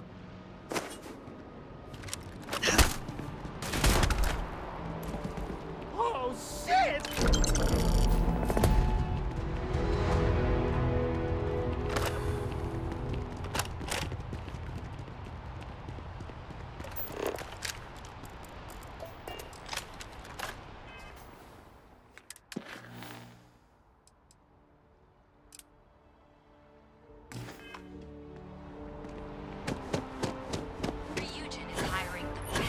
Brightest of today for our future tomorrow. Submit your application.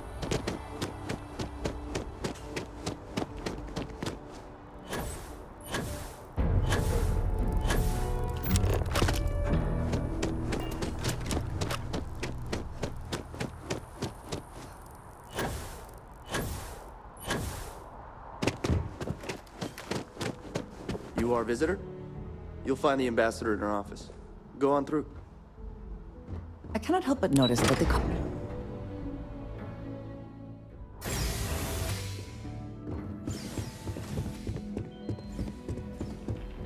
I wonder how many times one side or the other has threatened to close this embassy down over the years. All that security and they still can't protect their own spaceport. The UC never fails to disappoint. I just wish I hadn't received the news from an SSNN broadcast. We have a strategic advantage to maintain, Mr. Long. Of course, ma'am. I'll make sure it doesn't happen again.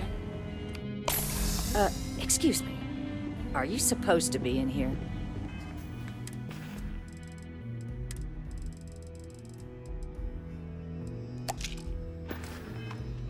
Sorry. Everyone's a little on edge after... I'm sorry. Do you have an appointment?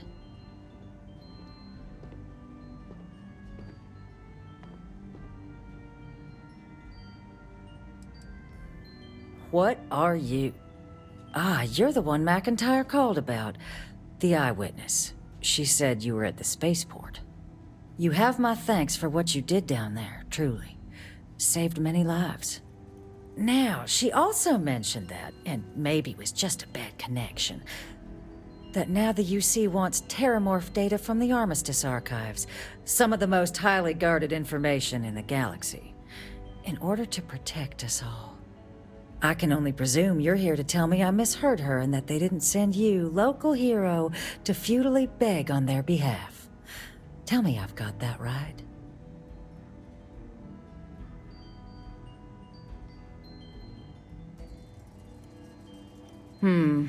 I was afraid of that. Let me be frank, Captain. The answer is no. That information is there because it is dangerous. I will not be the one responsible for its release. Now, why don't you quit wasting my time and yours, and go? You're really gonna push this? All right, I will give you one chance, one, to convince me. Understood.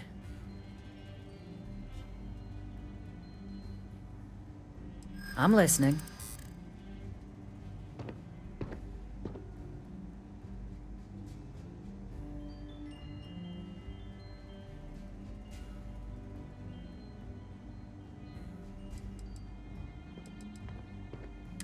You know that for sure. That is interesting. Well, Captain, you make some good points. But if I'm really granting you access, I'm gonna need the following concessions. Your access will be limited. You can only take out the items related to stopping these terramorphs. The monitors will make sure of it. You go in once. You get everything you need on your trip, and never again. And all research done with the data will be monitored. If this data is being used to save the galaxy needs to be involved in the oversight. Freestar scientists will watch your people like hawks. So, do we have an agreement? Excellent. Follow me.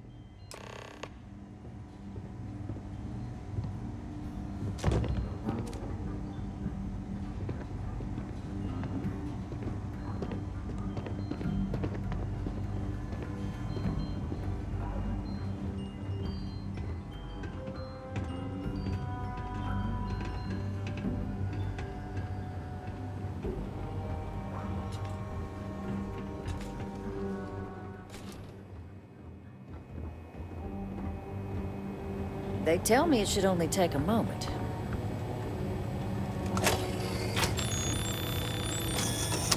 And there. It's not supposed to be a long process. It is for emergencies, after all. Here, I'll reach out to Deputy McIntyre. We'll coordinate the necessary oversights.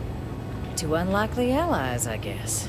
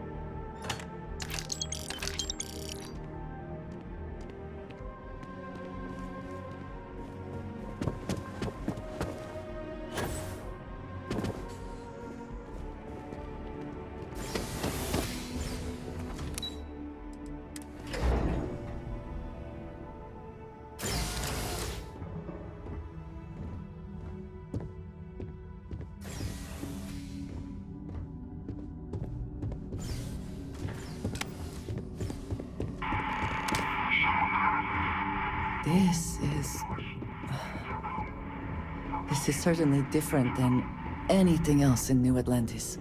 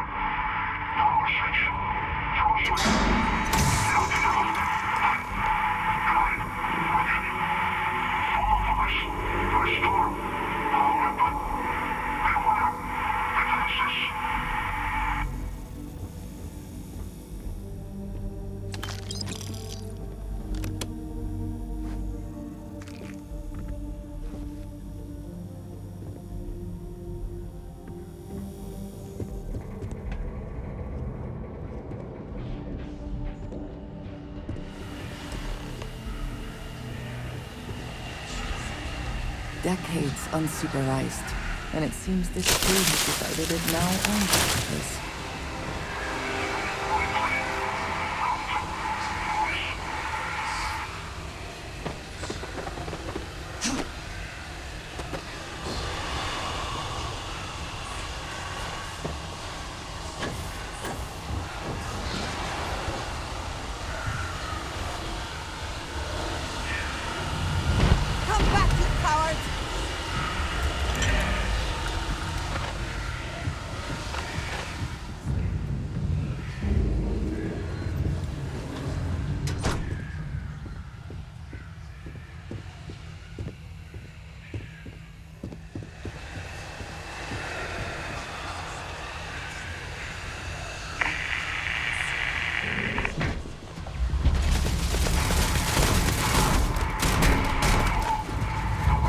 Take what you must. Leave the rest for the scavengers.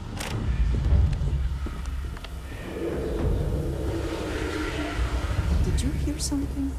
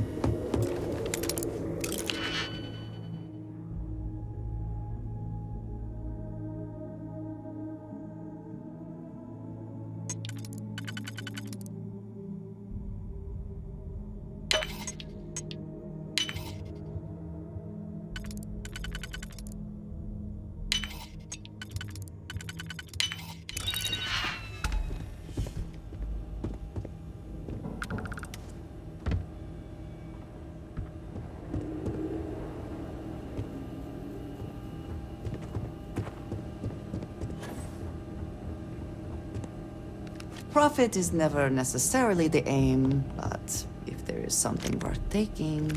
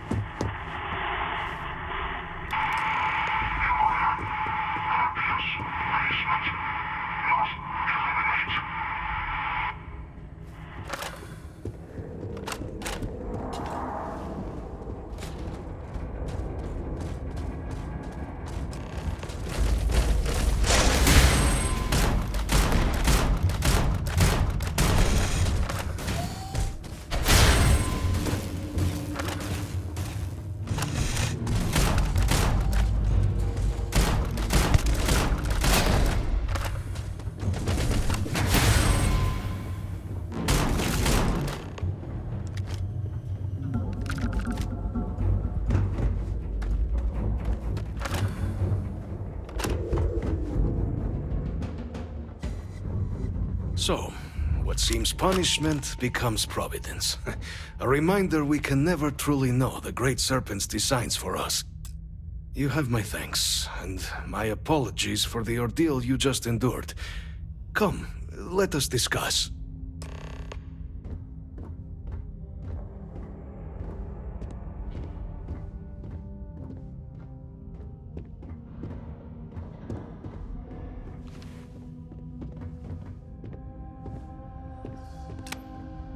Not the ideal introduction, I suppose, giving you a grand tour of the embassy via barely functioning intercoms.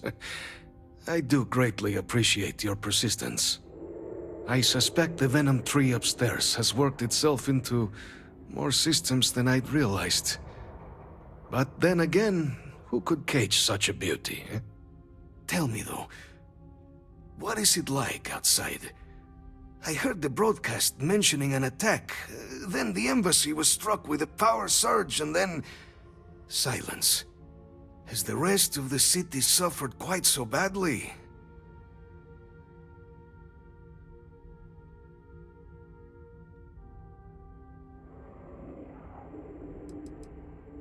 Harmless spores, you have my word, but hard to navigate.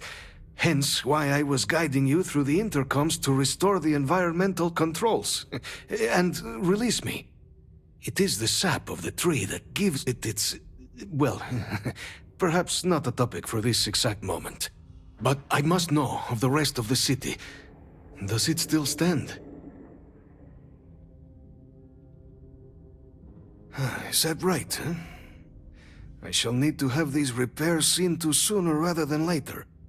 Now, it cannot solely be the Serpent's grace that brought you here at such an opportune moment. You were sent by the UC. That much is obvious.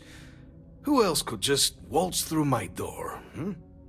And the broadcast spoke of terror morphs at the spaceport. A worrying occurrence, certainly, but coming here of all places, when all I could provide is some enthused cheerleading and... an archive code. So the UC requires information, then. On terror morphs, presumably, hmm? Do I see this all clearly?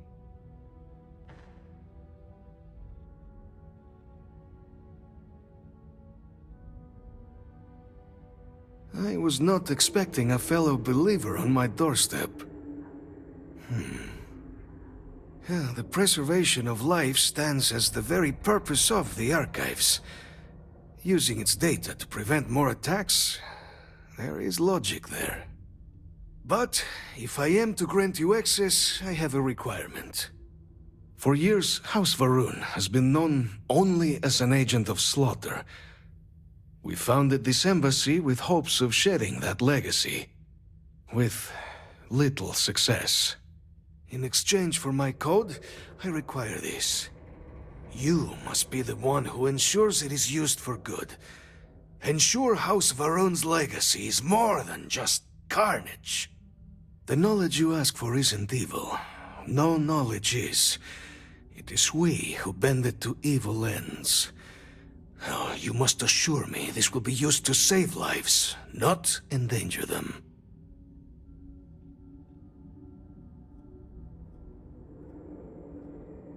Create the legacy that our people deserve. Please, follow me.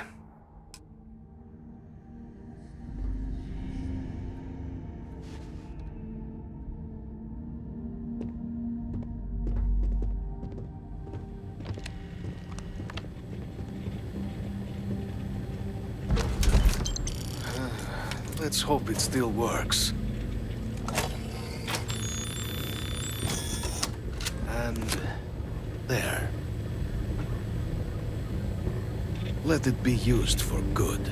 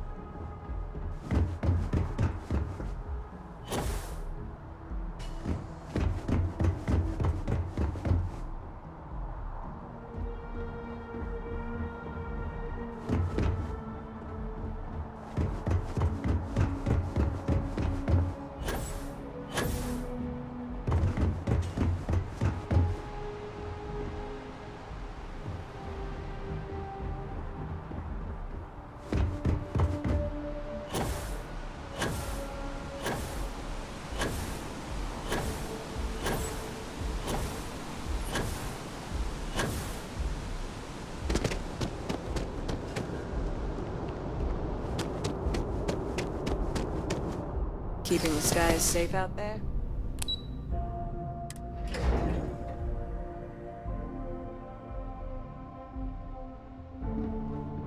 Seems like the Crimson Fleet is everywhere these days.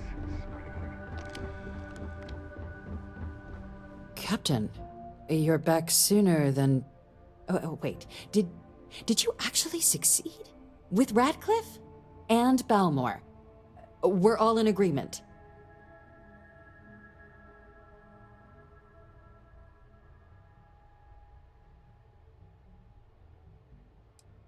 You saved him. You Vanguard really do take that above and beyond thing seriously, don't you? Fine work. And now, I've already arranged everything with the archival monitors.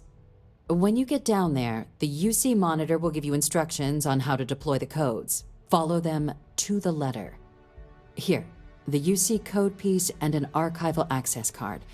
The entrance is just on the other side of the plaza across from Mast. Absolute best behavior down there, all right?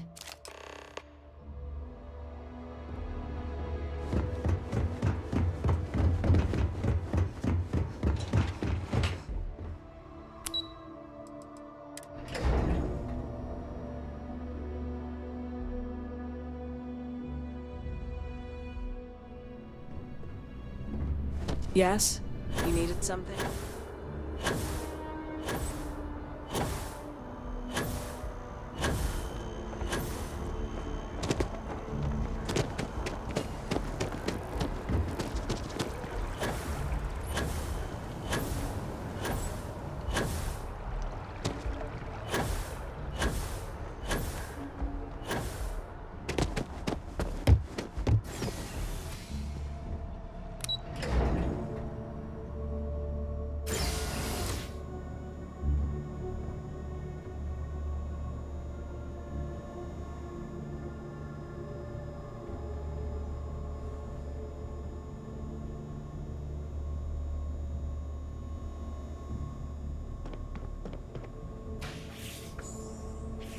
Captain, we've been expecting you. Please approach the monitoring station and we will go over the rules.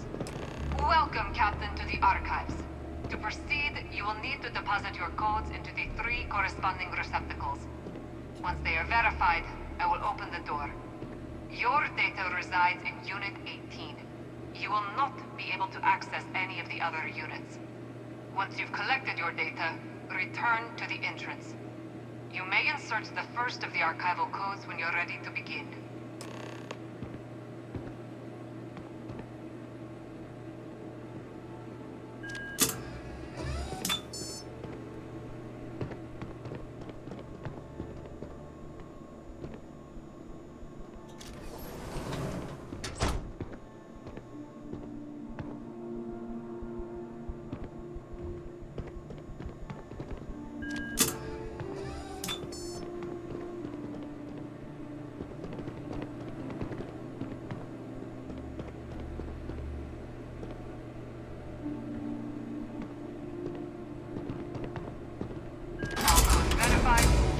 Unlocking.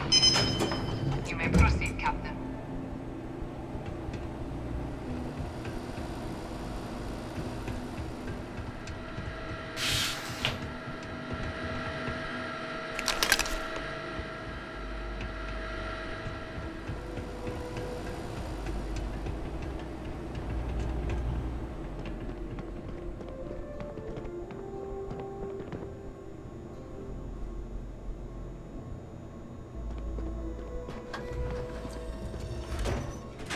No chit-chat on duty. No funny business. Understand? We run a tight ship down here.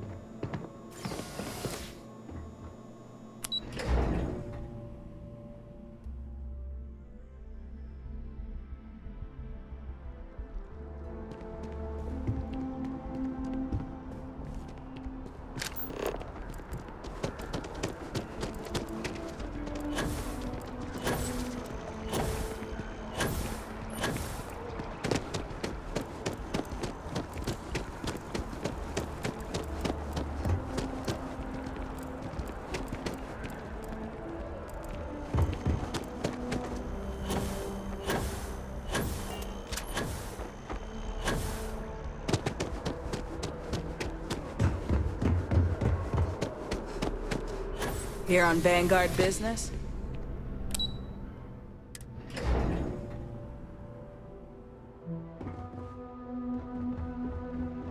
Oh, I do not get paid enough to deal with stuff like that!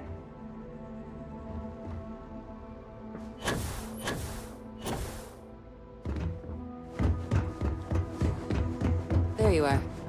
Captain, Deputy told me what went down. Impressive work. Captain, if you'd be willing to transfer the documents to the Major, she and I have been discussing what comes next. Time for us to start getting some real answers, and figure out if we've been asking the right questions. So whenever you're ready.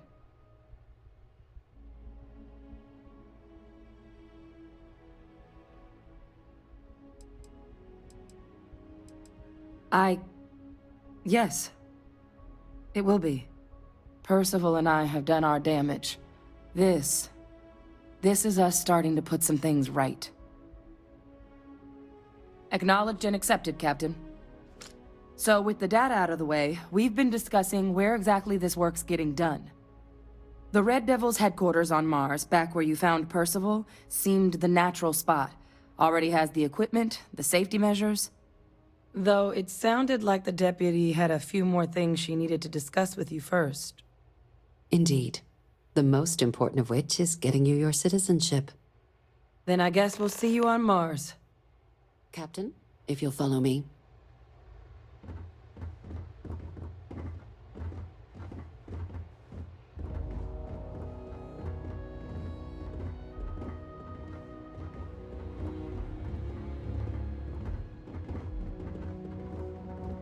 Yes?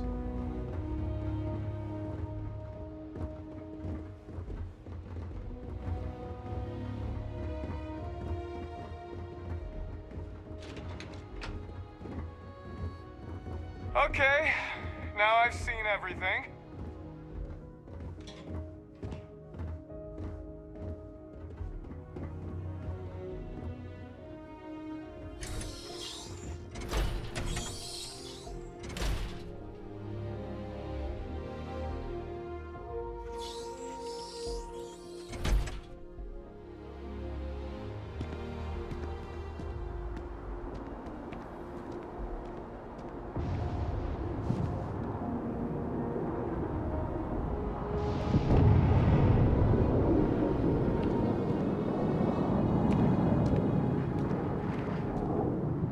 All right, Captain.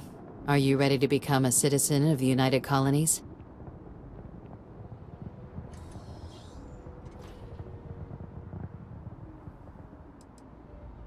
It doesn't. We don't really care where else you might have been or might become a citizen. Once you earn your place in the United Colonies, it's yours. Good. This isn't the only item we need to discuss, so I'll give you the short version. Please raise your hand. Captain, through your actions today and in days past, you have earned your place among the United Colonies.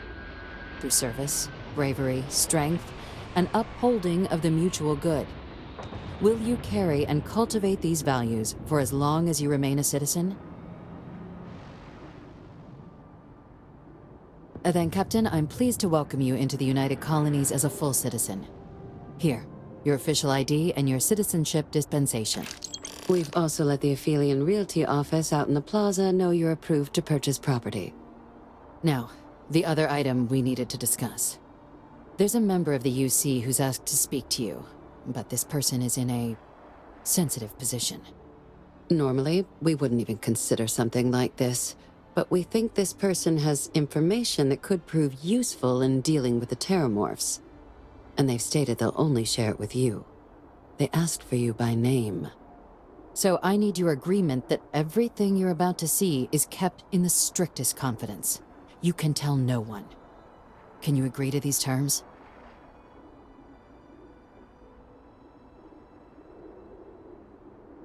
Let's hope it never comes to that. Head to the elevator. You're going to subsection 7. I'll make sure you're cleared for access by the time you get there.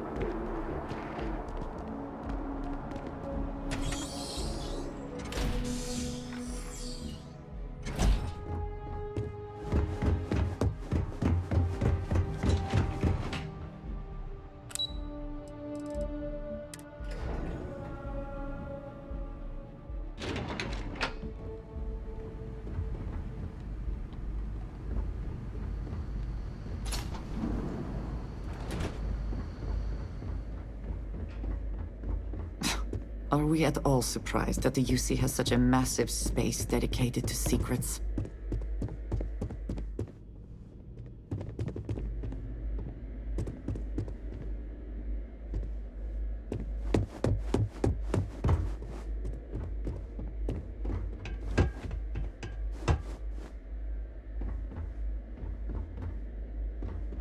You're cleared for entrance.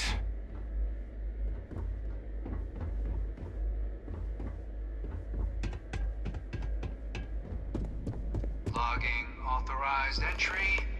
Unsealing access. You may proceed down the corridor. But there are no additional visitors permitted. Your friend's gonna have to wait out here.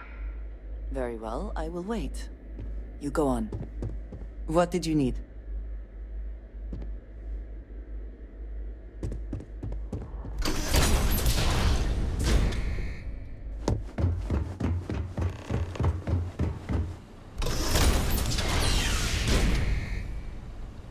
Welcome, Captain. Please, come down and approach the intercom. You and I should chat.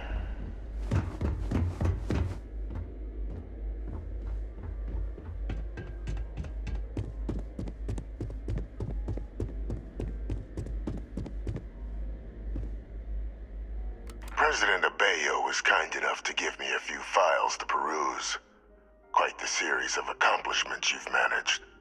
But now you face a foe unlike any other. An invisible enemy, lurking in the shadows. You're going to need all the help you can get. Which is why I hoped we could speak. Do you know who I am?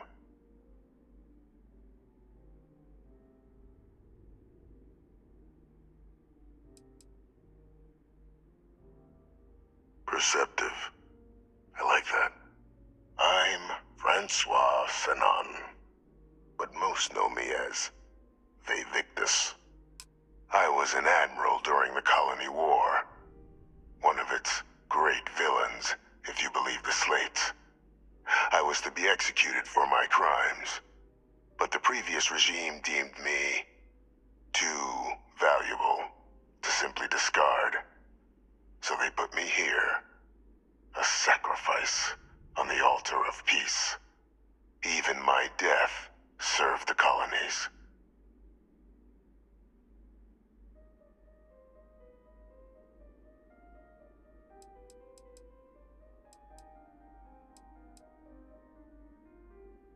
Very astute.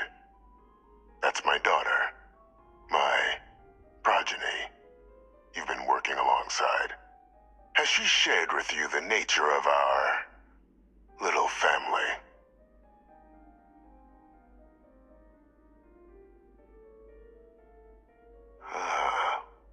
Did she? So willing to trust Hadrian. I never did succeed in driving that out of her. Our relationship has always been a challenging one.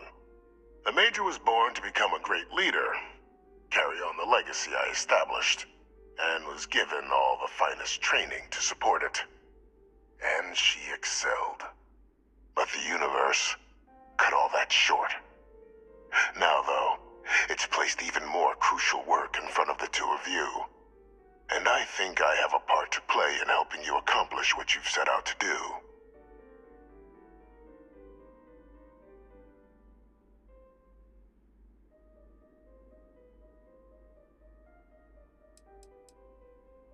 It was an attempt by the United Colonies to solidify its own legacy, forging a new generation of great leaders. They were raised by adoptive families made up of scholars and tacticians, trained at the United Colonies' greatest scientific and military academies, displayed incredible promise. But by the time the Colony War came to a close, there was only Hadrian. But that's ancient history now. You have much more pressing matters at hand, with which I can help.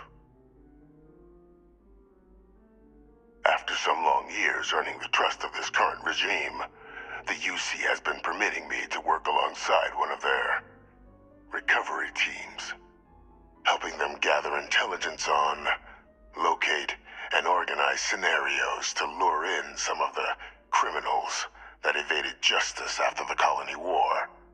With quite a few successes, I might add. But in the process, I managed to find something else. The names and locations of Hadrian and Percival's old research team. Valuable manpower for the effort you're about to embark on. I'll tell you where they are, but in exchange, I need something dealt with.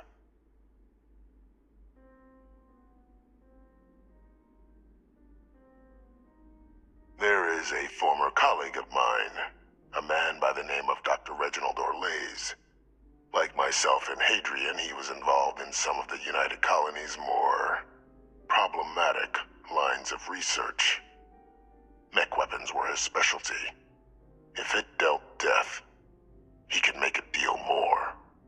When the Colony War ended, he fled, refusing to face tribunal, and has continued to peddle his skills to the highest bidder to this day. But I finally found him. I want you to track him down and deal with him, however you're able. I'm not expecting he'll come quietly. Bring me evidence that the job's done, and I'll tell you what I know.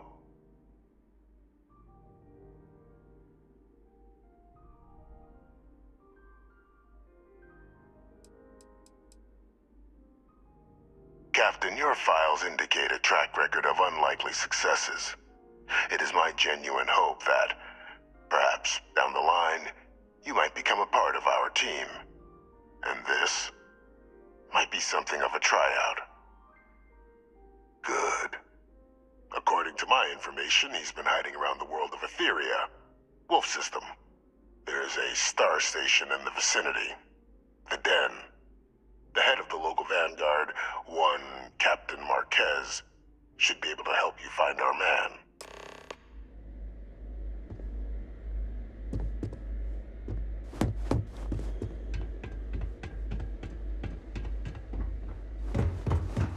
Identity verified. You may proceed to the exit.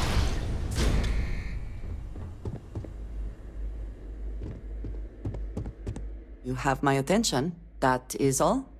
Very well.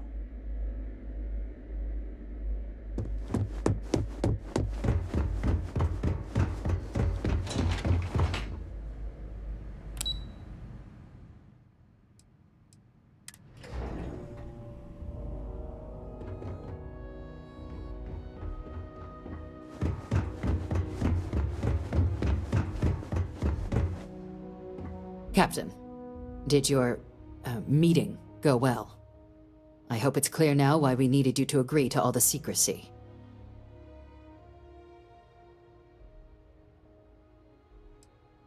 Surprised me too when I learned it, but the prisoner has proven useful over the years, and kept far from any major decision-making. But I do think it's worth re-emphasizing. No one else can know about this, all right?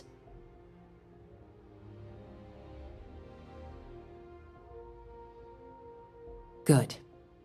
Because bringing this up to the outside world would create the unfair appearance, Captain, that you're unhinged. And that's not a good look for any of us. Now, was there something in particular you needed to discuss about what we were just discussing?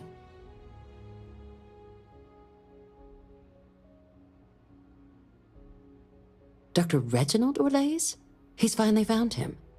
Of course, killing Orlaise is completely out of the question, but bringing him to justice... He's been on the lam for years. That'd be a huge win for the UC. What's being offered in return? Really? He found the members of the research team. We'd already initiated a search for them, but it'd save a lot of time and manpower if he just gave us that information.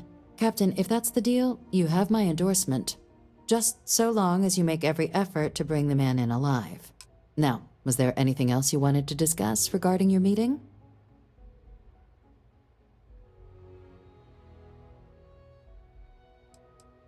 Trusting the man downstairs would be a mistake, but I don't think you need to be too concerned. This is far from the first name he's handed over, and all previous missions went off largely without a hitch.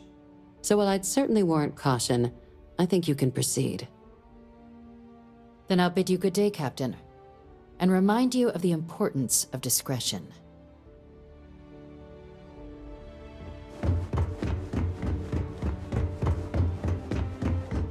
You're in the Vanguard, right? Hey, thanks for your service.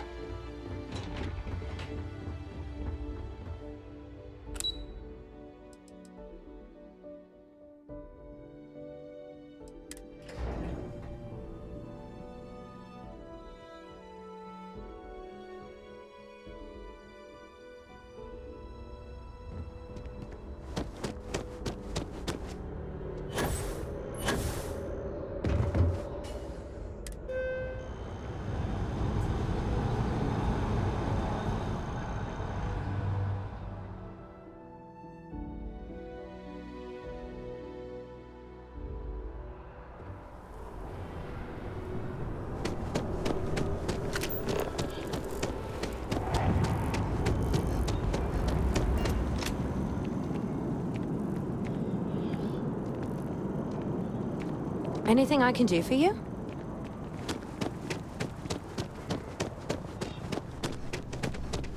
If you're in the market for artwork... Oh, please, take... I'm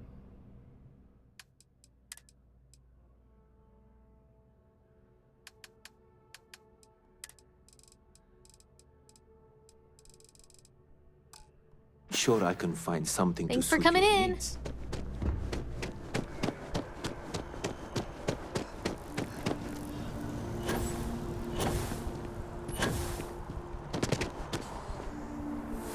You mind?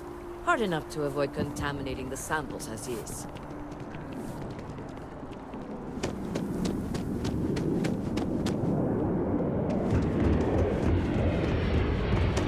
The scan is perfectly safe.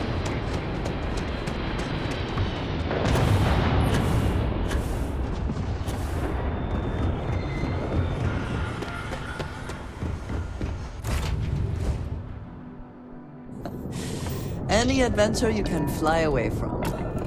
Is that how the saying goes? All thrusters firing.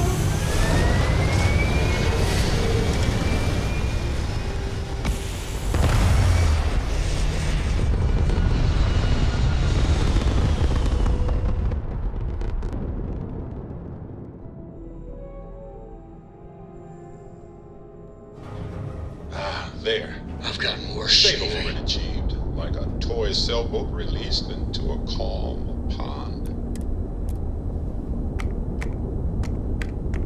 I'm all ears.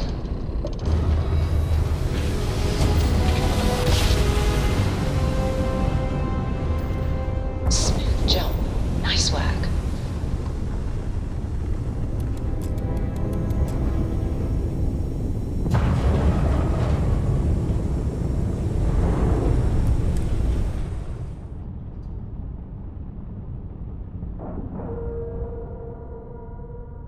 Yes? Ship is now docked. Perfect.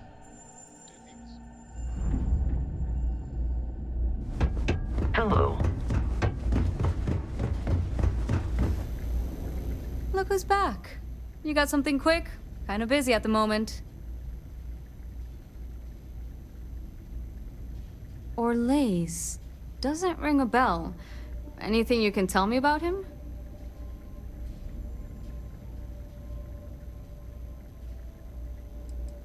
A man? Living around Etheria. The gas giant. Only one ship like that I know of. Never docks. Doesn't respond to hails. They call it the Warlock. Maybe this Orlaise of yours is the one piloting it. I can give you the coordinates to its last sighted location if you want. Just, well, you'll need to be careful. That part of Etheria's sky is an old debris field. Plenty dangerous. More than a few scrappers heading out never came back.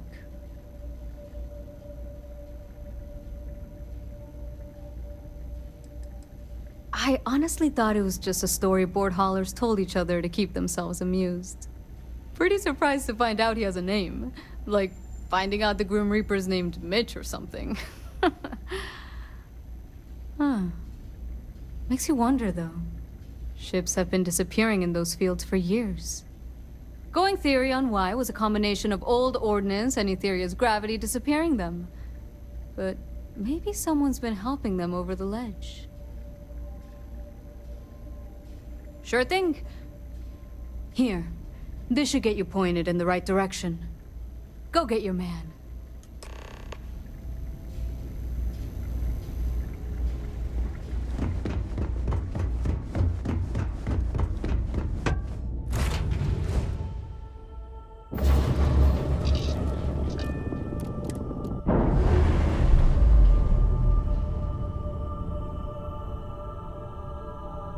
All green on release. We're free to fly.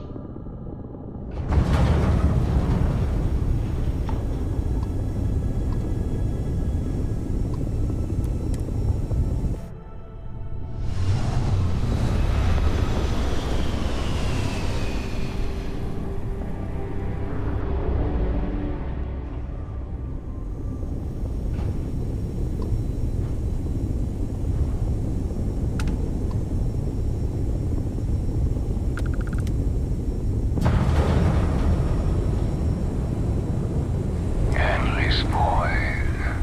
Who is this you've brought me? More scrap for the field.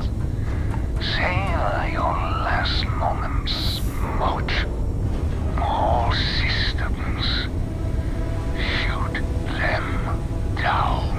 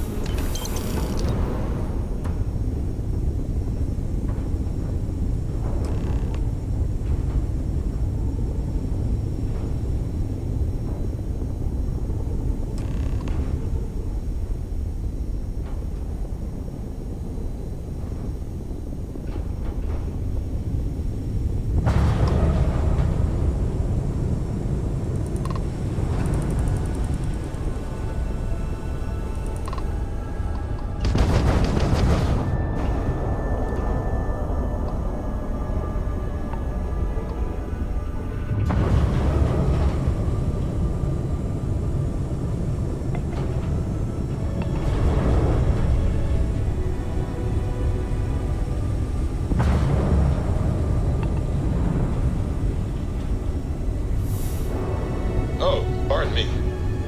Was that your stomach or mine?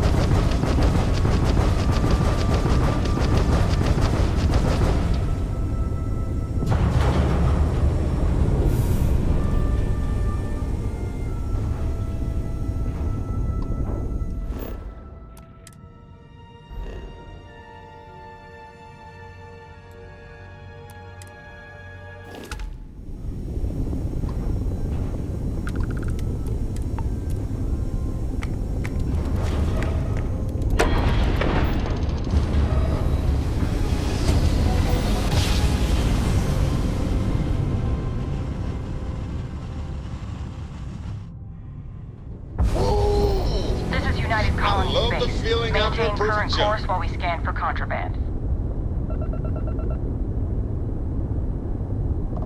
And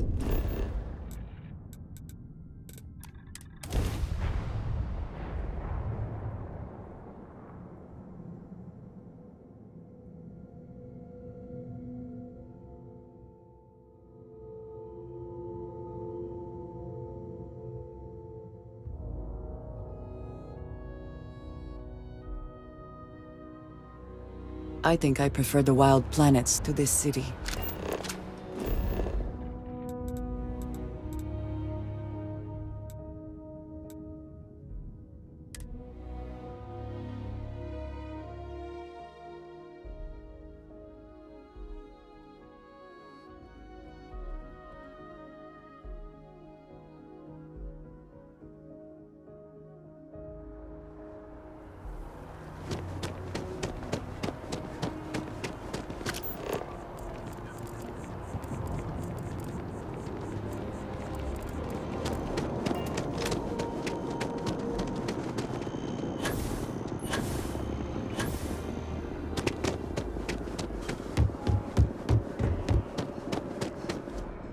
Greetings, citizen.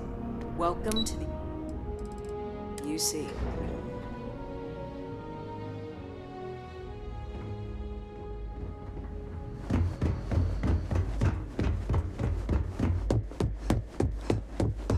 Authorized personnel only. Your friend has to stay here.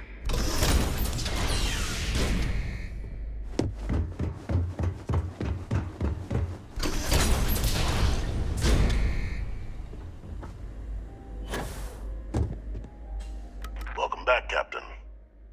Do you have some news for me regarding Dr. Olays?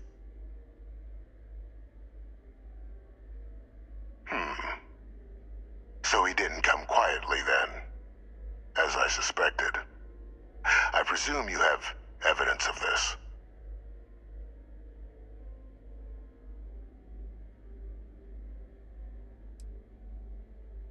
Excellent. Please, deposit it in the transfer system. Transfer accepted. Would you look at that? Kept it all these years. Some simply couldn't let go of that old world. This is fine work, Captain. I can ensure the remaining team members find their way to the Red Devil's headquarters. Except for one.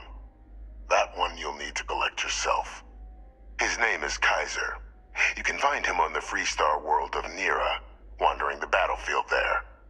The area was ground zero for xeno-weapon deployments during the war, so I would arm yourself appropriately. And I think you'll want to check in with Hadrian and Dr. Walker before paying it a visit. Kaiser will likely have security protocols you'll need their help to overcome.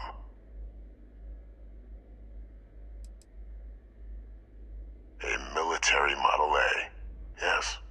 Specifically customized for the needs of the Xeno warfare team during the Colony War. A powerful resource, if you can recover him. I dedicated my life to the United Colonies. Every effort of my being to their protection. I even gave them my heirs. Even if my circumstances have changed, my purpose has not. Of course. We're protecting the galaxy, Captain. We'll need every tool at our disposal.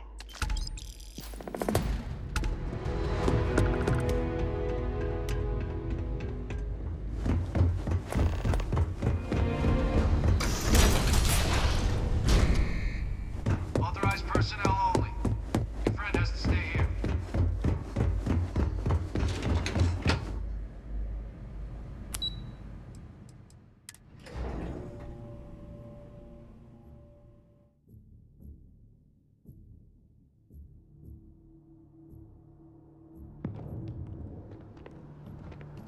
Here on Vanguard business?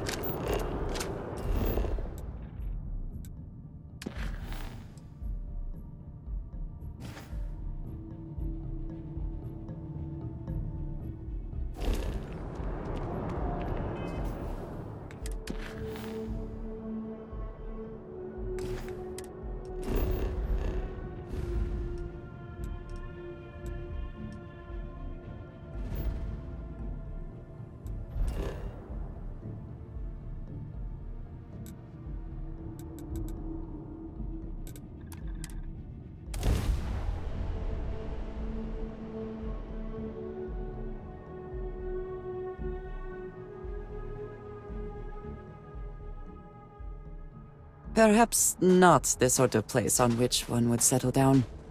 Hello. Mm-hmm. Goodbye.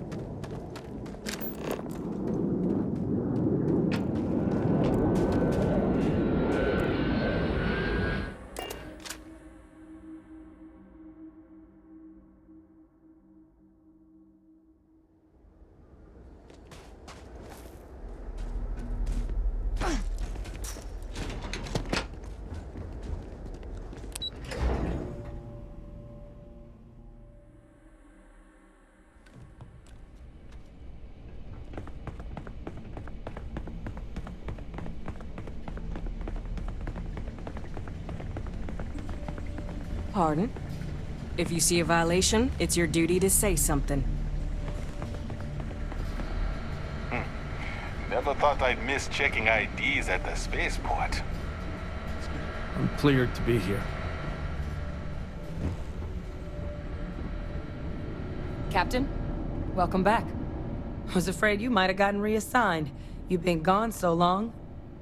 So how's it feel to be a citizen?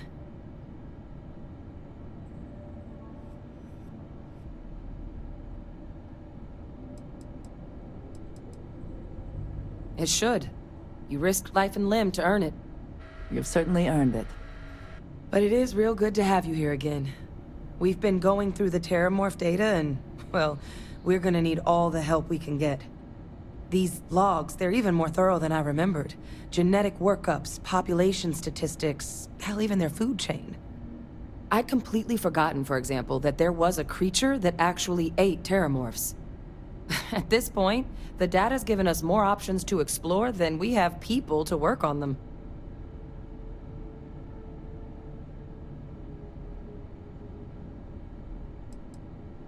Well, 8. They went extinct a few decades back. A big lumbering thing called an Aceles. Something I'd love to learn more about, if we had the people to look into it.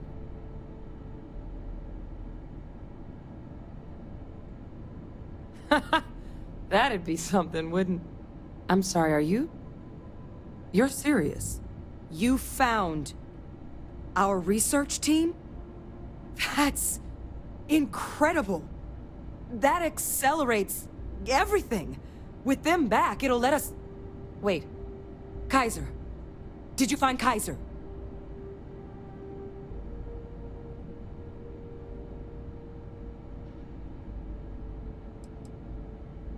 Well, Kaiser's one of a kind. Special built for the sort of work we did. Dealing with unfriendly beasts in hostile environments. No other robot in the galaxy like him. So did you really manage to track him down?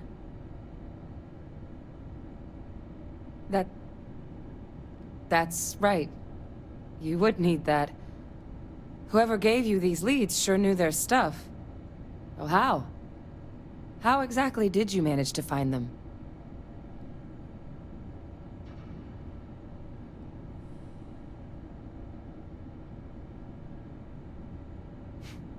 Miracle worker is more like it. Getting Kaiser back, that gives us more than a few new paths forward on dealing with the Terramorphs. But if he's been out there on his own all this time, you're gonna need something. Come on. We've already made a lot of progress getting this place back online. Some of the containment chambers were a bit on the unpleasant side, but the facility staff made short work of that.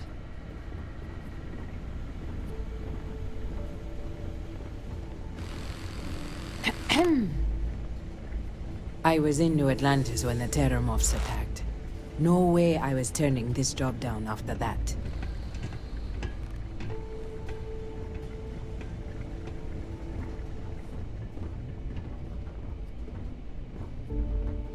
I know it's here somewhere. Uh-huh.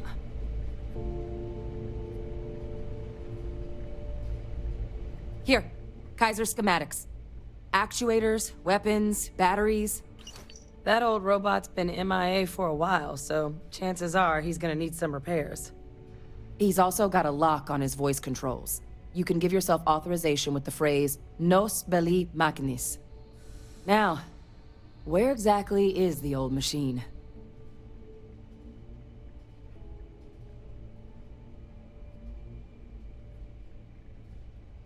A battlefield? On Nira? Ugh, sheesh. No wonder no one's found him. That sector of Nira was destination #1 for xenoweapons during the war. Add to that general environmental devastation and the kind of lawlessness that comes with any Freestar world, and that planet's got more than enough ways to make a visit your last. But I think there's a place where you can start your search. Yep. One-of-a-kind salvage. Licensed to an Angelo Alonso. Goes by Gel. As good a place to start as any.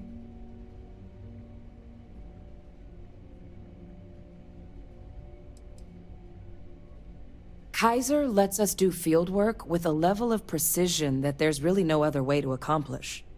More than a few of the options we're looking into. Detectors to uncover the Terramorph transmission method, or crafting a targeted biological agent. They require highly specific materials to test against. And asking a group of Marines to accompany us for that kind of work, well, it usually ended up with ruined samples and wounded teammates. The Colony War saw a lot of hard fighting, but Nira got it the worst. Everything the Freestar Collective and UC could muster, ground troops, xenoweapons, mechs, was hurled into the fray. Both sides hoped something would decisively turn the tide, but it never did. When the war finally ended, swaths of that world were so devastated they were effectively abandoned. So what Kaiser's doing there of all places, I can only guess at. And I'll make sure we're ready to put him to use as soon as you've got him.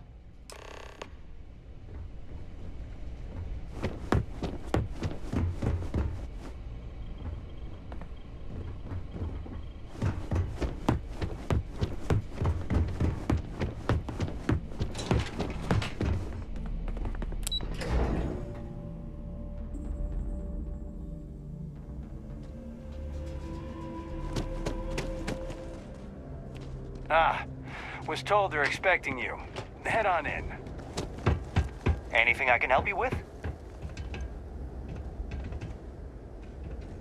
Hey, what can I do for you? Sure, have at it.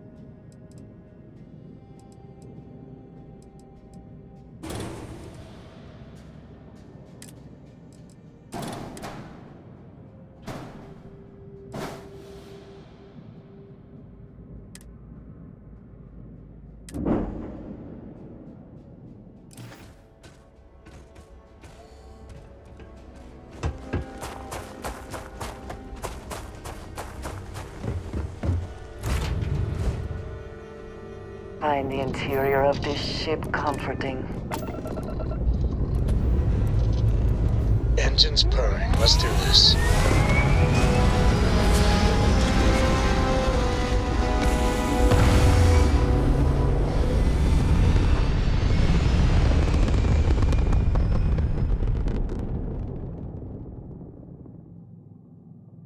Nothing like hitting orbit.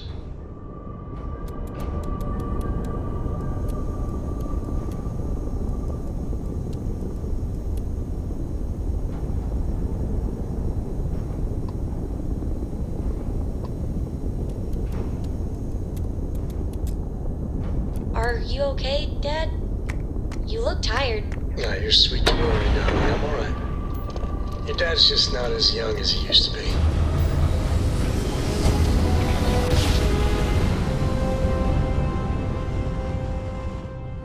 Must have been a good jump. We're still in one piece.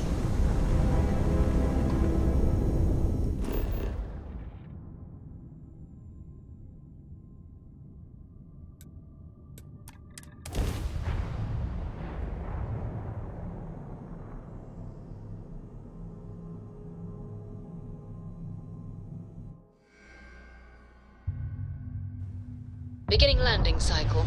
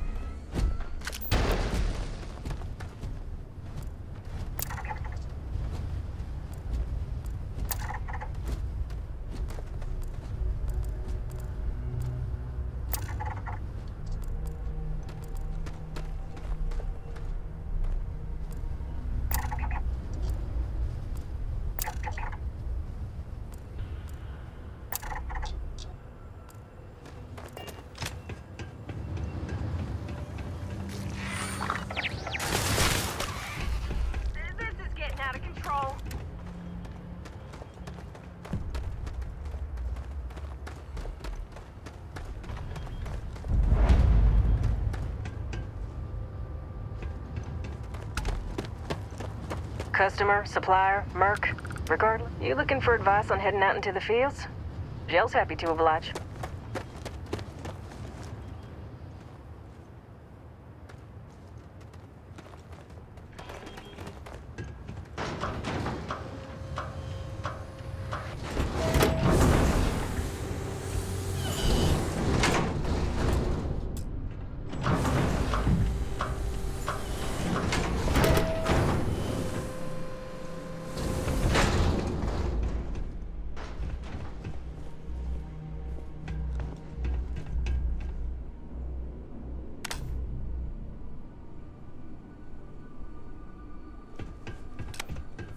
You knew?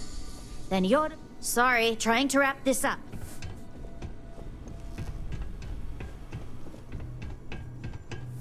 Whatever you're selling, I'm not interested. Hey! New model on the floor. Welcome to the one-of-a-kind. Refuge and rest home for the hardest scrappers anywhere. Name's Jill. Proprietor.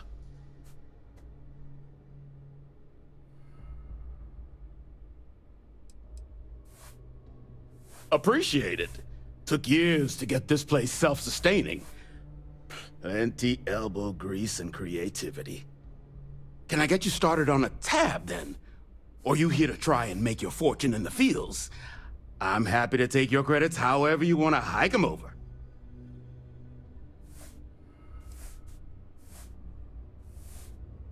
No better selection on the planet.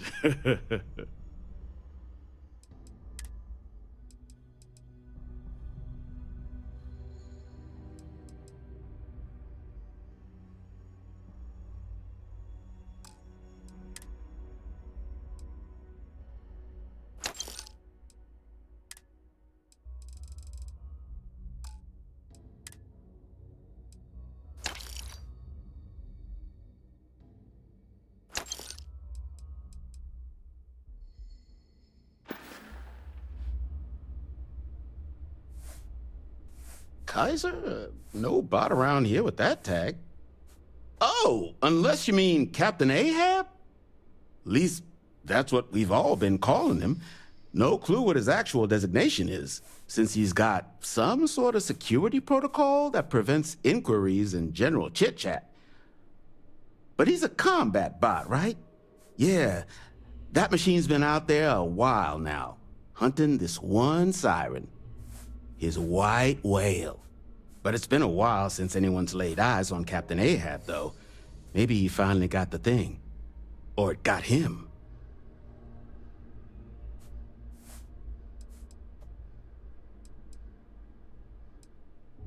Nasty kind of alien left behind after the colony war. Pretty much blind. Original ones brought to Nera were all xeno-weapons. But those critters have long since passed. But they left behind more than enough untrained babies to keep the fields plenty interesting. Moby Dick? Old art story about one Captain Ahab chasing some big fish that's bound to get him killed? No? We all thought the name was a good fit since our bot friend was so damn busy chasing that siren of his. Quality slate, too. Think I got a copy for sale if you want to give it a look. Well, all right. So, sounds like you've got two options. You can wander around out there, hunting your bot, little old white whale of your very own. Maybe you find him. Maybe you get yourself killed. But knowing this rock is part of what we do here. So if you want to find him a whole lot faster, I'll sell you what I know about this. Kaiser's location. Going rate's a little steep, but I'm willing to negotiate.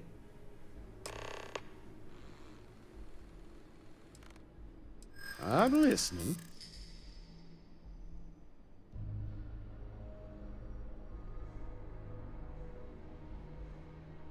I hear you.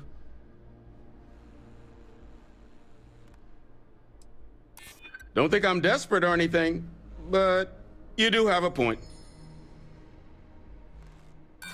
Sorry, but I can't. Look, I'm gonna stop you there. I've got my livelihood to look after here, all right? So, I'm sorry.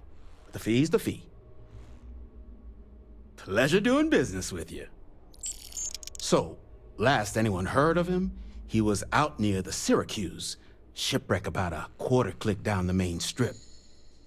One of my roughnecks said he heard some kind of beacon. Just keep your ears open. You should find your machine. Eyes open, too. Sirens and Ecliptic out there, and neither takes prisoners. Oh, and corpse retrieval is not included in this transaction, so now you know. Give Ahab a Kaiser our best.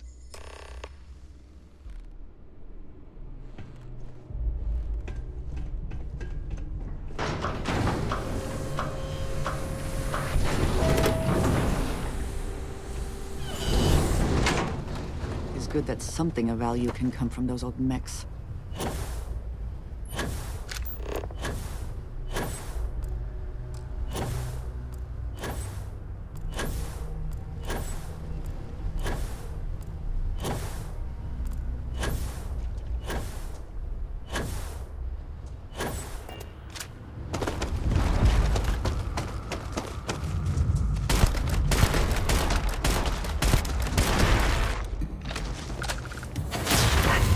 Kind of power. I'm glad it is in your hands.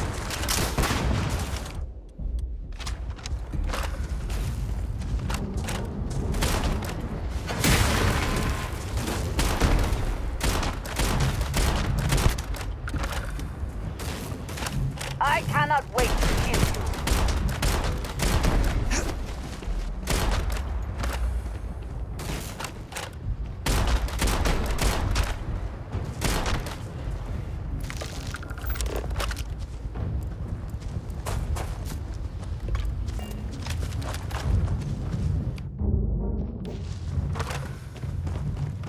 So much time and thought into building these ships, and so quickly they come apart in the end.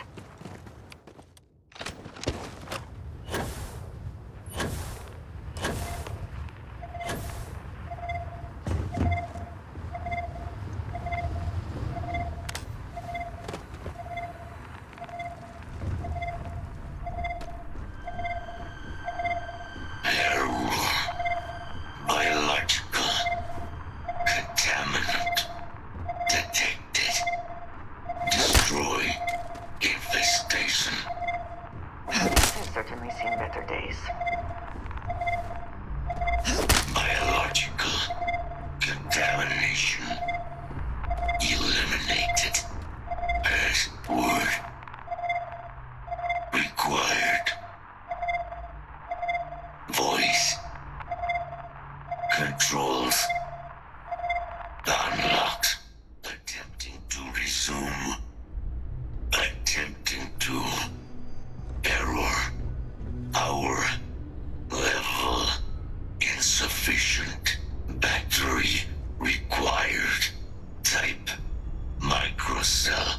Inquire at salvage yard. Battery accepted. Operational power levels restored. Analyzing. Residual damage detected. Impact shielding. Visual systems. Damage within acceptable limits. Thank you for your aid. I must resume my mission. Please step aside.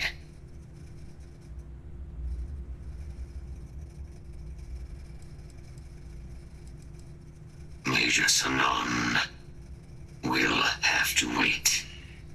I cannot leave my mission, although previous attempts to disarm the weapon have been unsuccessful.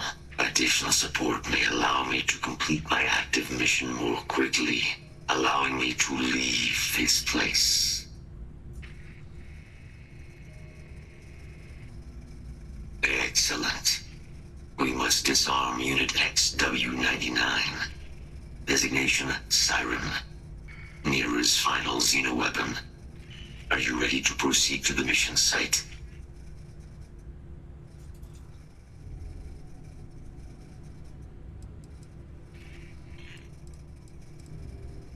During the Colony War, handling of Unit 99 and its peers were among my personal duties. Deploy Unit 99. Defend Unit 99 against hostile forces. But above all, ensure Unit 99 was never used against non-combatants. When I was separated from the Xeno warfare team with the Armistice, Unit 99 and its broodmates remained here, causing many non-combatant deaths. So I am here to correct my mistake. I have nearly succeeded in disarming their brood. Only Unit 99 remains. Follow me.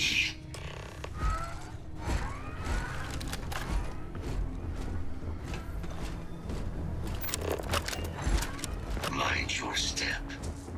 As you have no doubt witnessed, this region can be hazardous to organics.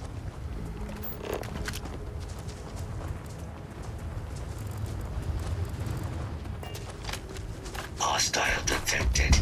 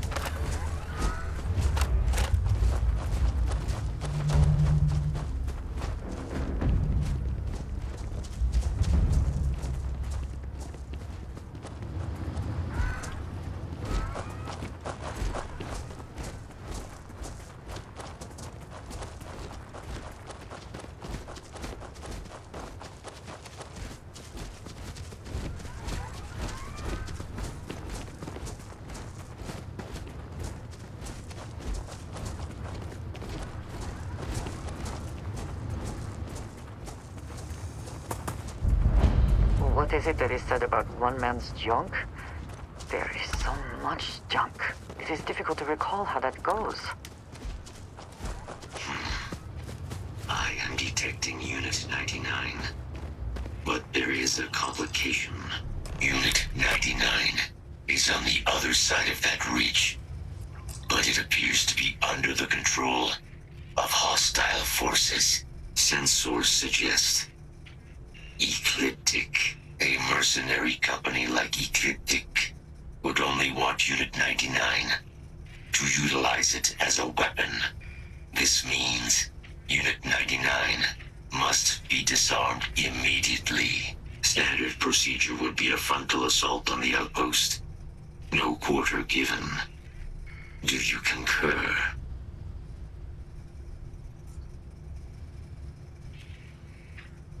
Simple and straightforward. A good choice. Moving out. I have things I wish to discuss.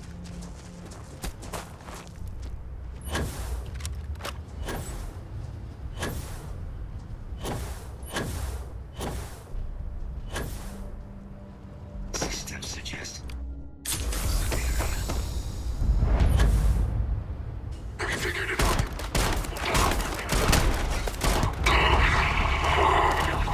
Let's see if this thing still fights. Release the weapon.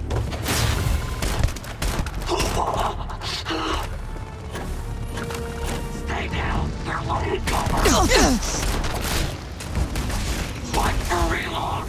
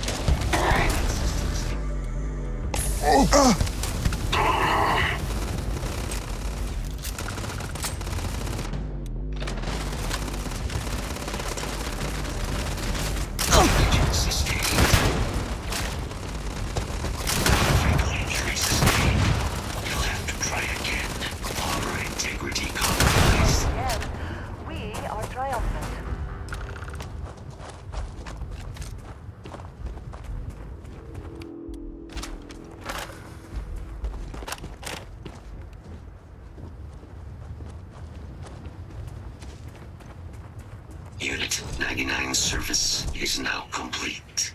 Mine, however, continues. Our work here is finished.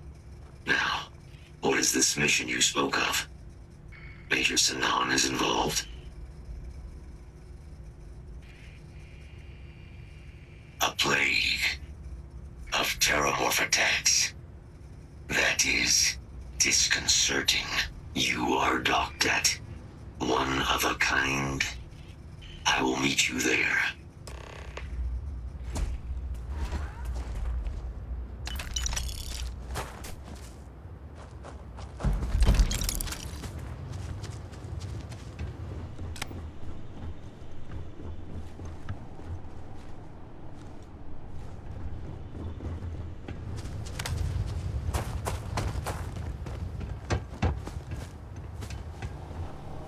Someone or something will clean up whatever's left behind. Can we speak for a moment?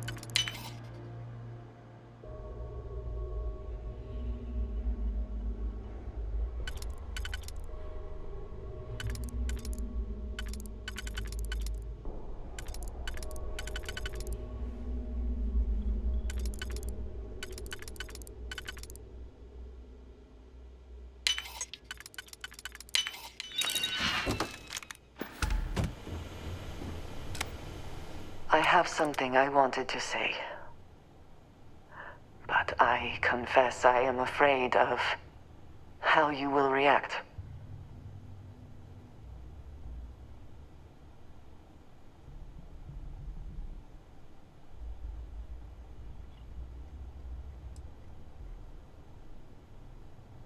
I am reluctant to put that to the test.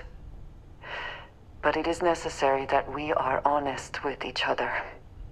I know that you said you prefer to be surrounded by others, unlike me. But Constellation means something to us both. And I must be honest about why. The little I have spoken of my history has been nothing but truth. I worked with smugglers. I have caused my share of pain and suffering. What I have left out, until now, is that all of that was done on behalf of House Varun. My people. My family.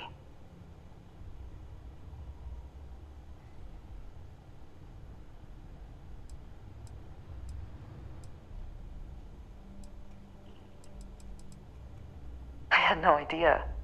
I had heard that there were those who believed but were not born Varun. It is good to meet one of you face to face. I can explain why I have not revealed myself. Several years ago, I intercepted requests from Constellation to access Varun's space, speaking only of exploration. I was sent to infiltrate Constellation, posing as a former smuggler looking for a new purpose in life.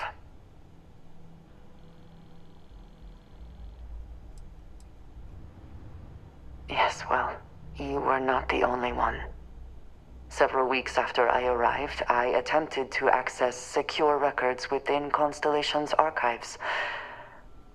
Vladimir and Sarah were waiting for me.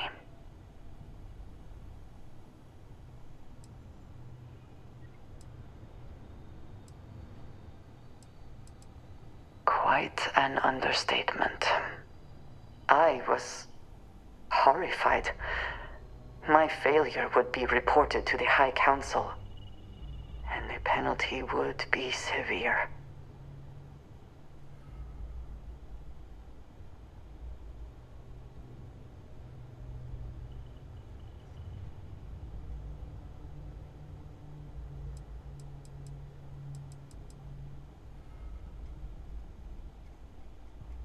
Yes, she is.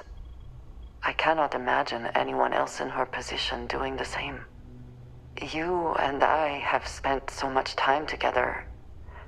It has been increasingly difficult to keep this from you. And I am sorry for that. Telling you this violates so many of the orders I was given. But it was the right thing to do. I can feel that.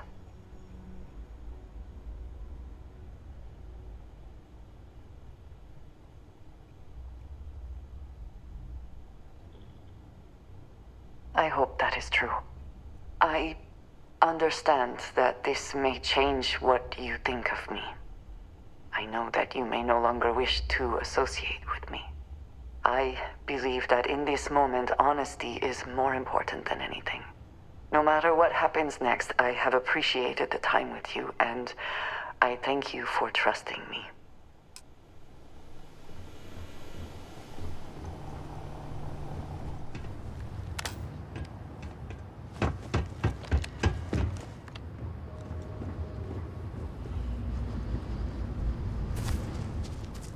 Extra ammunition is always welcome if they have any.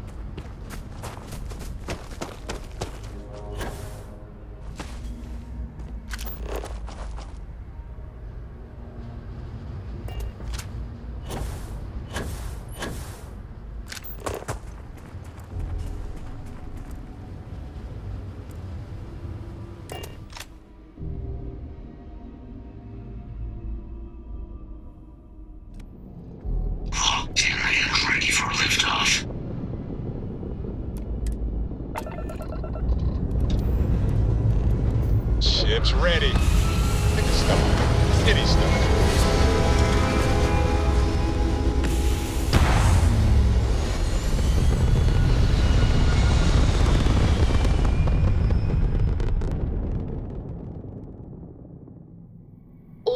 Insertion completed.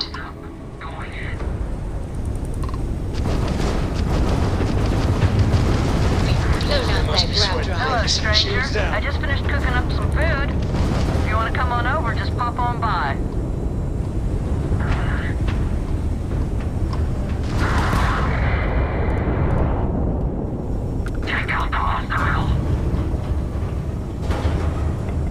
Dad, have you ever tried Aurora?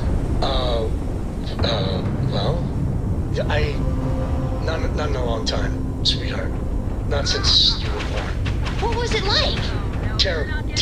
It was terrible. Target's brass drive is offline. Trust me. Nice work. Worst.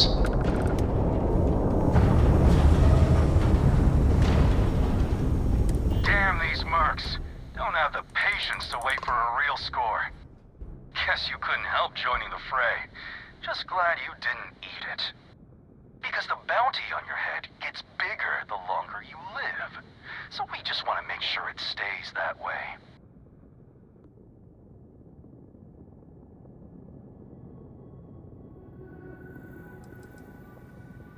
Yeah, so now we got two camps. The bounty hunters who want to cash in now, and the people who want to wait and cash in later. Now, pick 'em clean for all we care. What's yours will be ours sooner or later anyway. So, you keep that pretty little mug of yours alive until it's enough for us to retire, okay? Be seeing ya.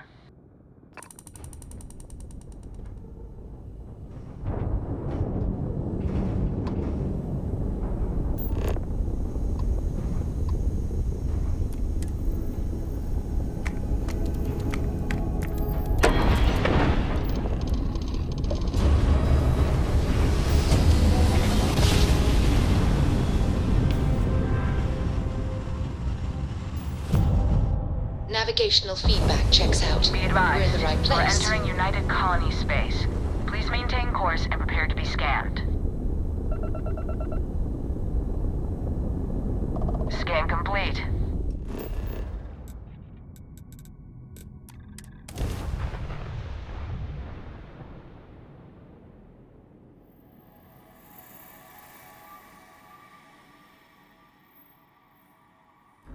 There may not be life here, but we should still be cautious.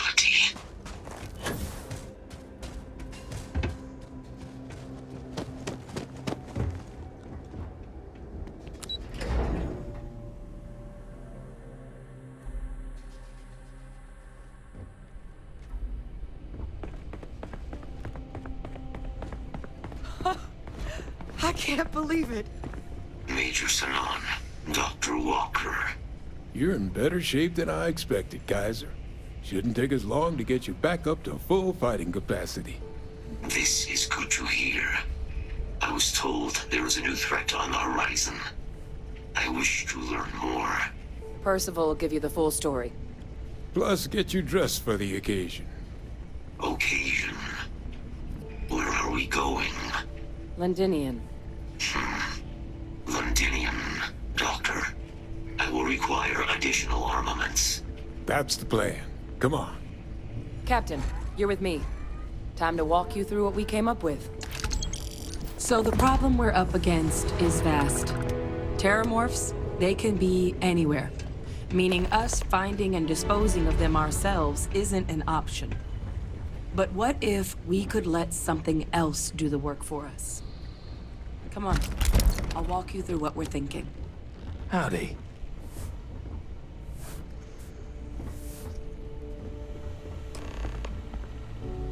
You remember that creature we talked about before you went to Nira?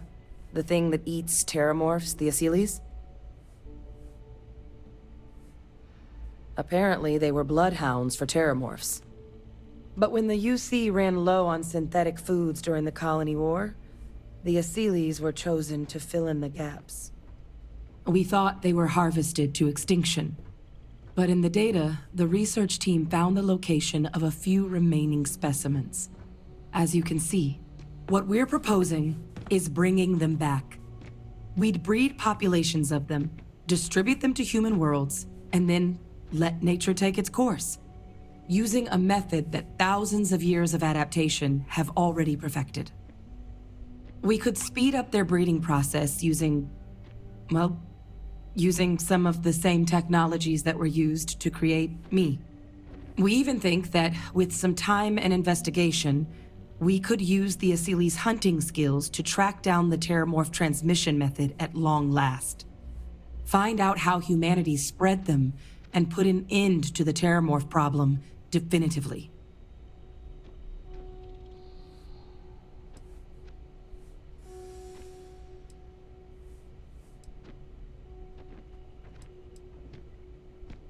If you pick a fight with one, or you're a Terramorph, sure. But Asilis were already spread across the galaxy once before during the Colony War. As livestock, they're far less of a danger than the one we're proposing to clean up. All our data suggests so. Asilis, they're impressive hunters.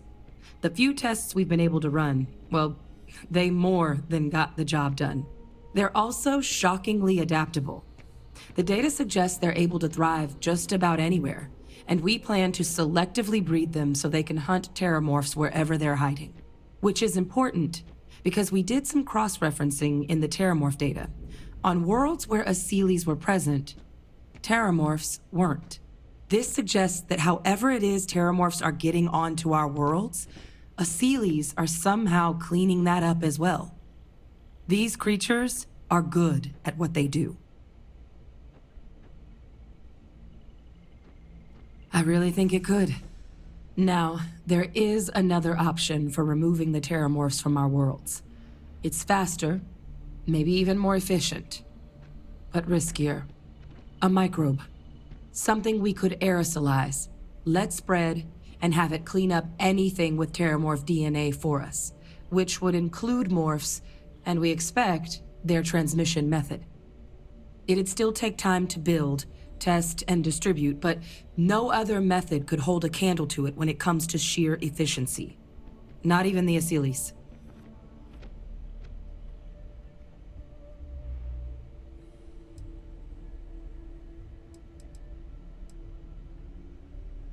Percival assures me that they're minimal.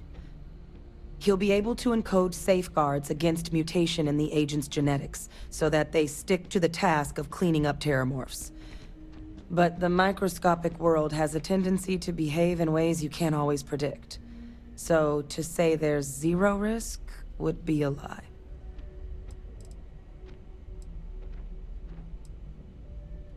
Well, that's still not 100%. But it sounds like the Vanguard will actually be picking up a fair bit of it. But there's no sense in hammering down those sorts of details before we've made a decision on which route we're taking. They are quite handsome creatures, almost serpentine, even. Always thought they looked a little more avian myself, but they put the Terramorphs to shame when it comes to charm. With either path, though, we're looking at a long-term commitment. Years of work. Even just getting these plans off the ground is going to take time.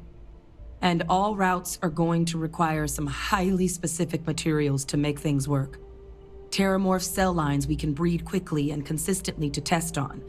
Asili's gene samples we can use to rebuild their bloodlines. Or sharpen our microbes' tracking skills. Not the sort of things any labs just got lying around. But we think we found a lead. One place in the known galaxy where we know we should be able to find all the materials we need. All paths lead to Londinian.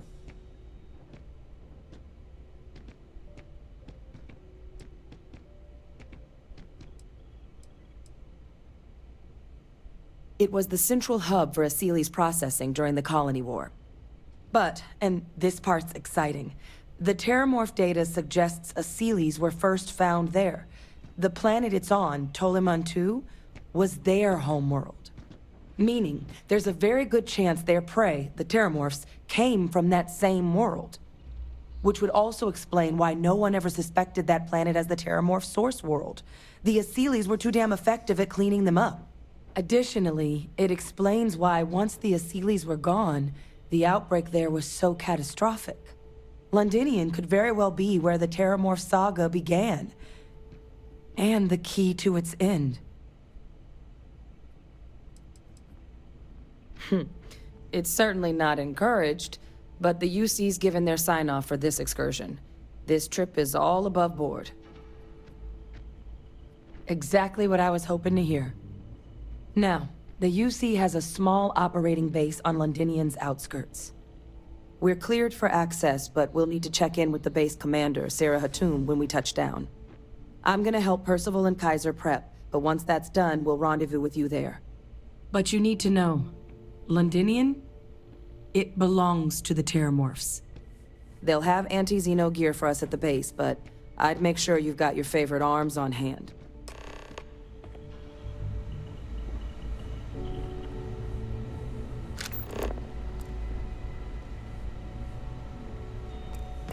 Hello?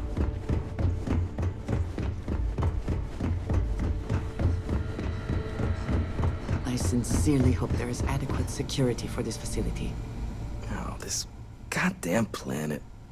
You romanticize a place when you're away from it for long enough, but I forgot what a dust-crusted pit Mars can be. Now you, what do you need?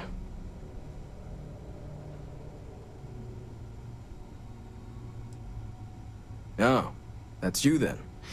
I was informed we might be working together.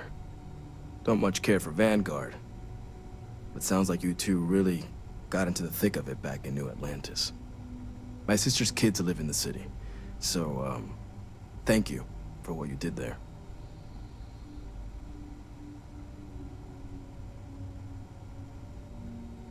Yeah, they both came through okay. One science division, other's an artist. Effectively useless human beings that would have had no reason to be anywhere near the fighting. Still, would hate to see anything happen to them. Now, what was it you needed? No more reliable heart.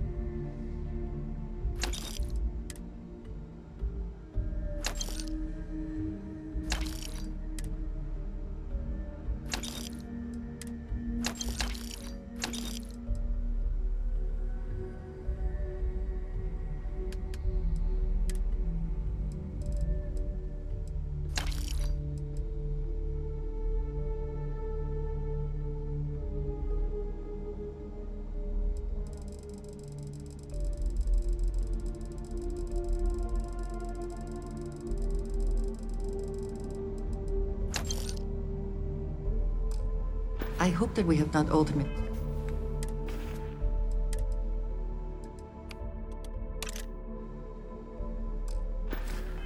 they made a mistake in resurrecting this place.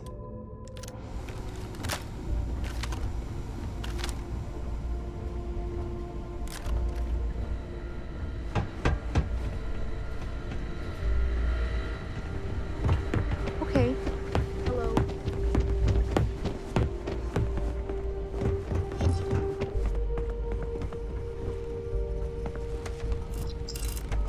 Don't you fret. We'll be there.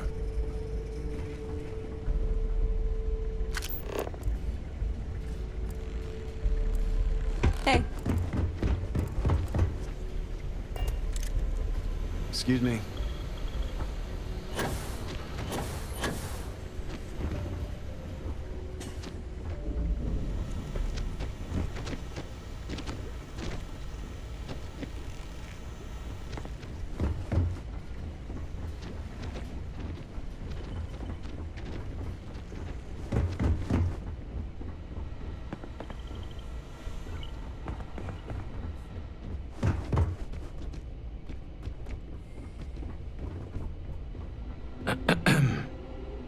Major Sinon sure does like to dance that line between bravery and lunacy, doesn't she?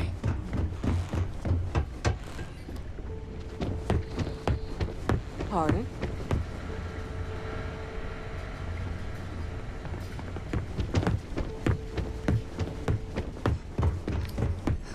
Yes?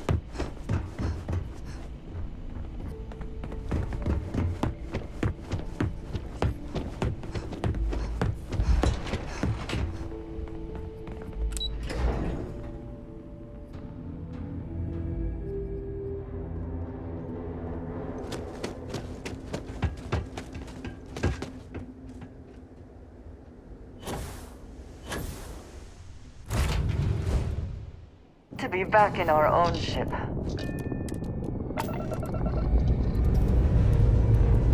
Lifting off now.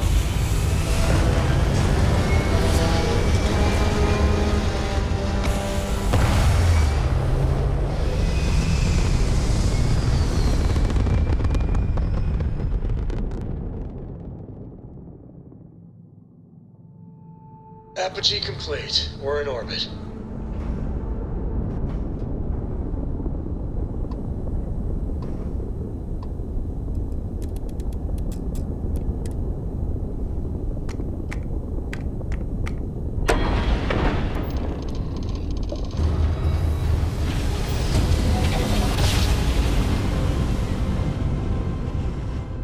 Yes, we're here. Look at those beautiful stars. This world is off limits. You were advised to jump to safe harbor immediately.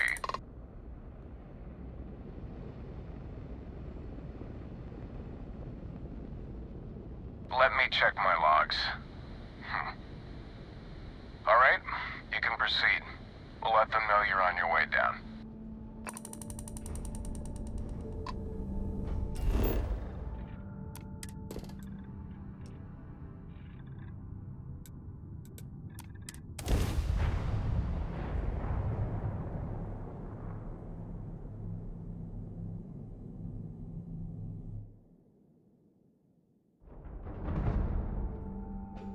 Landing site is clear. Let's head down.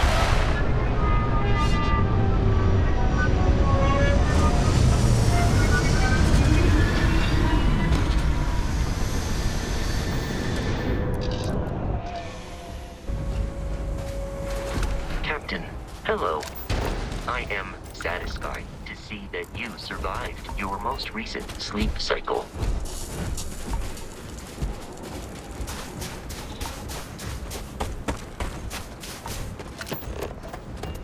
You! Inside the barriers! Double time! You with the Xeno unit? You're heading to command. Far end of the compound.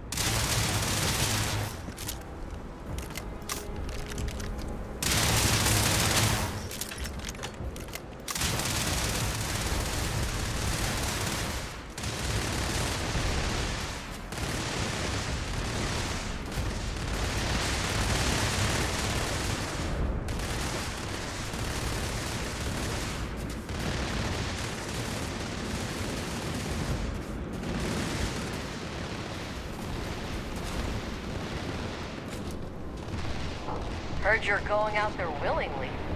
Damn. Yes. What?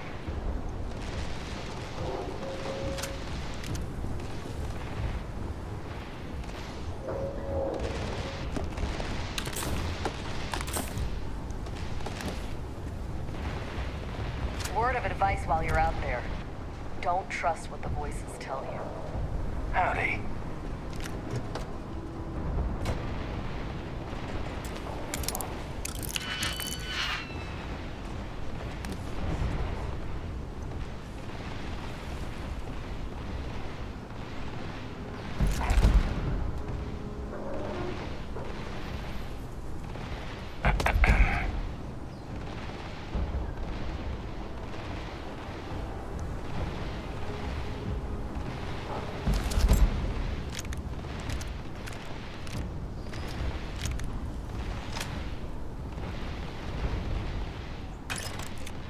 Yes?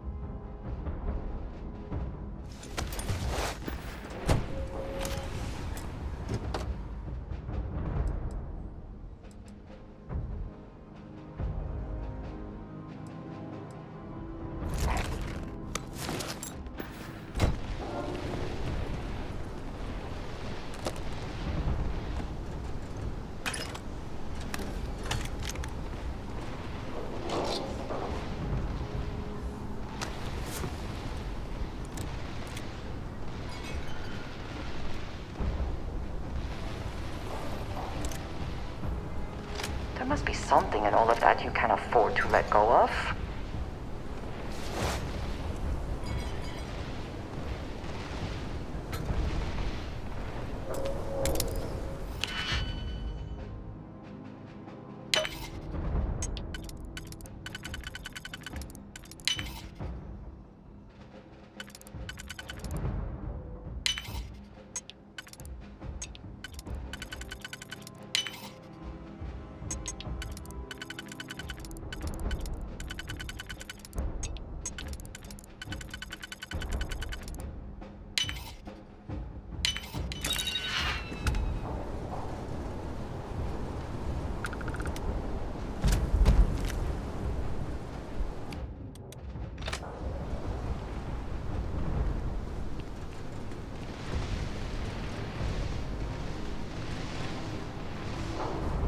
I pride myself on knowing everyone on this world, and I don't know you.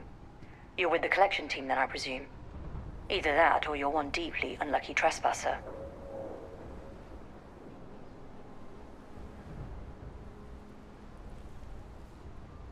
Vanguard, eh? Brief said you were an eclectic group. You must have really shined out on the fringe to get assigned a task like this.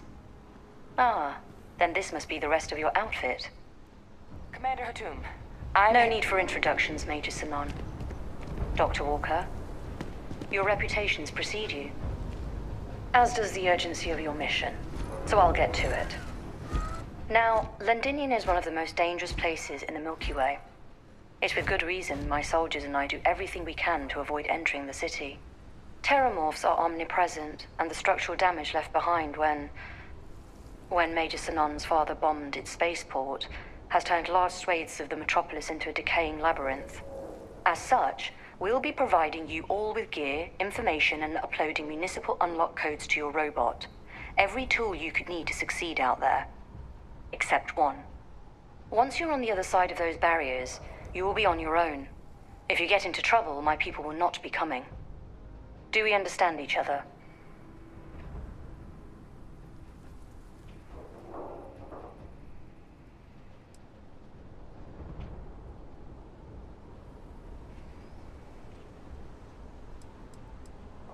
The initial Terramorph outbreak that overran Londinium during the tail end of the Colony War came as a complete shock. Waves of the creatures appeared out of nowhere, and the city was quickly overwhelmed. There were some attempts at evacuation, but Ve Victus decided more definitive action was merited.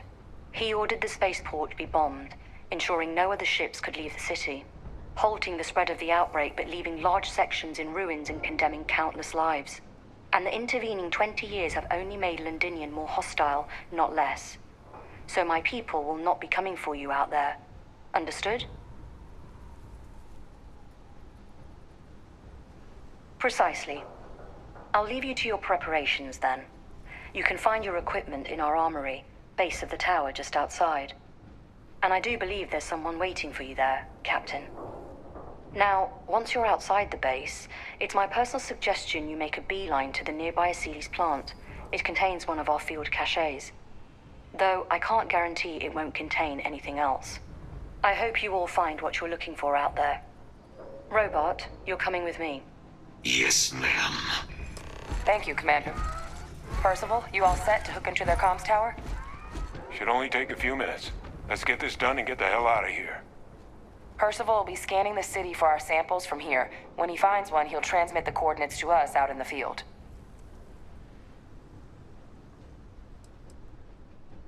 Pinpoint's a bit strong.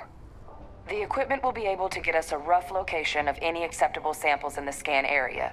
It'll be up to you, Kaiser, and I to find the things. All right. Head over to the armory and gear up. Once you're done, we'll meet by the entrance to the city.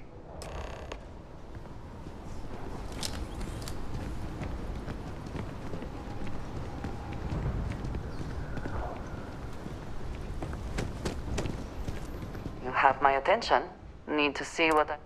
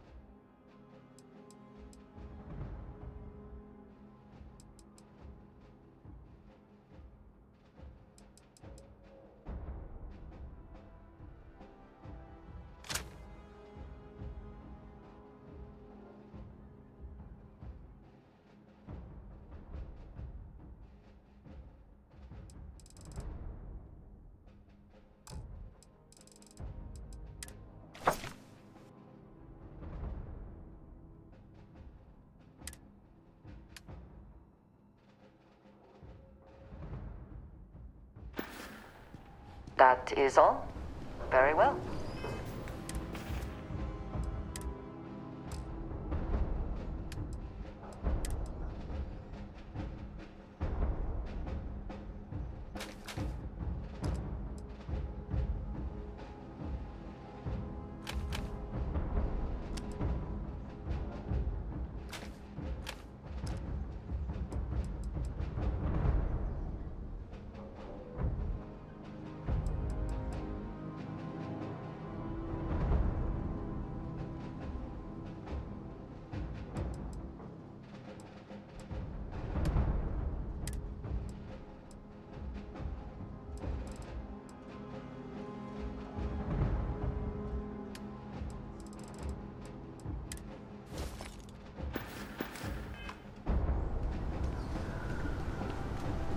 Yes, you need...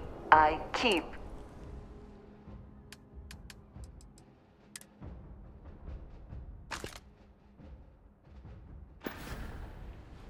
Back to it then.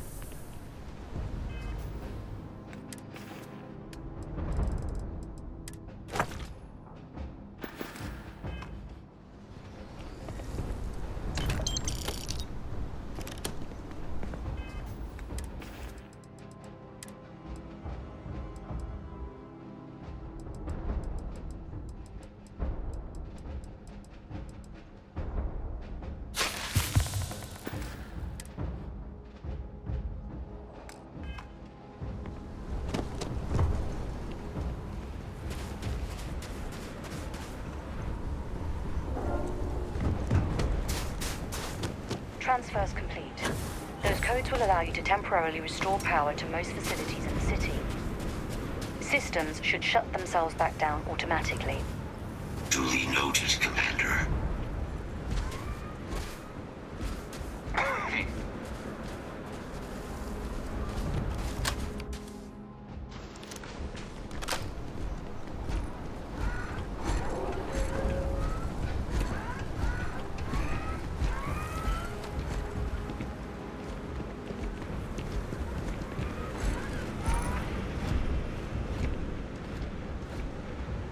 All set on your gear?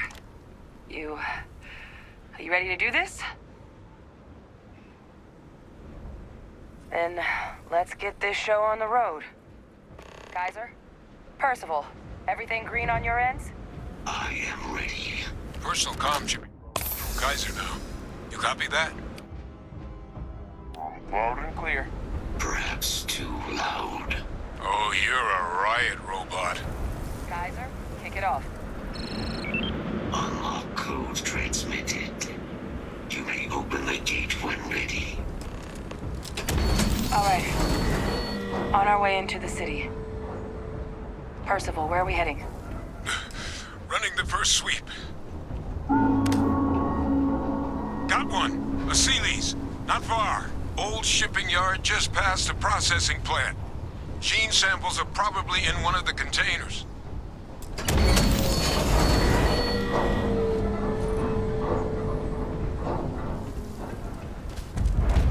What? That creature. It's dominated. Must be. I have seen it myself. I've never seen that. Your enemies might disagree. You dare challenge me?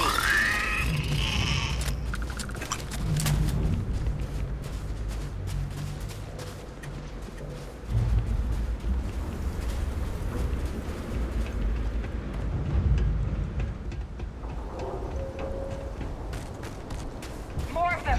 Clean them up.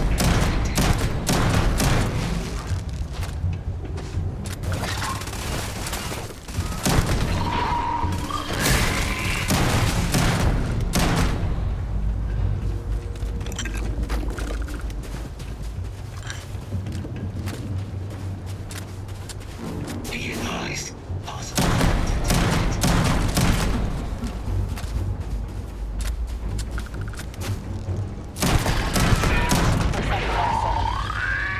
No sign of a morph, though. Your shipping yard's just beyond the processing plant.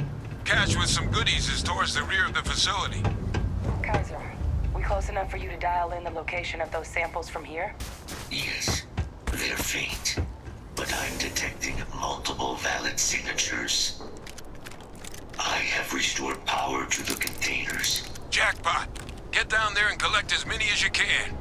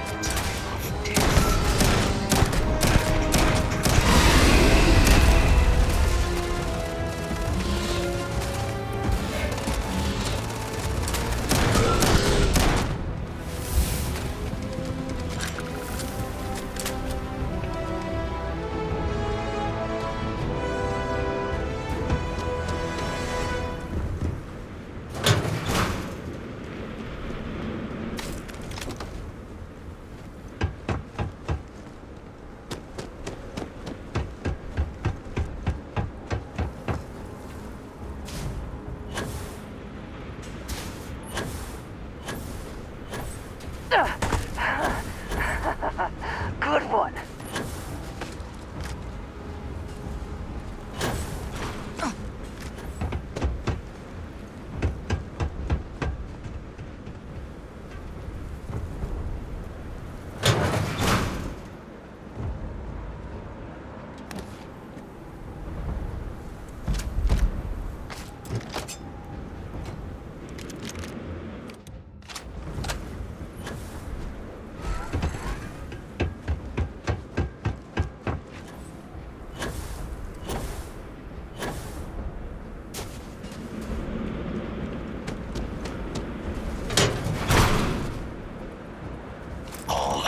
Samples collected. All right. Now hand those over to Kaiser, and let's get out of here. Samples secure. Nice work. Now, earlier scan picked up a valid terramorph sample, but, well, it's in the spaceport. And the quick route there looks like it got blasted when the port did. There are steam tunnels under the city, which will allow us to access the spaceport. What do you... That's right. Kaiser, how did you know that? I am not sure. Percival, you see any better option? Not from where I'm standing. Then we've got our answer. Access unlocked. We may proceed.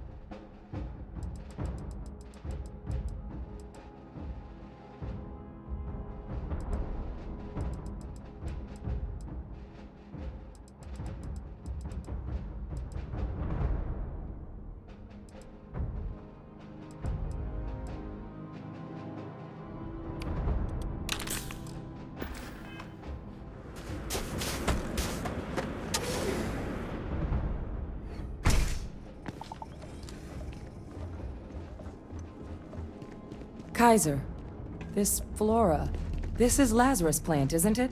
Confirmed. You know, no one even realized it was a living thing until someone got it under a microscope and saw it had cells. Can't be cultivated anywhere but Londinian. A real marvel.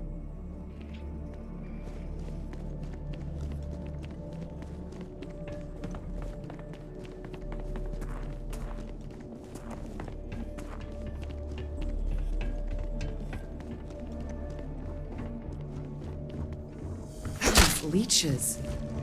What's keeping you things warm?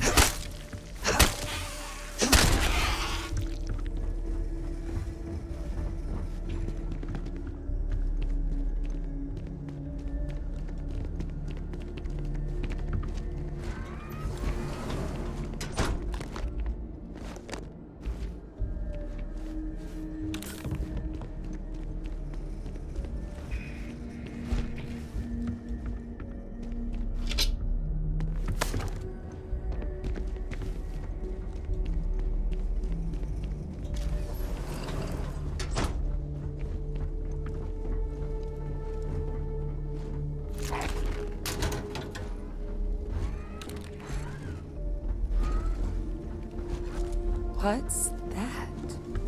My God, look at it. A Lazarus in bloom. You know, we might be some of the only... What's happening? Captain, are you seeing this?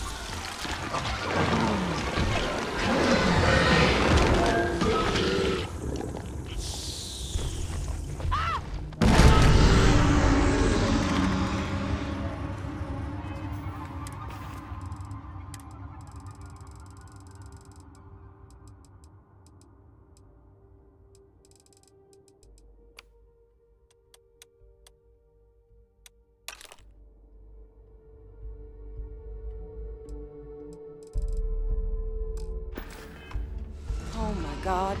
The heat leeches are terramorphs. But heat leeches infest every settlement, every corner of the settled systems. That means that every single one... Oh no. You just saw that, right? You would tell me if I was losing my mind.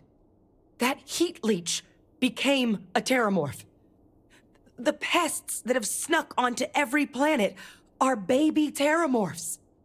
Heat leeches hide out in ships, sneak away after landing, and then, with time, they transform. We just found out how terramorphs move between planets.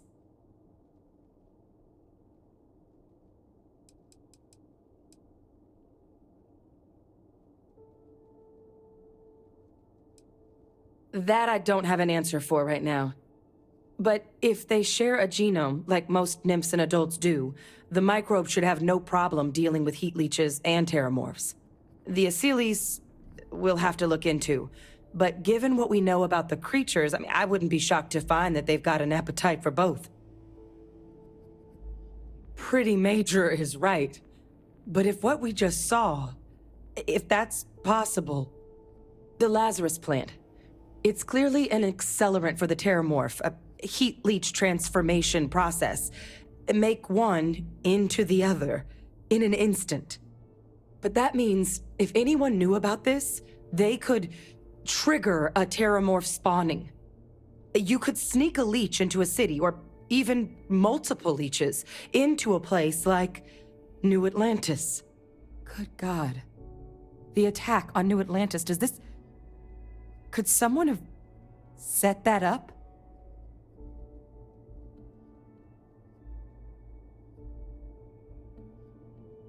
But first, you'd have to know the truth about all this. Well, we're never gonna know if you don't catch that thing. Get after it! We may proceed. Go!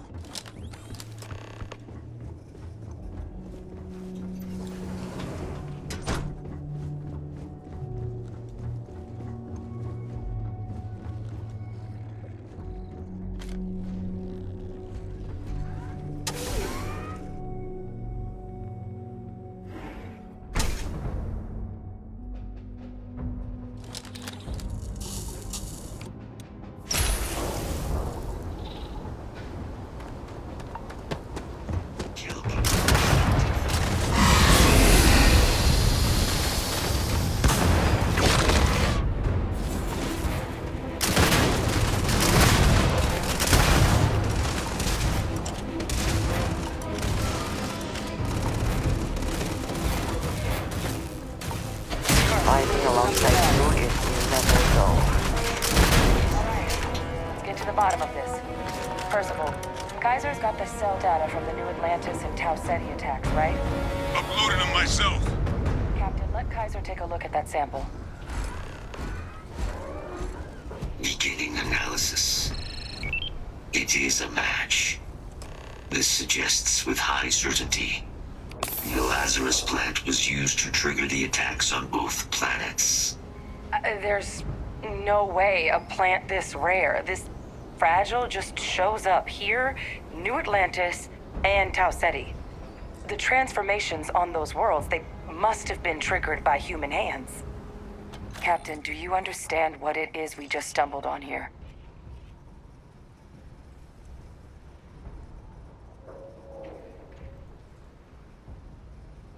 Exactly. Someone saw the Lazarus plant in action, and used it to trigger the attacks. I wonder where they could have gotten such an idea, deploying alien life forms as weapons.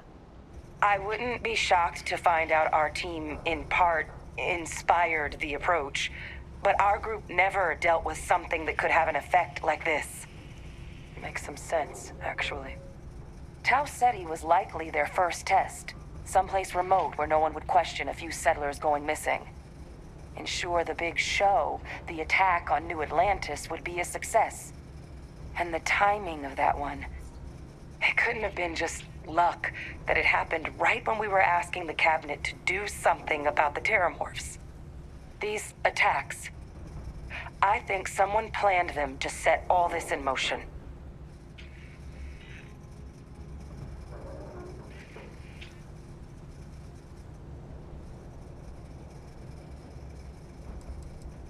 It can't. At least, I didn't think it could. But maybe if we're right about this, someone found a way. They certainly were. But having this answer, well, it raises a couple big questions. Who could pull something like this off? And why?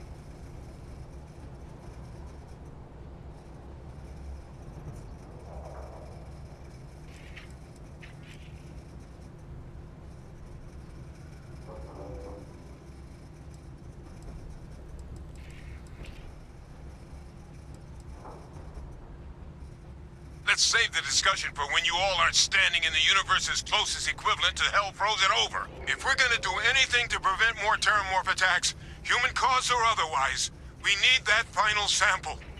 Roger that. Kaiser, get us into the spaceport? The entrance is this way.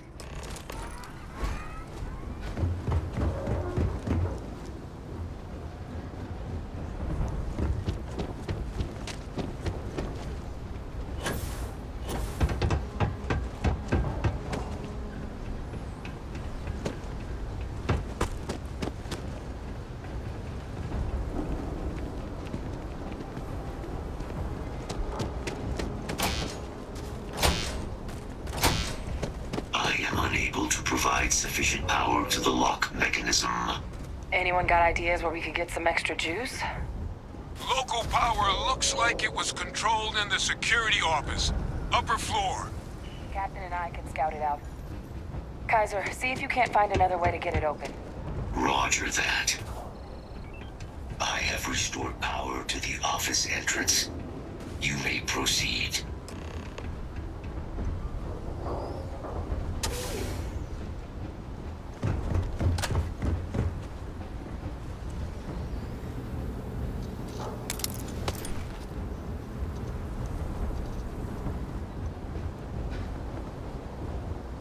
There's the control panel. Still looks operable. Of all the things to survive.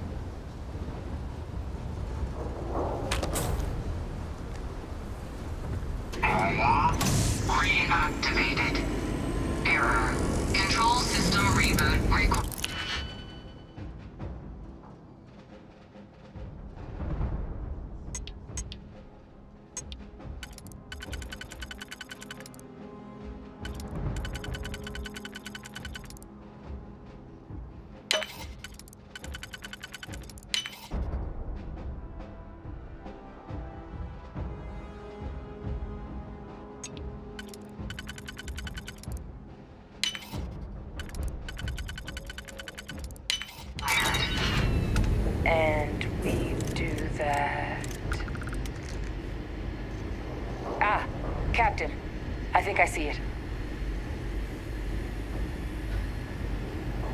Reboot engaged. Running diagnostic. Diagnostic complete. Multiple systems unavailable. Warning, priority safety concern detected.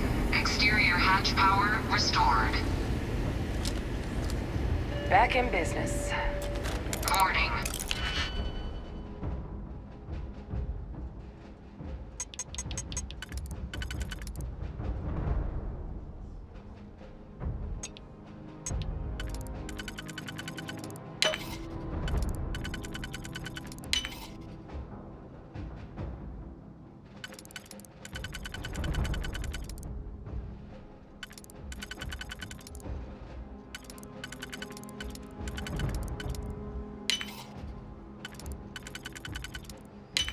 Emergency recorder message detected.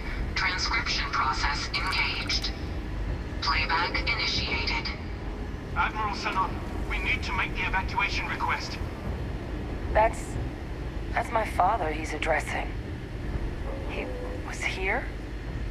Didn't think he'd have the guts to look those soldiers in the eye before blowing this place to pieces. Admiral! It just transformed. An invisible weapon. No planet would be safe. Colonel, the troops that closed off the sewers after my evaluation, they're all in this facility. Other than our casualties? Yes, sir. Good. Get them into defensive positions around the spaceport. No one leaves. I'll send ships as soon as possible. Thank God. None of us wanted to go down swarmed by those things. That won't be your fate, Colonel. You have my word. Transcription complete. Physical copy available. An invisible weapon. He knew. He knew about the Lazarus plant. Grab that recording. We should talk.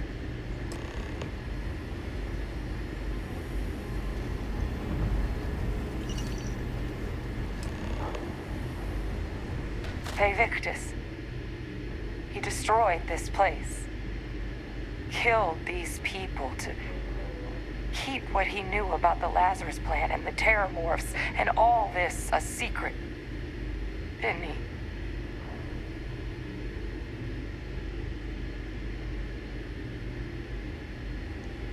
He saw the potential of the plant as a weapon and hid it away. He killed those people. Condemned this city to keep them from sharing what they might have seen. He was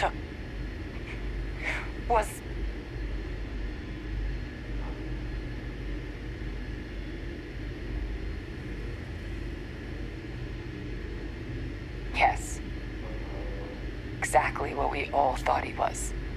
But I guess that's just another part of his sick legacy now. He thought he was protecting us all, taking the secret to his grave. Only he didn't succeed. Now someone else knows about the Lazarus plant and is using it exactly how he feared.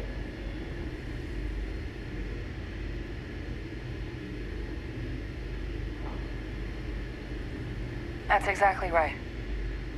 Let's move. The settled systems are counting on us.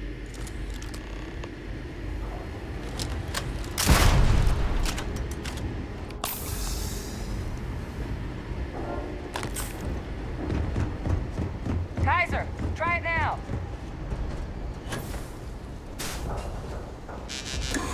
Unlock successful. Guys, your sample, it moved. I'd be real careful out there if I were you. That doesn't sound good. Eyes peeled.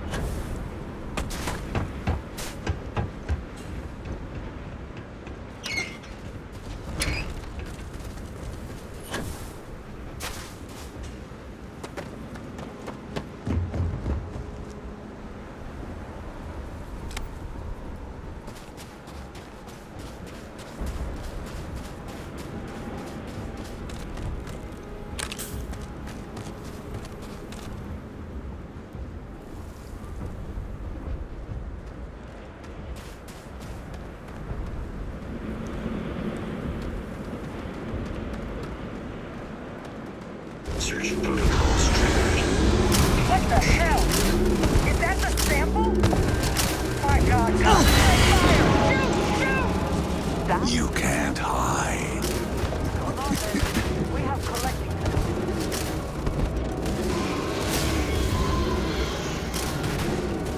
That sound. What is that? That thing is putting out some kind of signal. Raiders lighten up. I think you're due for some company. There's one right there! Kill it!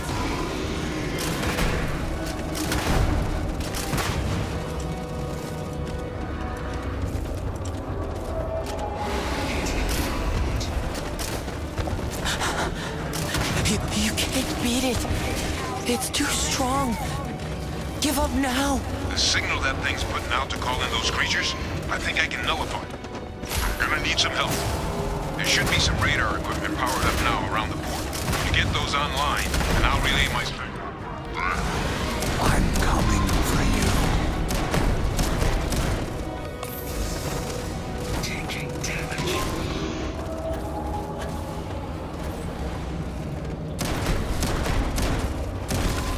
You! Put it down! Put down the weapon or we shoot!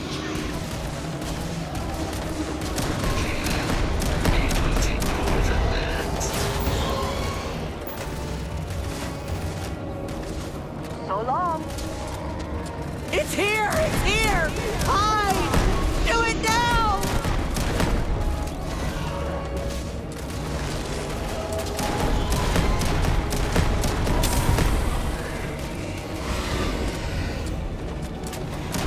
You're not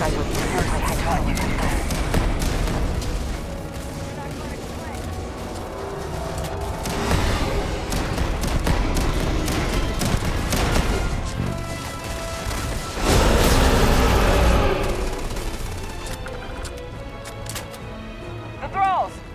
They're not coming after us.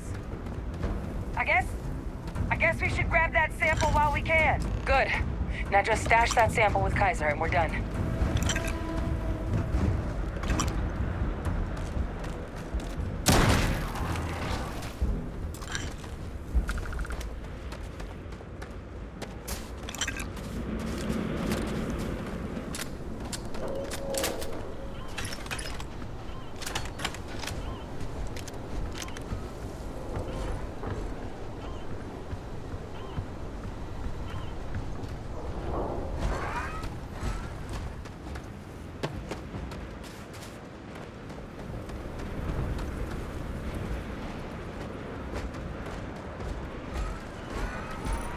Final sample secure. All wrapped up. Time to get the hell out of here. Percival, you should unplug and find somewhere we can talk. Privately. On it. See you soon.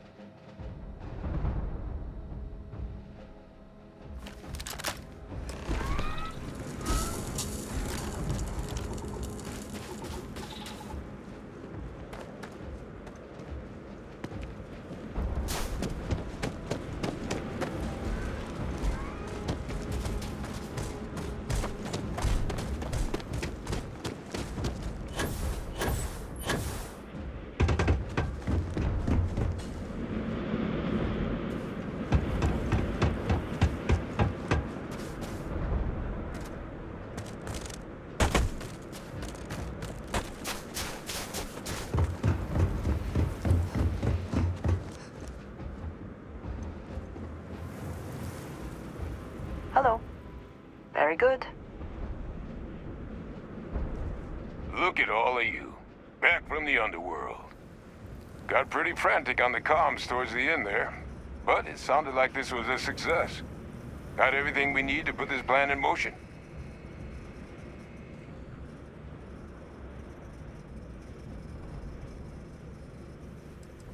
Can't be positive until we run some tests. But knowing that the Terramorphs have been masquerading as heat leeches all this time is a big find. Arguably makes things more feasible, now that we know what we're dealing with, not less. Agreed. Plus, I don't think you're gonna have to push real hard to get folks on board with cleaning up one of the galaxy's greatest pests if this is what they're capable of. But none of that's getting done without the samples. You do have them, right? Ah, this place for them. Now, my connection might have gotten a bit fuzzy there, but do I have it right that Vay Victus knew about this damn plant? That's what it sounded like. Guess the old Admiral must have told someone what he learned. Even he's not clever enough to pull off an attack like that from the great beyond.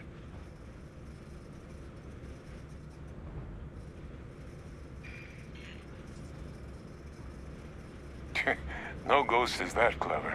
But it's clear someone knows about the plant and realized what ends it could be put towards. Captain, we need to get these samples back to the lab and verify we'll be able to handle cleaning up the leeches as well as the terramorphs. But in the interim, do you think you could look into what we uncovered? See if you can turn up any information on who might have committed the attacks? If it were me, I'd start at the scene of the crime, New Atlantis.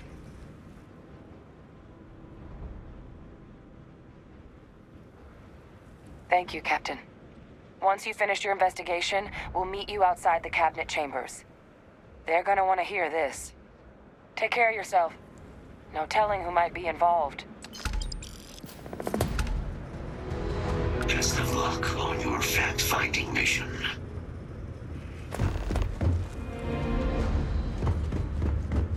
These samples are going to change the galaxy for the better.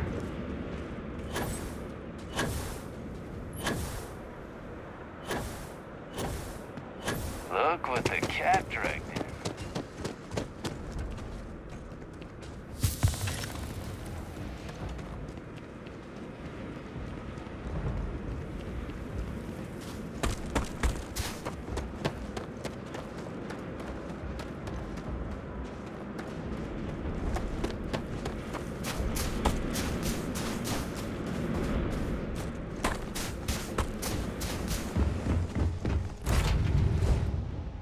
Taking off immediately, or are there other matters that require your attention? Time to join the stars. Barco, that room of yours better be clean next time I go in there. I'll get to it, Dad. I promise. This ain't my getting around to it, Tone. You understand? Ugh. Fine, okay. Stay in orbit or jump.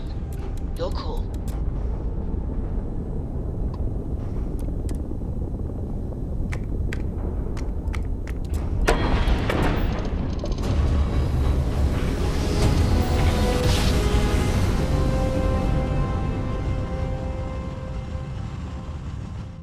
Our tiny tin can of fragile humans Starship has Frontier. survived.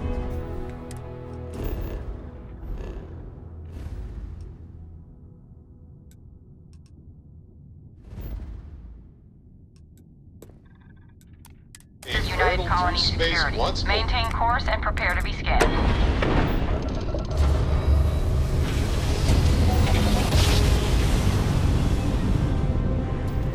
Jump complete. Normal propulsion restored.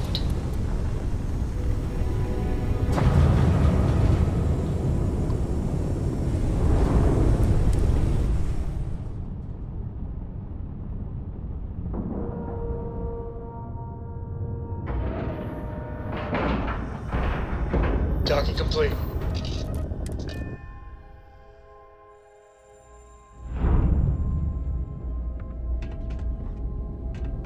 Ah, hello. If there's anything you need,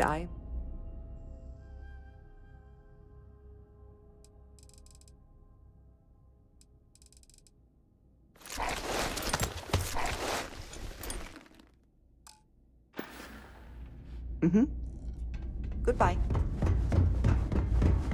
You've been busy, I hear. Clearing out bad guys. Here, you deserve this. I try not to trade in gossip. How but may if the you have any trick? You won't verifiable find a better.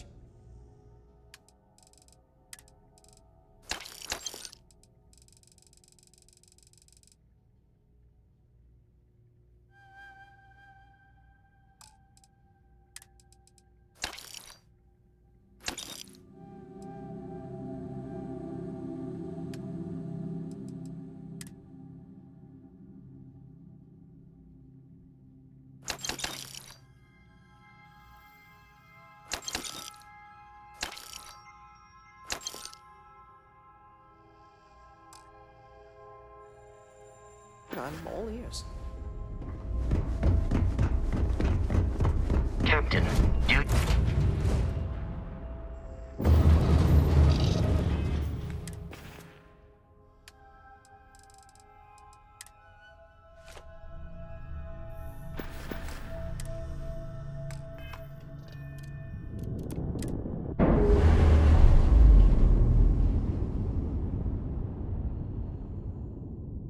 Ships separated. Engaging drive.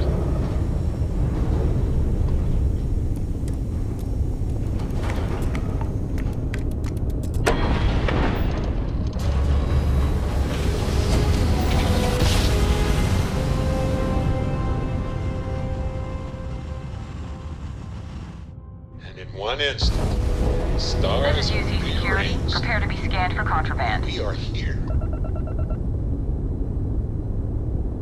Scan complete.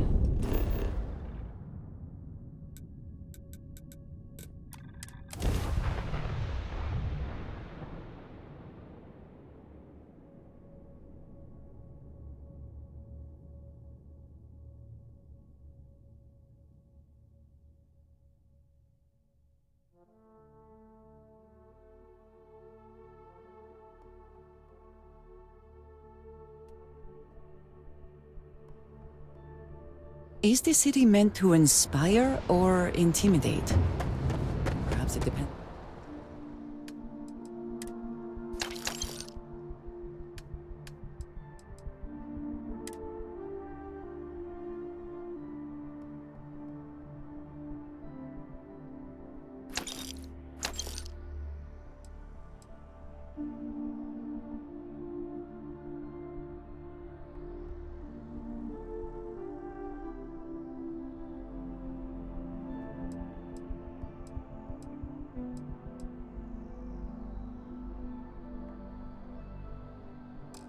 On your reason for being here.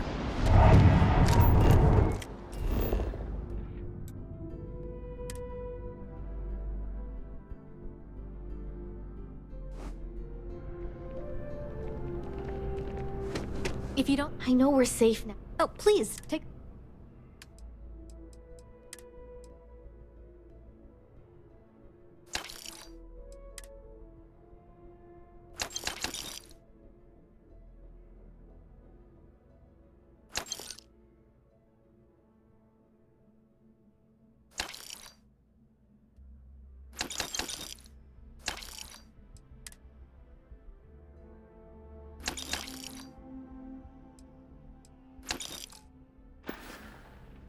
Thanks for coming in.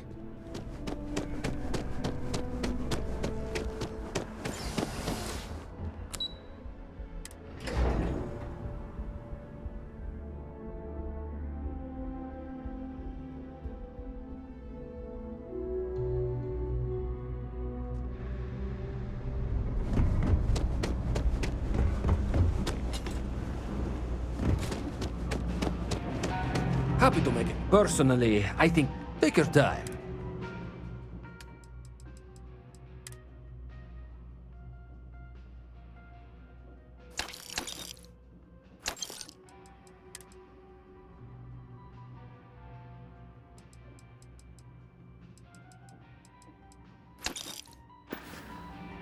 Watch your back out there. Just one quiet day.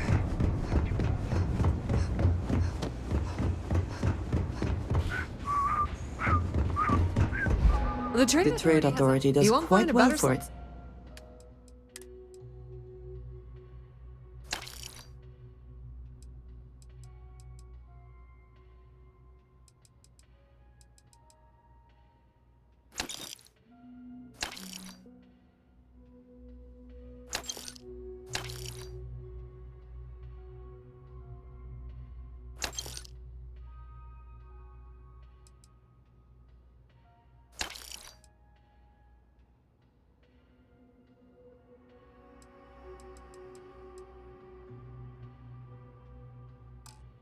Done here. And clearly they share little of the credits they make. If there's something you need, be my guest.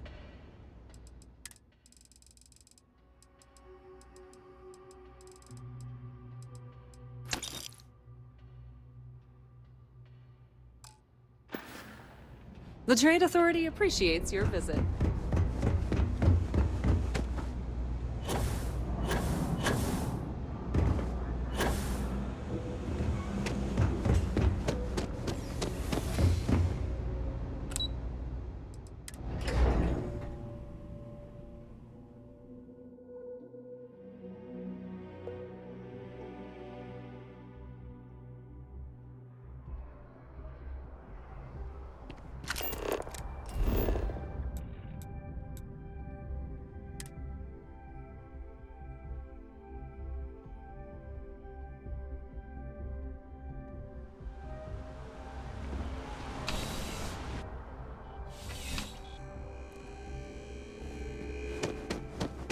I'm afraid, due to recent legislative... Welcome to UC...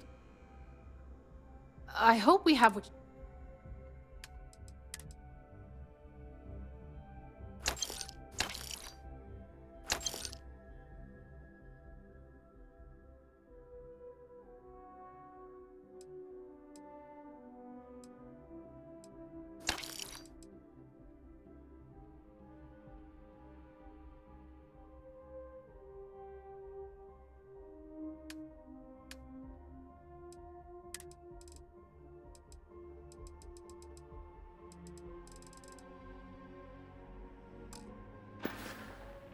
Back to it, then.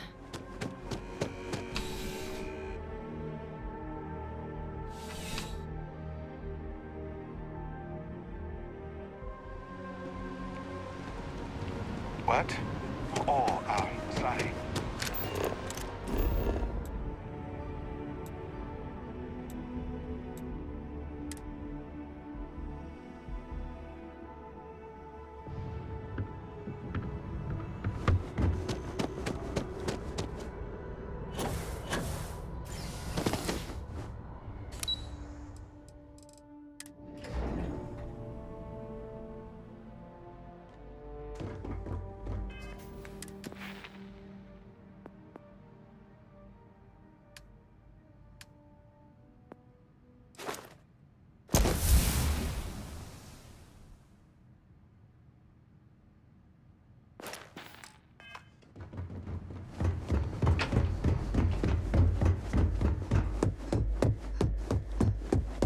Authorized personnel only. Your friend has to stay here.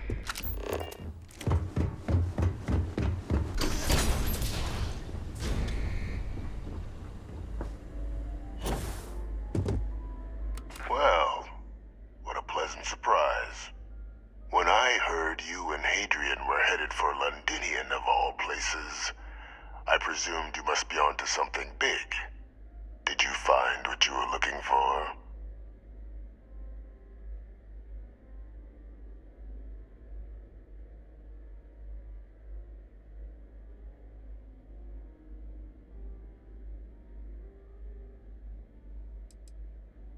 I haven't been to Londinian in many years. Why? Is there some way I could be of assistance? Were you able to recover what you were looking for? Good news, then. So, what exactly are you doing here? Plenty still to be done in defeating the Terramorphs, no?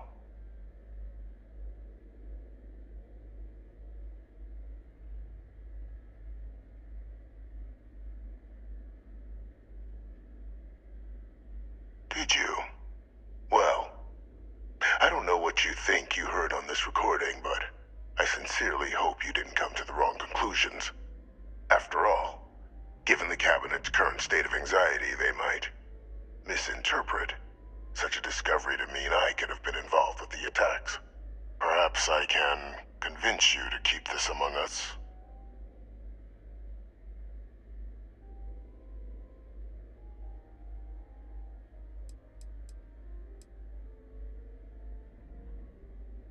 You want to hear the words, then? I did it. The Terramorph attacks on Tau Ceti, New Atlantis, my doing. Years of coordination between my associate and I, figuring out how to deploy the Lazarus plant's pollen outside of Londinian, learning to synthesize it, use it as a weapon. Now, being Being as clever as you are, I'm sure you have thoughts on why I might do such a thing.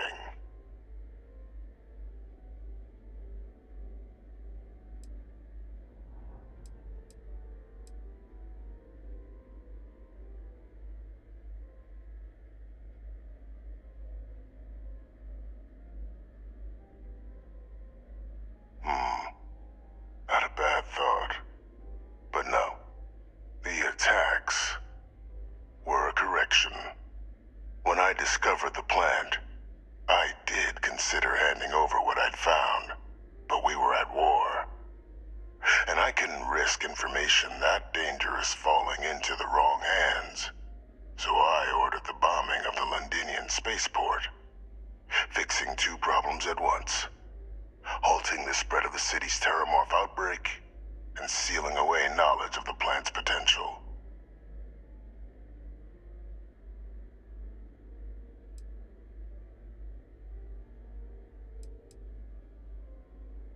These were the final days of the colony war, Captain.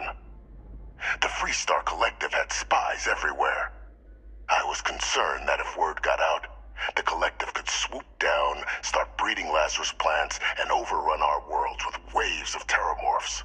Just like what was happening on Londinian at that very moment. Sealing off the city to prevent mass death? It was the only option that made sense at the time.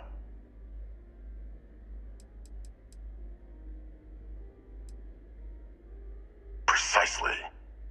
In that moment, I couldn't allow another dangerous variable to be added to an already catastrophic war.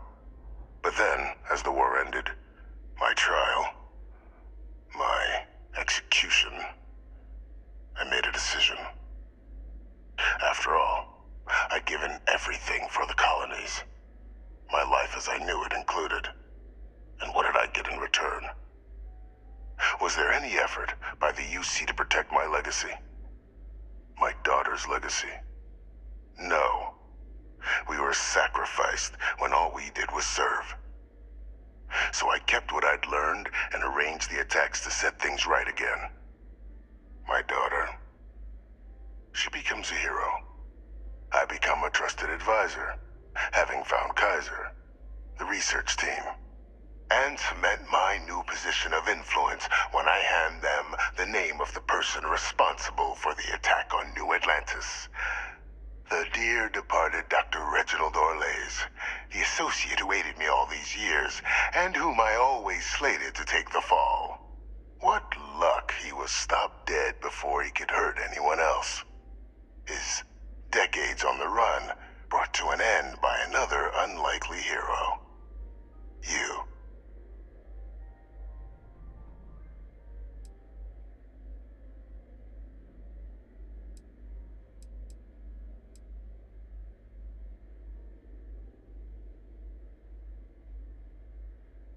It wasn't easy.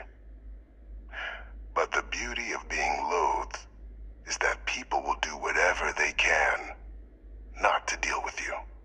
They wanted to pretend I didn't exist. And so I used their blind eye to my advantage. Still, establishing a back channel to Orlays via the UC recovery teams was painstaking work. I've led campaigns less nerve-wracking. They believed they were luring in wanted criminals, but were in fact delivering precisely encoded slates, filled with instructions invisible to any but their recipient, dropped off at just the right moments to fall into the proper hands. All without the UC realizing whom they were actually dealing with. Slow work. But as you can see, ultimately effective. Why would I want to be in the good graces of the people who control my very life? I don't know, Captain. Maybe I still dream of a life outside these walls someday. A new face would be needed, of course, but it wasn't an impossibility. Though now, I'm not so sure.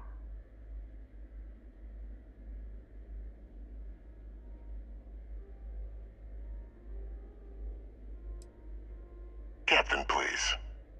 You've benefited here as much as I have. Maybe more. It's why I had Orlays reprogram Kaiser.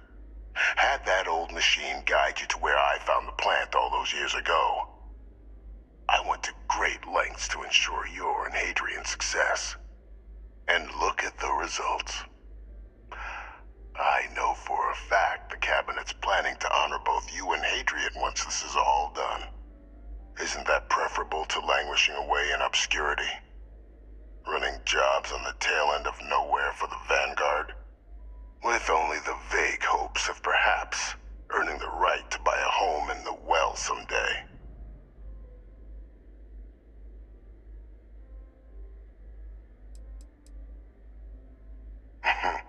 Something befitting the dedication to the colonies you two have shown. While of course they can't give you a command, responsibility like that has to be earned. The Cabinet does have access to considerable resources. I expect you'll be quite pleased with the result, and none of it would have happened without my intervention. Precisely. And let's not forget the importance of our actual endgame. Eliminating the Terramorphs. Securing knowledge of the Lazarus plant. What we've set in motion is going to protect thousands, maybe millions of lives. I'm simply requesting one more life be protected. Mine. I've already sent along the evidence of Orleza's role in the attacks to the Cabinet, leaving out my own involvement. All I ask is that you confirm as much to the Cabinet. Tell them that it was Orlez and Orlez alone. After all, I do still have a long list of threats to the UC. This needn't be the end of our good works together.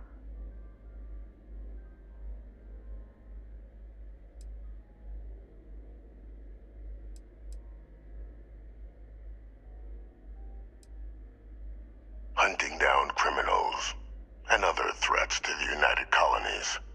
I expect they'll give me a bit more free range once this is all over. You would help me, like you did with Orlez. Track them down, and keep them from doing harm to the United Colonies. Impossible, though, if the Cabinet learns I'm the one responsible for the attacks.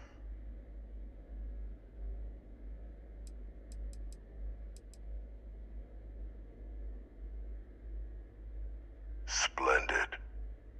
Then I won't keep you. You've got important work, after all. Here's to a bright future.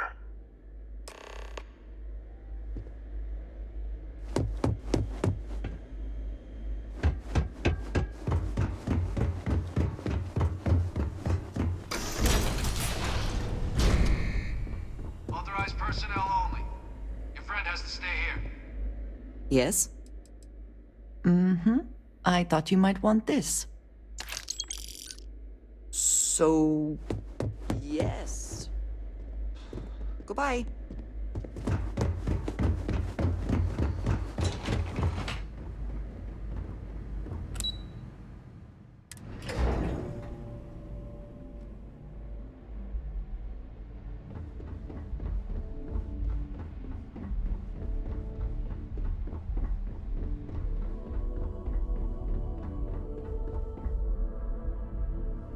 Perfect timing. We just got in. So on our end, good news. The microbe and the Asylees are both as effective against heat leeches as they are against terramorphs. Means either plan should work for clearing those critters off our worlds. Considering what the Lazarus plant is capable of, I don't think we can deal with those things fast enough. I already sent along info to the Cabinet to get them up to speed. So what about your end? Did you find anything? Any leads on who might have committed the attacks?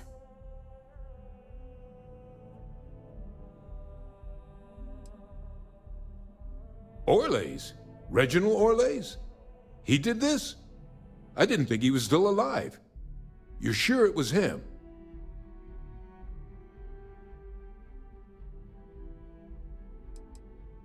Oh yeah. Both worked for UC Defense Research way back when. Different departments, but everyone knew Orlez. Had a mean eye for weapons tech. And a meaner temper. Wasn't exactly a surprise when he fled instead of standing trial after the Colony War. But finding out he's taken up mass murder in the years since, that is a shock. You're sure about this? If he is responsible, let us hope the cabinet deals with it swiftly and harshly. That's some impressive work. So then give us the rundown. Where's Orlays now? Were you able to bring him in?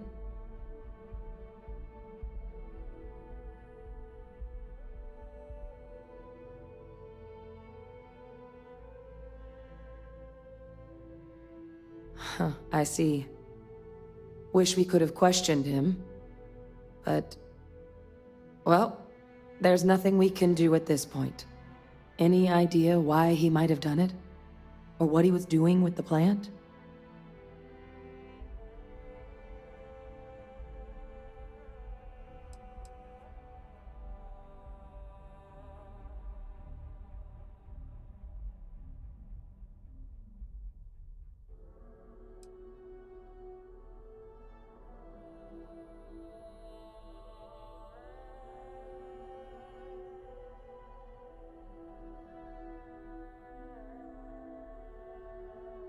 Aha!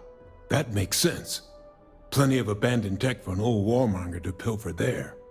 Instead, he stumbles on the plant and finds the perfect way of getting back at the UC for trying to put him on trial.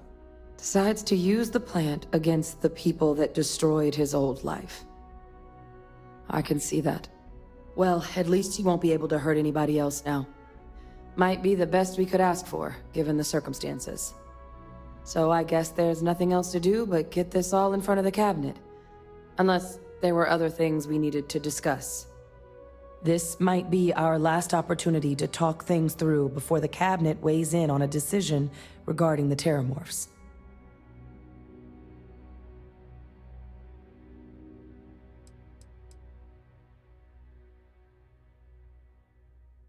Asylees aren't hostile to humans, but they are megafauna.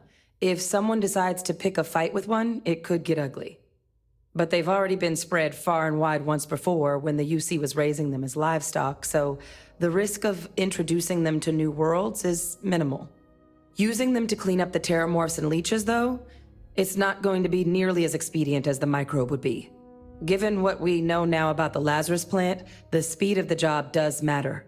But going with the Asylees, we're at least dealing with known risks.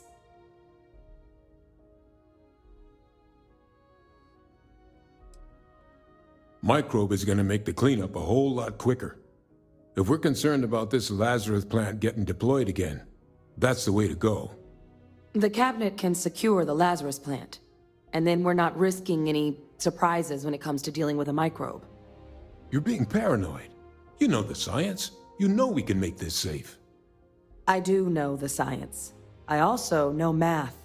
And a 1 in a million chance of a mutation isn't 0. So I guess we're still in discussion.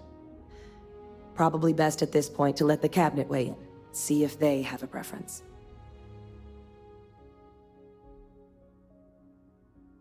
And here we go.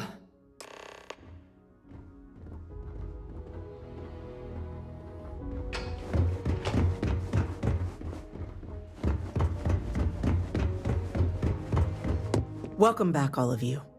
I wish we were meeting under better circumstances. But according to Hadrian's report, and the second one I just received, it seems the Terramorph attack on New Atlantis was no random occurrence, but a planned strike. Is what I'm reading here true?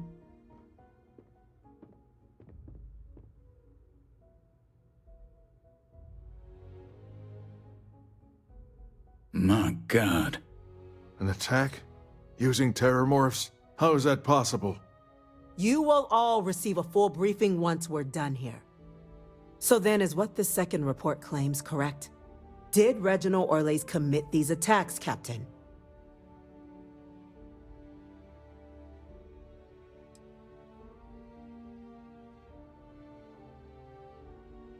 That appears to be the case, ma'am. The captain tracked that information down just after our trip to Londinian. Reginald Orlays? Wasn't there a report he'd been killed recently? Body was found floating around Etheria. Report mentioned you were sent to try and bring him in, Captain. I guess that didn't go according to plan. Ah, yes. I was told about your mission, and who ordered it. Did you two suspect at the time Orlays might have been involved in the attacks?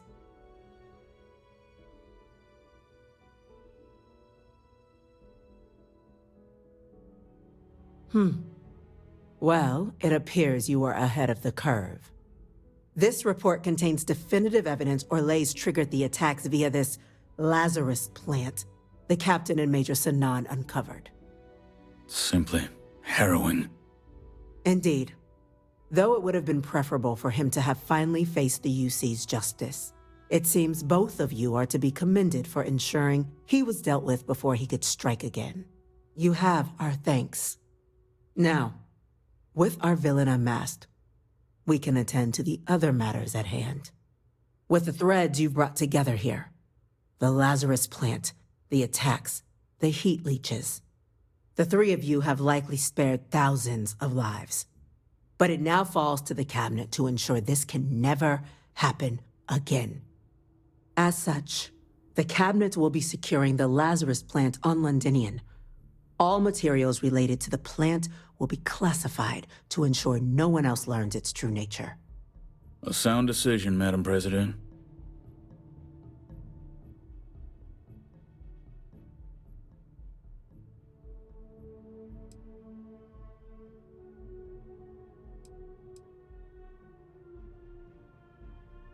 Well, luckily the natural hostility of Londinian makes keeping out trespassers relatively easy. But we'll ensure its growth is contained, that access to the plant is only permitted via highly regulated clearances, and that our troop presence on Londinian is increased.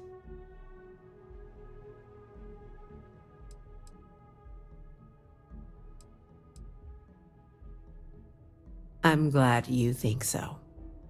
So then, to our final topic.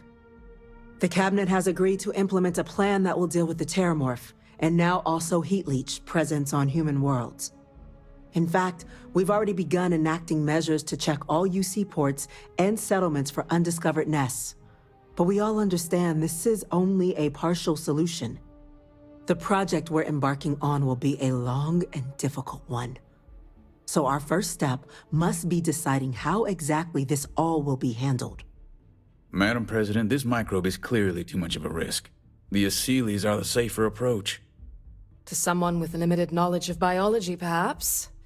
The technology behind the microbe is solved science, Madam President.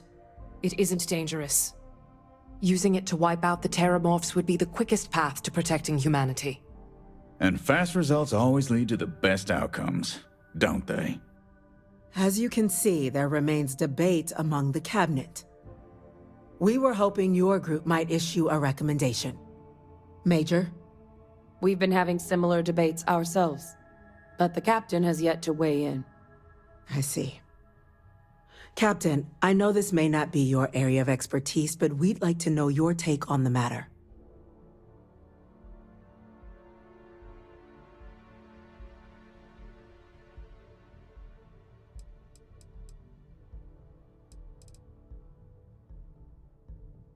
I'm in full agreement.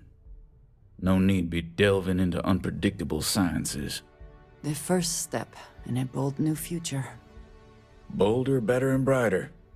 Well, I need to write that one down for later. Order, please. And Major Sanan? Dr. Walker, you'd find this acceptable? We trust the captain's judgment. Then the matter is settled. We'll begin the process immediately. Today marks day one for the United Colonies Terramorph Management Division, making you three the founding members of the TMD. As befits such a group, the cabinet wanted to display its gratitude. Today, we will be adding 3 new Class 1 citizens to our ranks.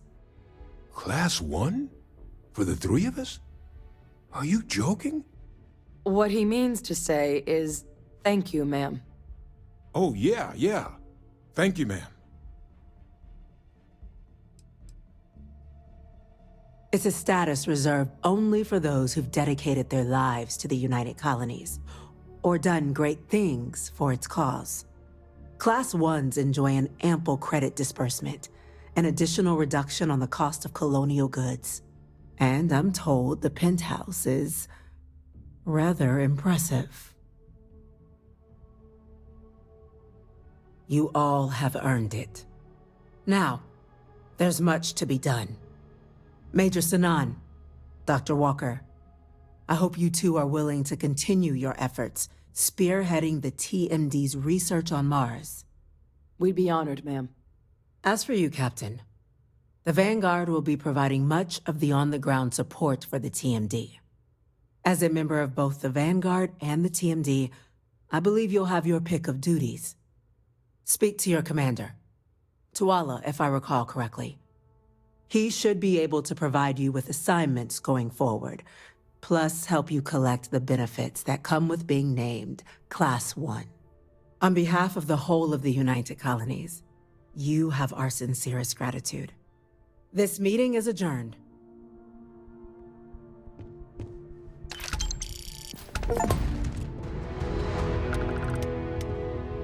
Taking a look at your file. Bounty hunter. All right. Just keep the chaos to a minimum. No collateral damage, okay?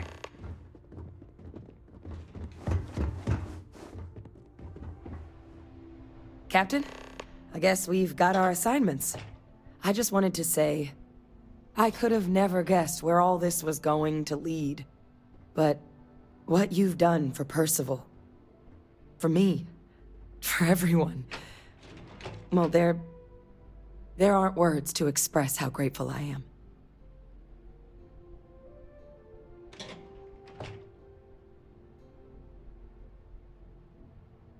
Well, I think it's safe to say you succeeded beyond anyone's wildest dreams.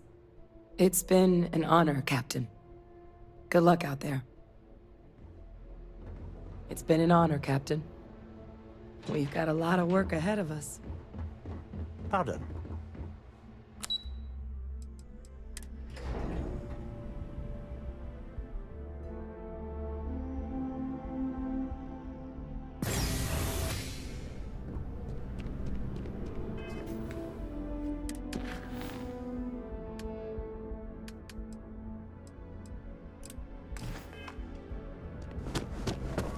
Well, well, I've got to say, this is a first. I've never had a Class 1 citizen in my ranks before. Congratulations, Captain.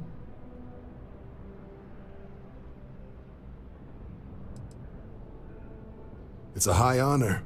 Have to do something big for the colonies to earn that sort of designation. Only ever met a couple myself, and certainly never given one orders. You should be real proud. No need to thank me. You brought this all on yourself. I've already gone ahead and processed your Class 1 benefits. All UC goods and services should now have a thanks for protecting the colonies discount. And the credits should be in your account now. But to get into your penthouse, you'll have to pay a visit to the Aphelion Realty office. They should be able to grant you access.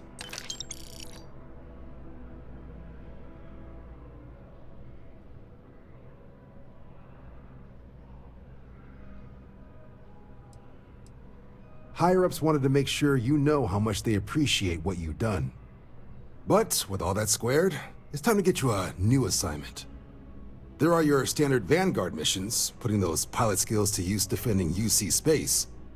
Or you could help the TMD in cleaning up terramorphs. Oh, and I got a request from Dr. Walker. Wanted your help collecting biological samples to keep an eye out for any, new alien threats on the horizon. Any of those missions call to you?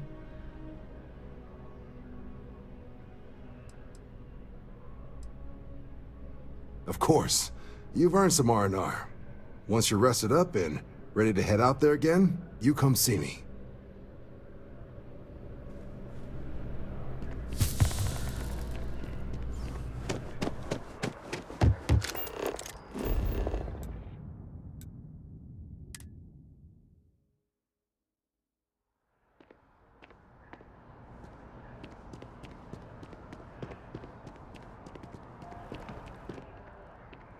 Well, well, if it isn't the United Colony's newest Class 1 citizen.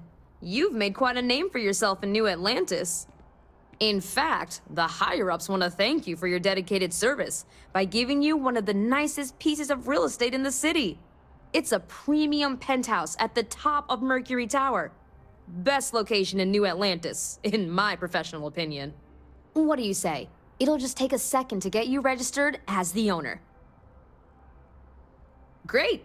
You're in for a real treat. It's one of my favorite apartments in the city. Okay, you're all set. Your new home's located in Mercury Tower in the residential district. You'll love the place. It has a gorgeous floor plan and an unbeatable view of the city. Now that you're an owner, I'm sure I'll be seeing you around town.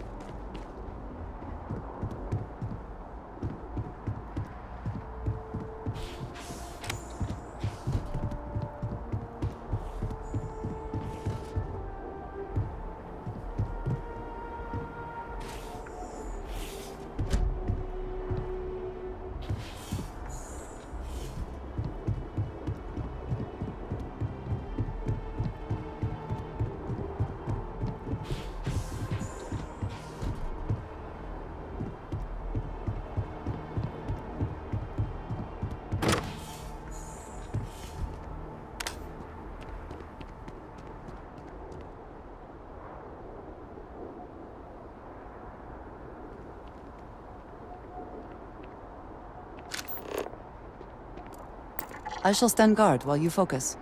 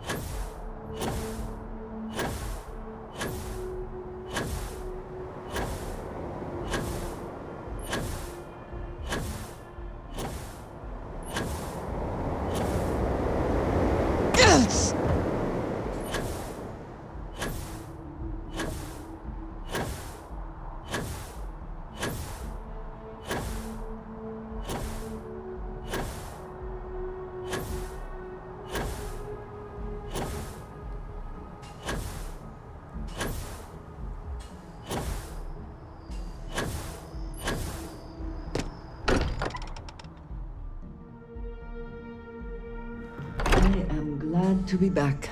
It will be good to have a moment to relax. What did you need? All right then.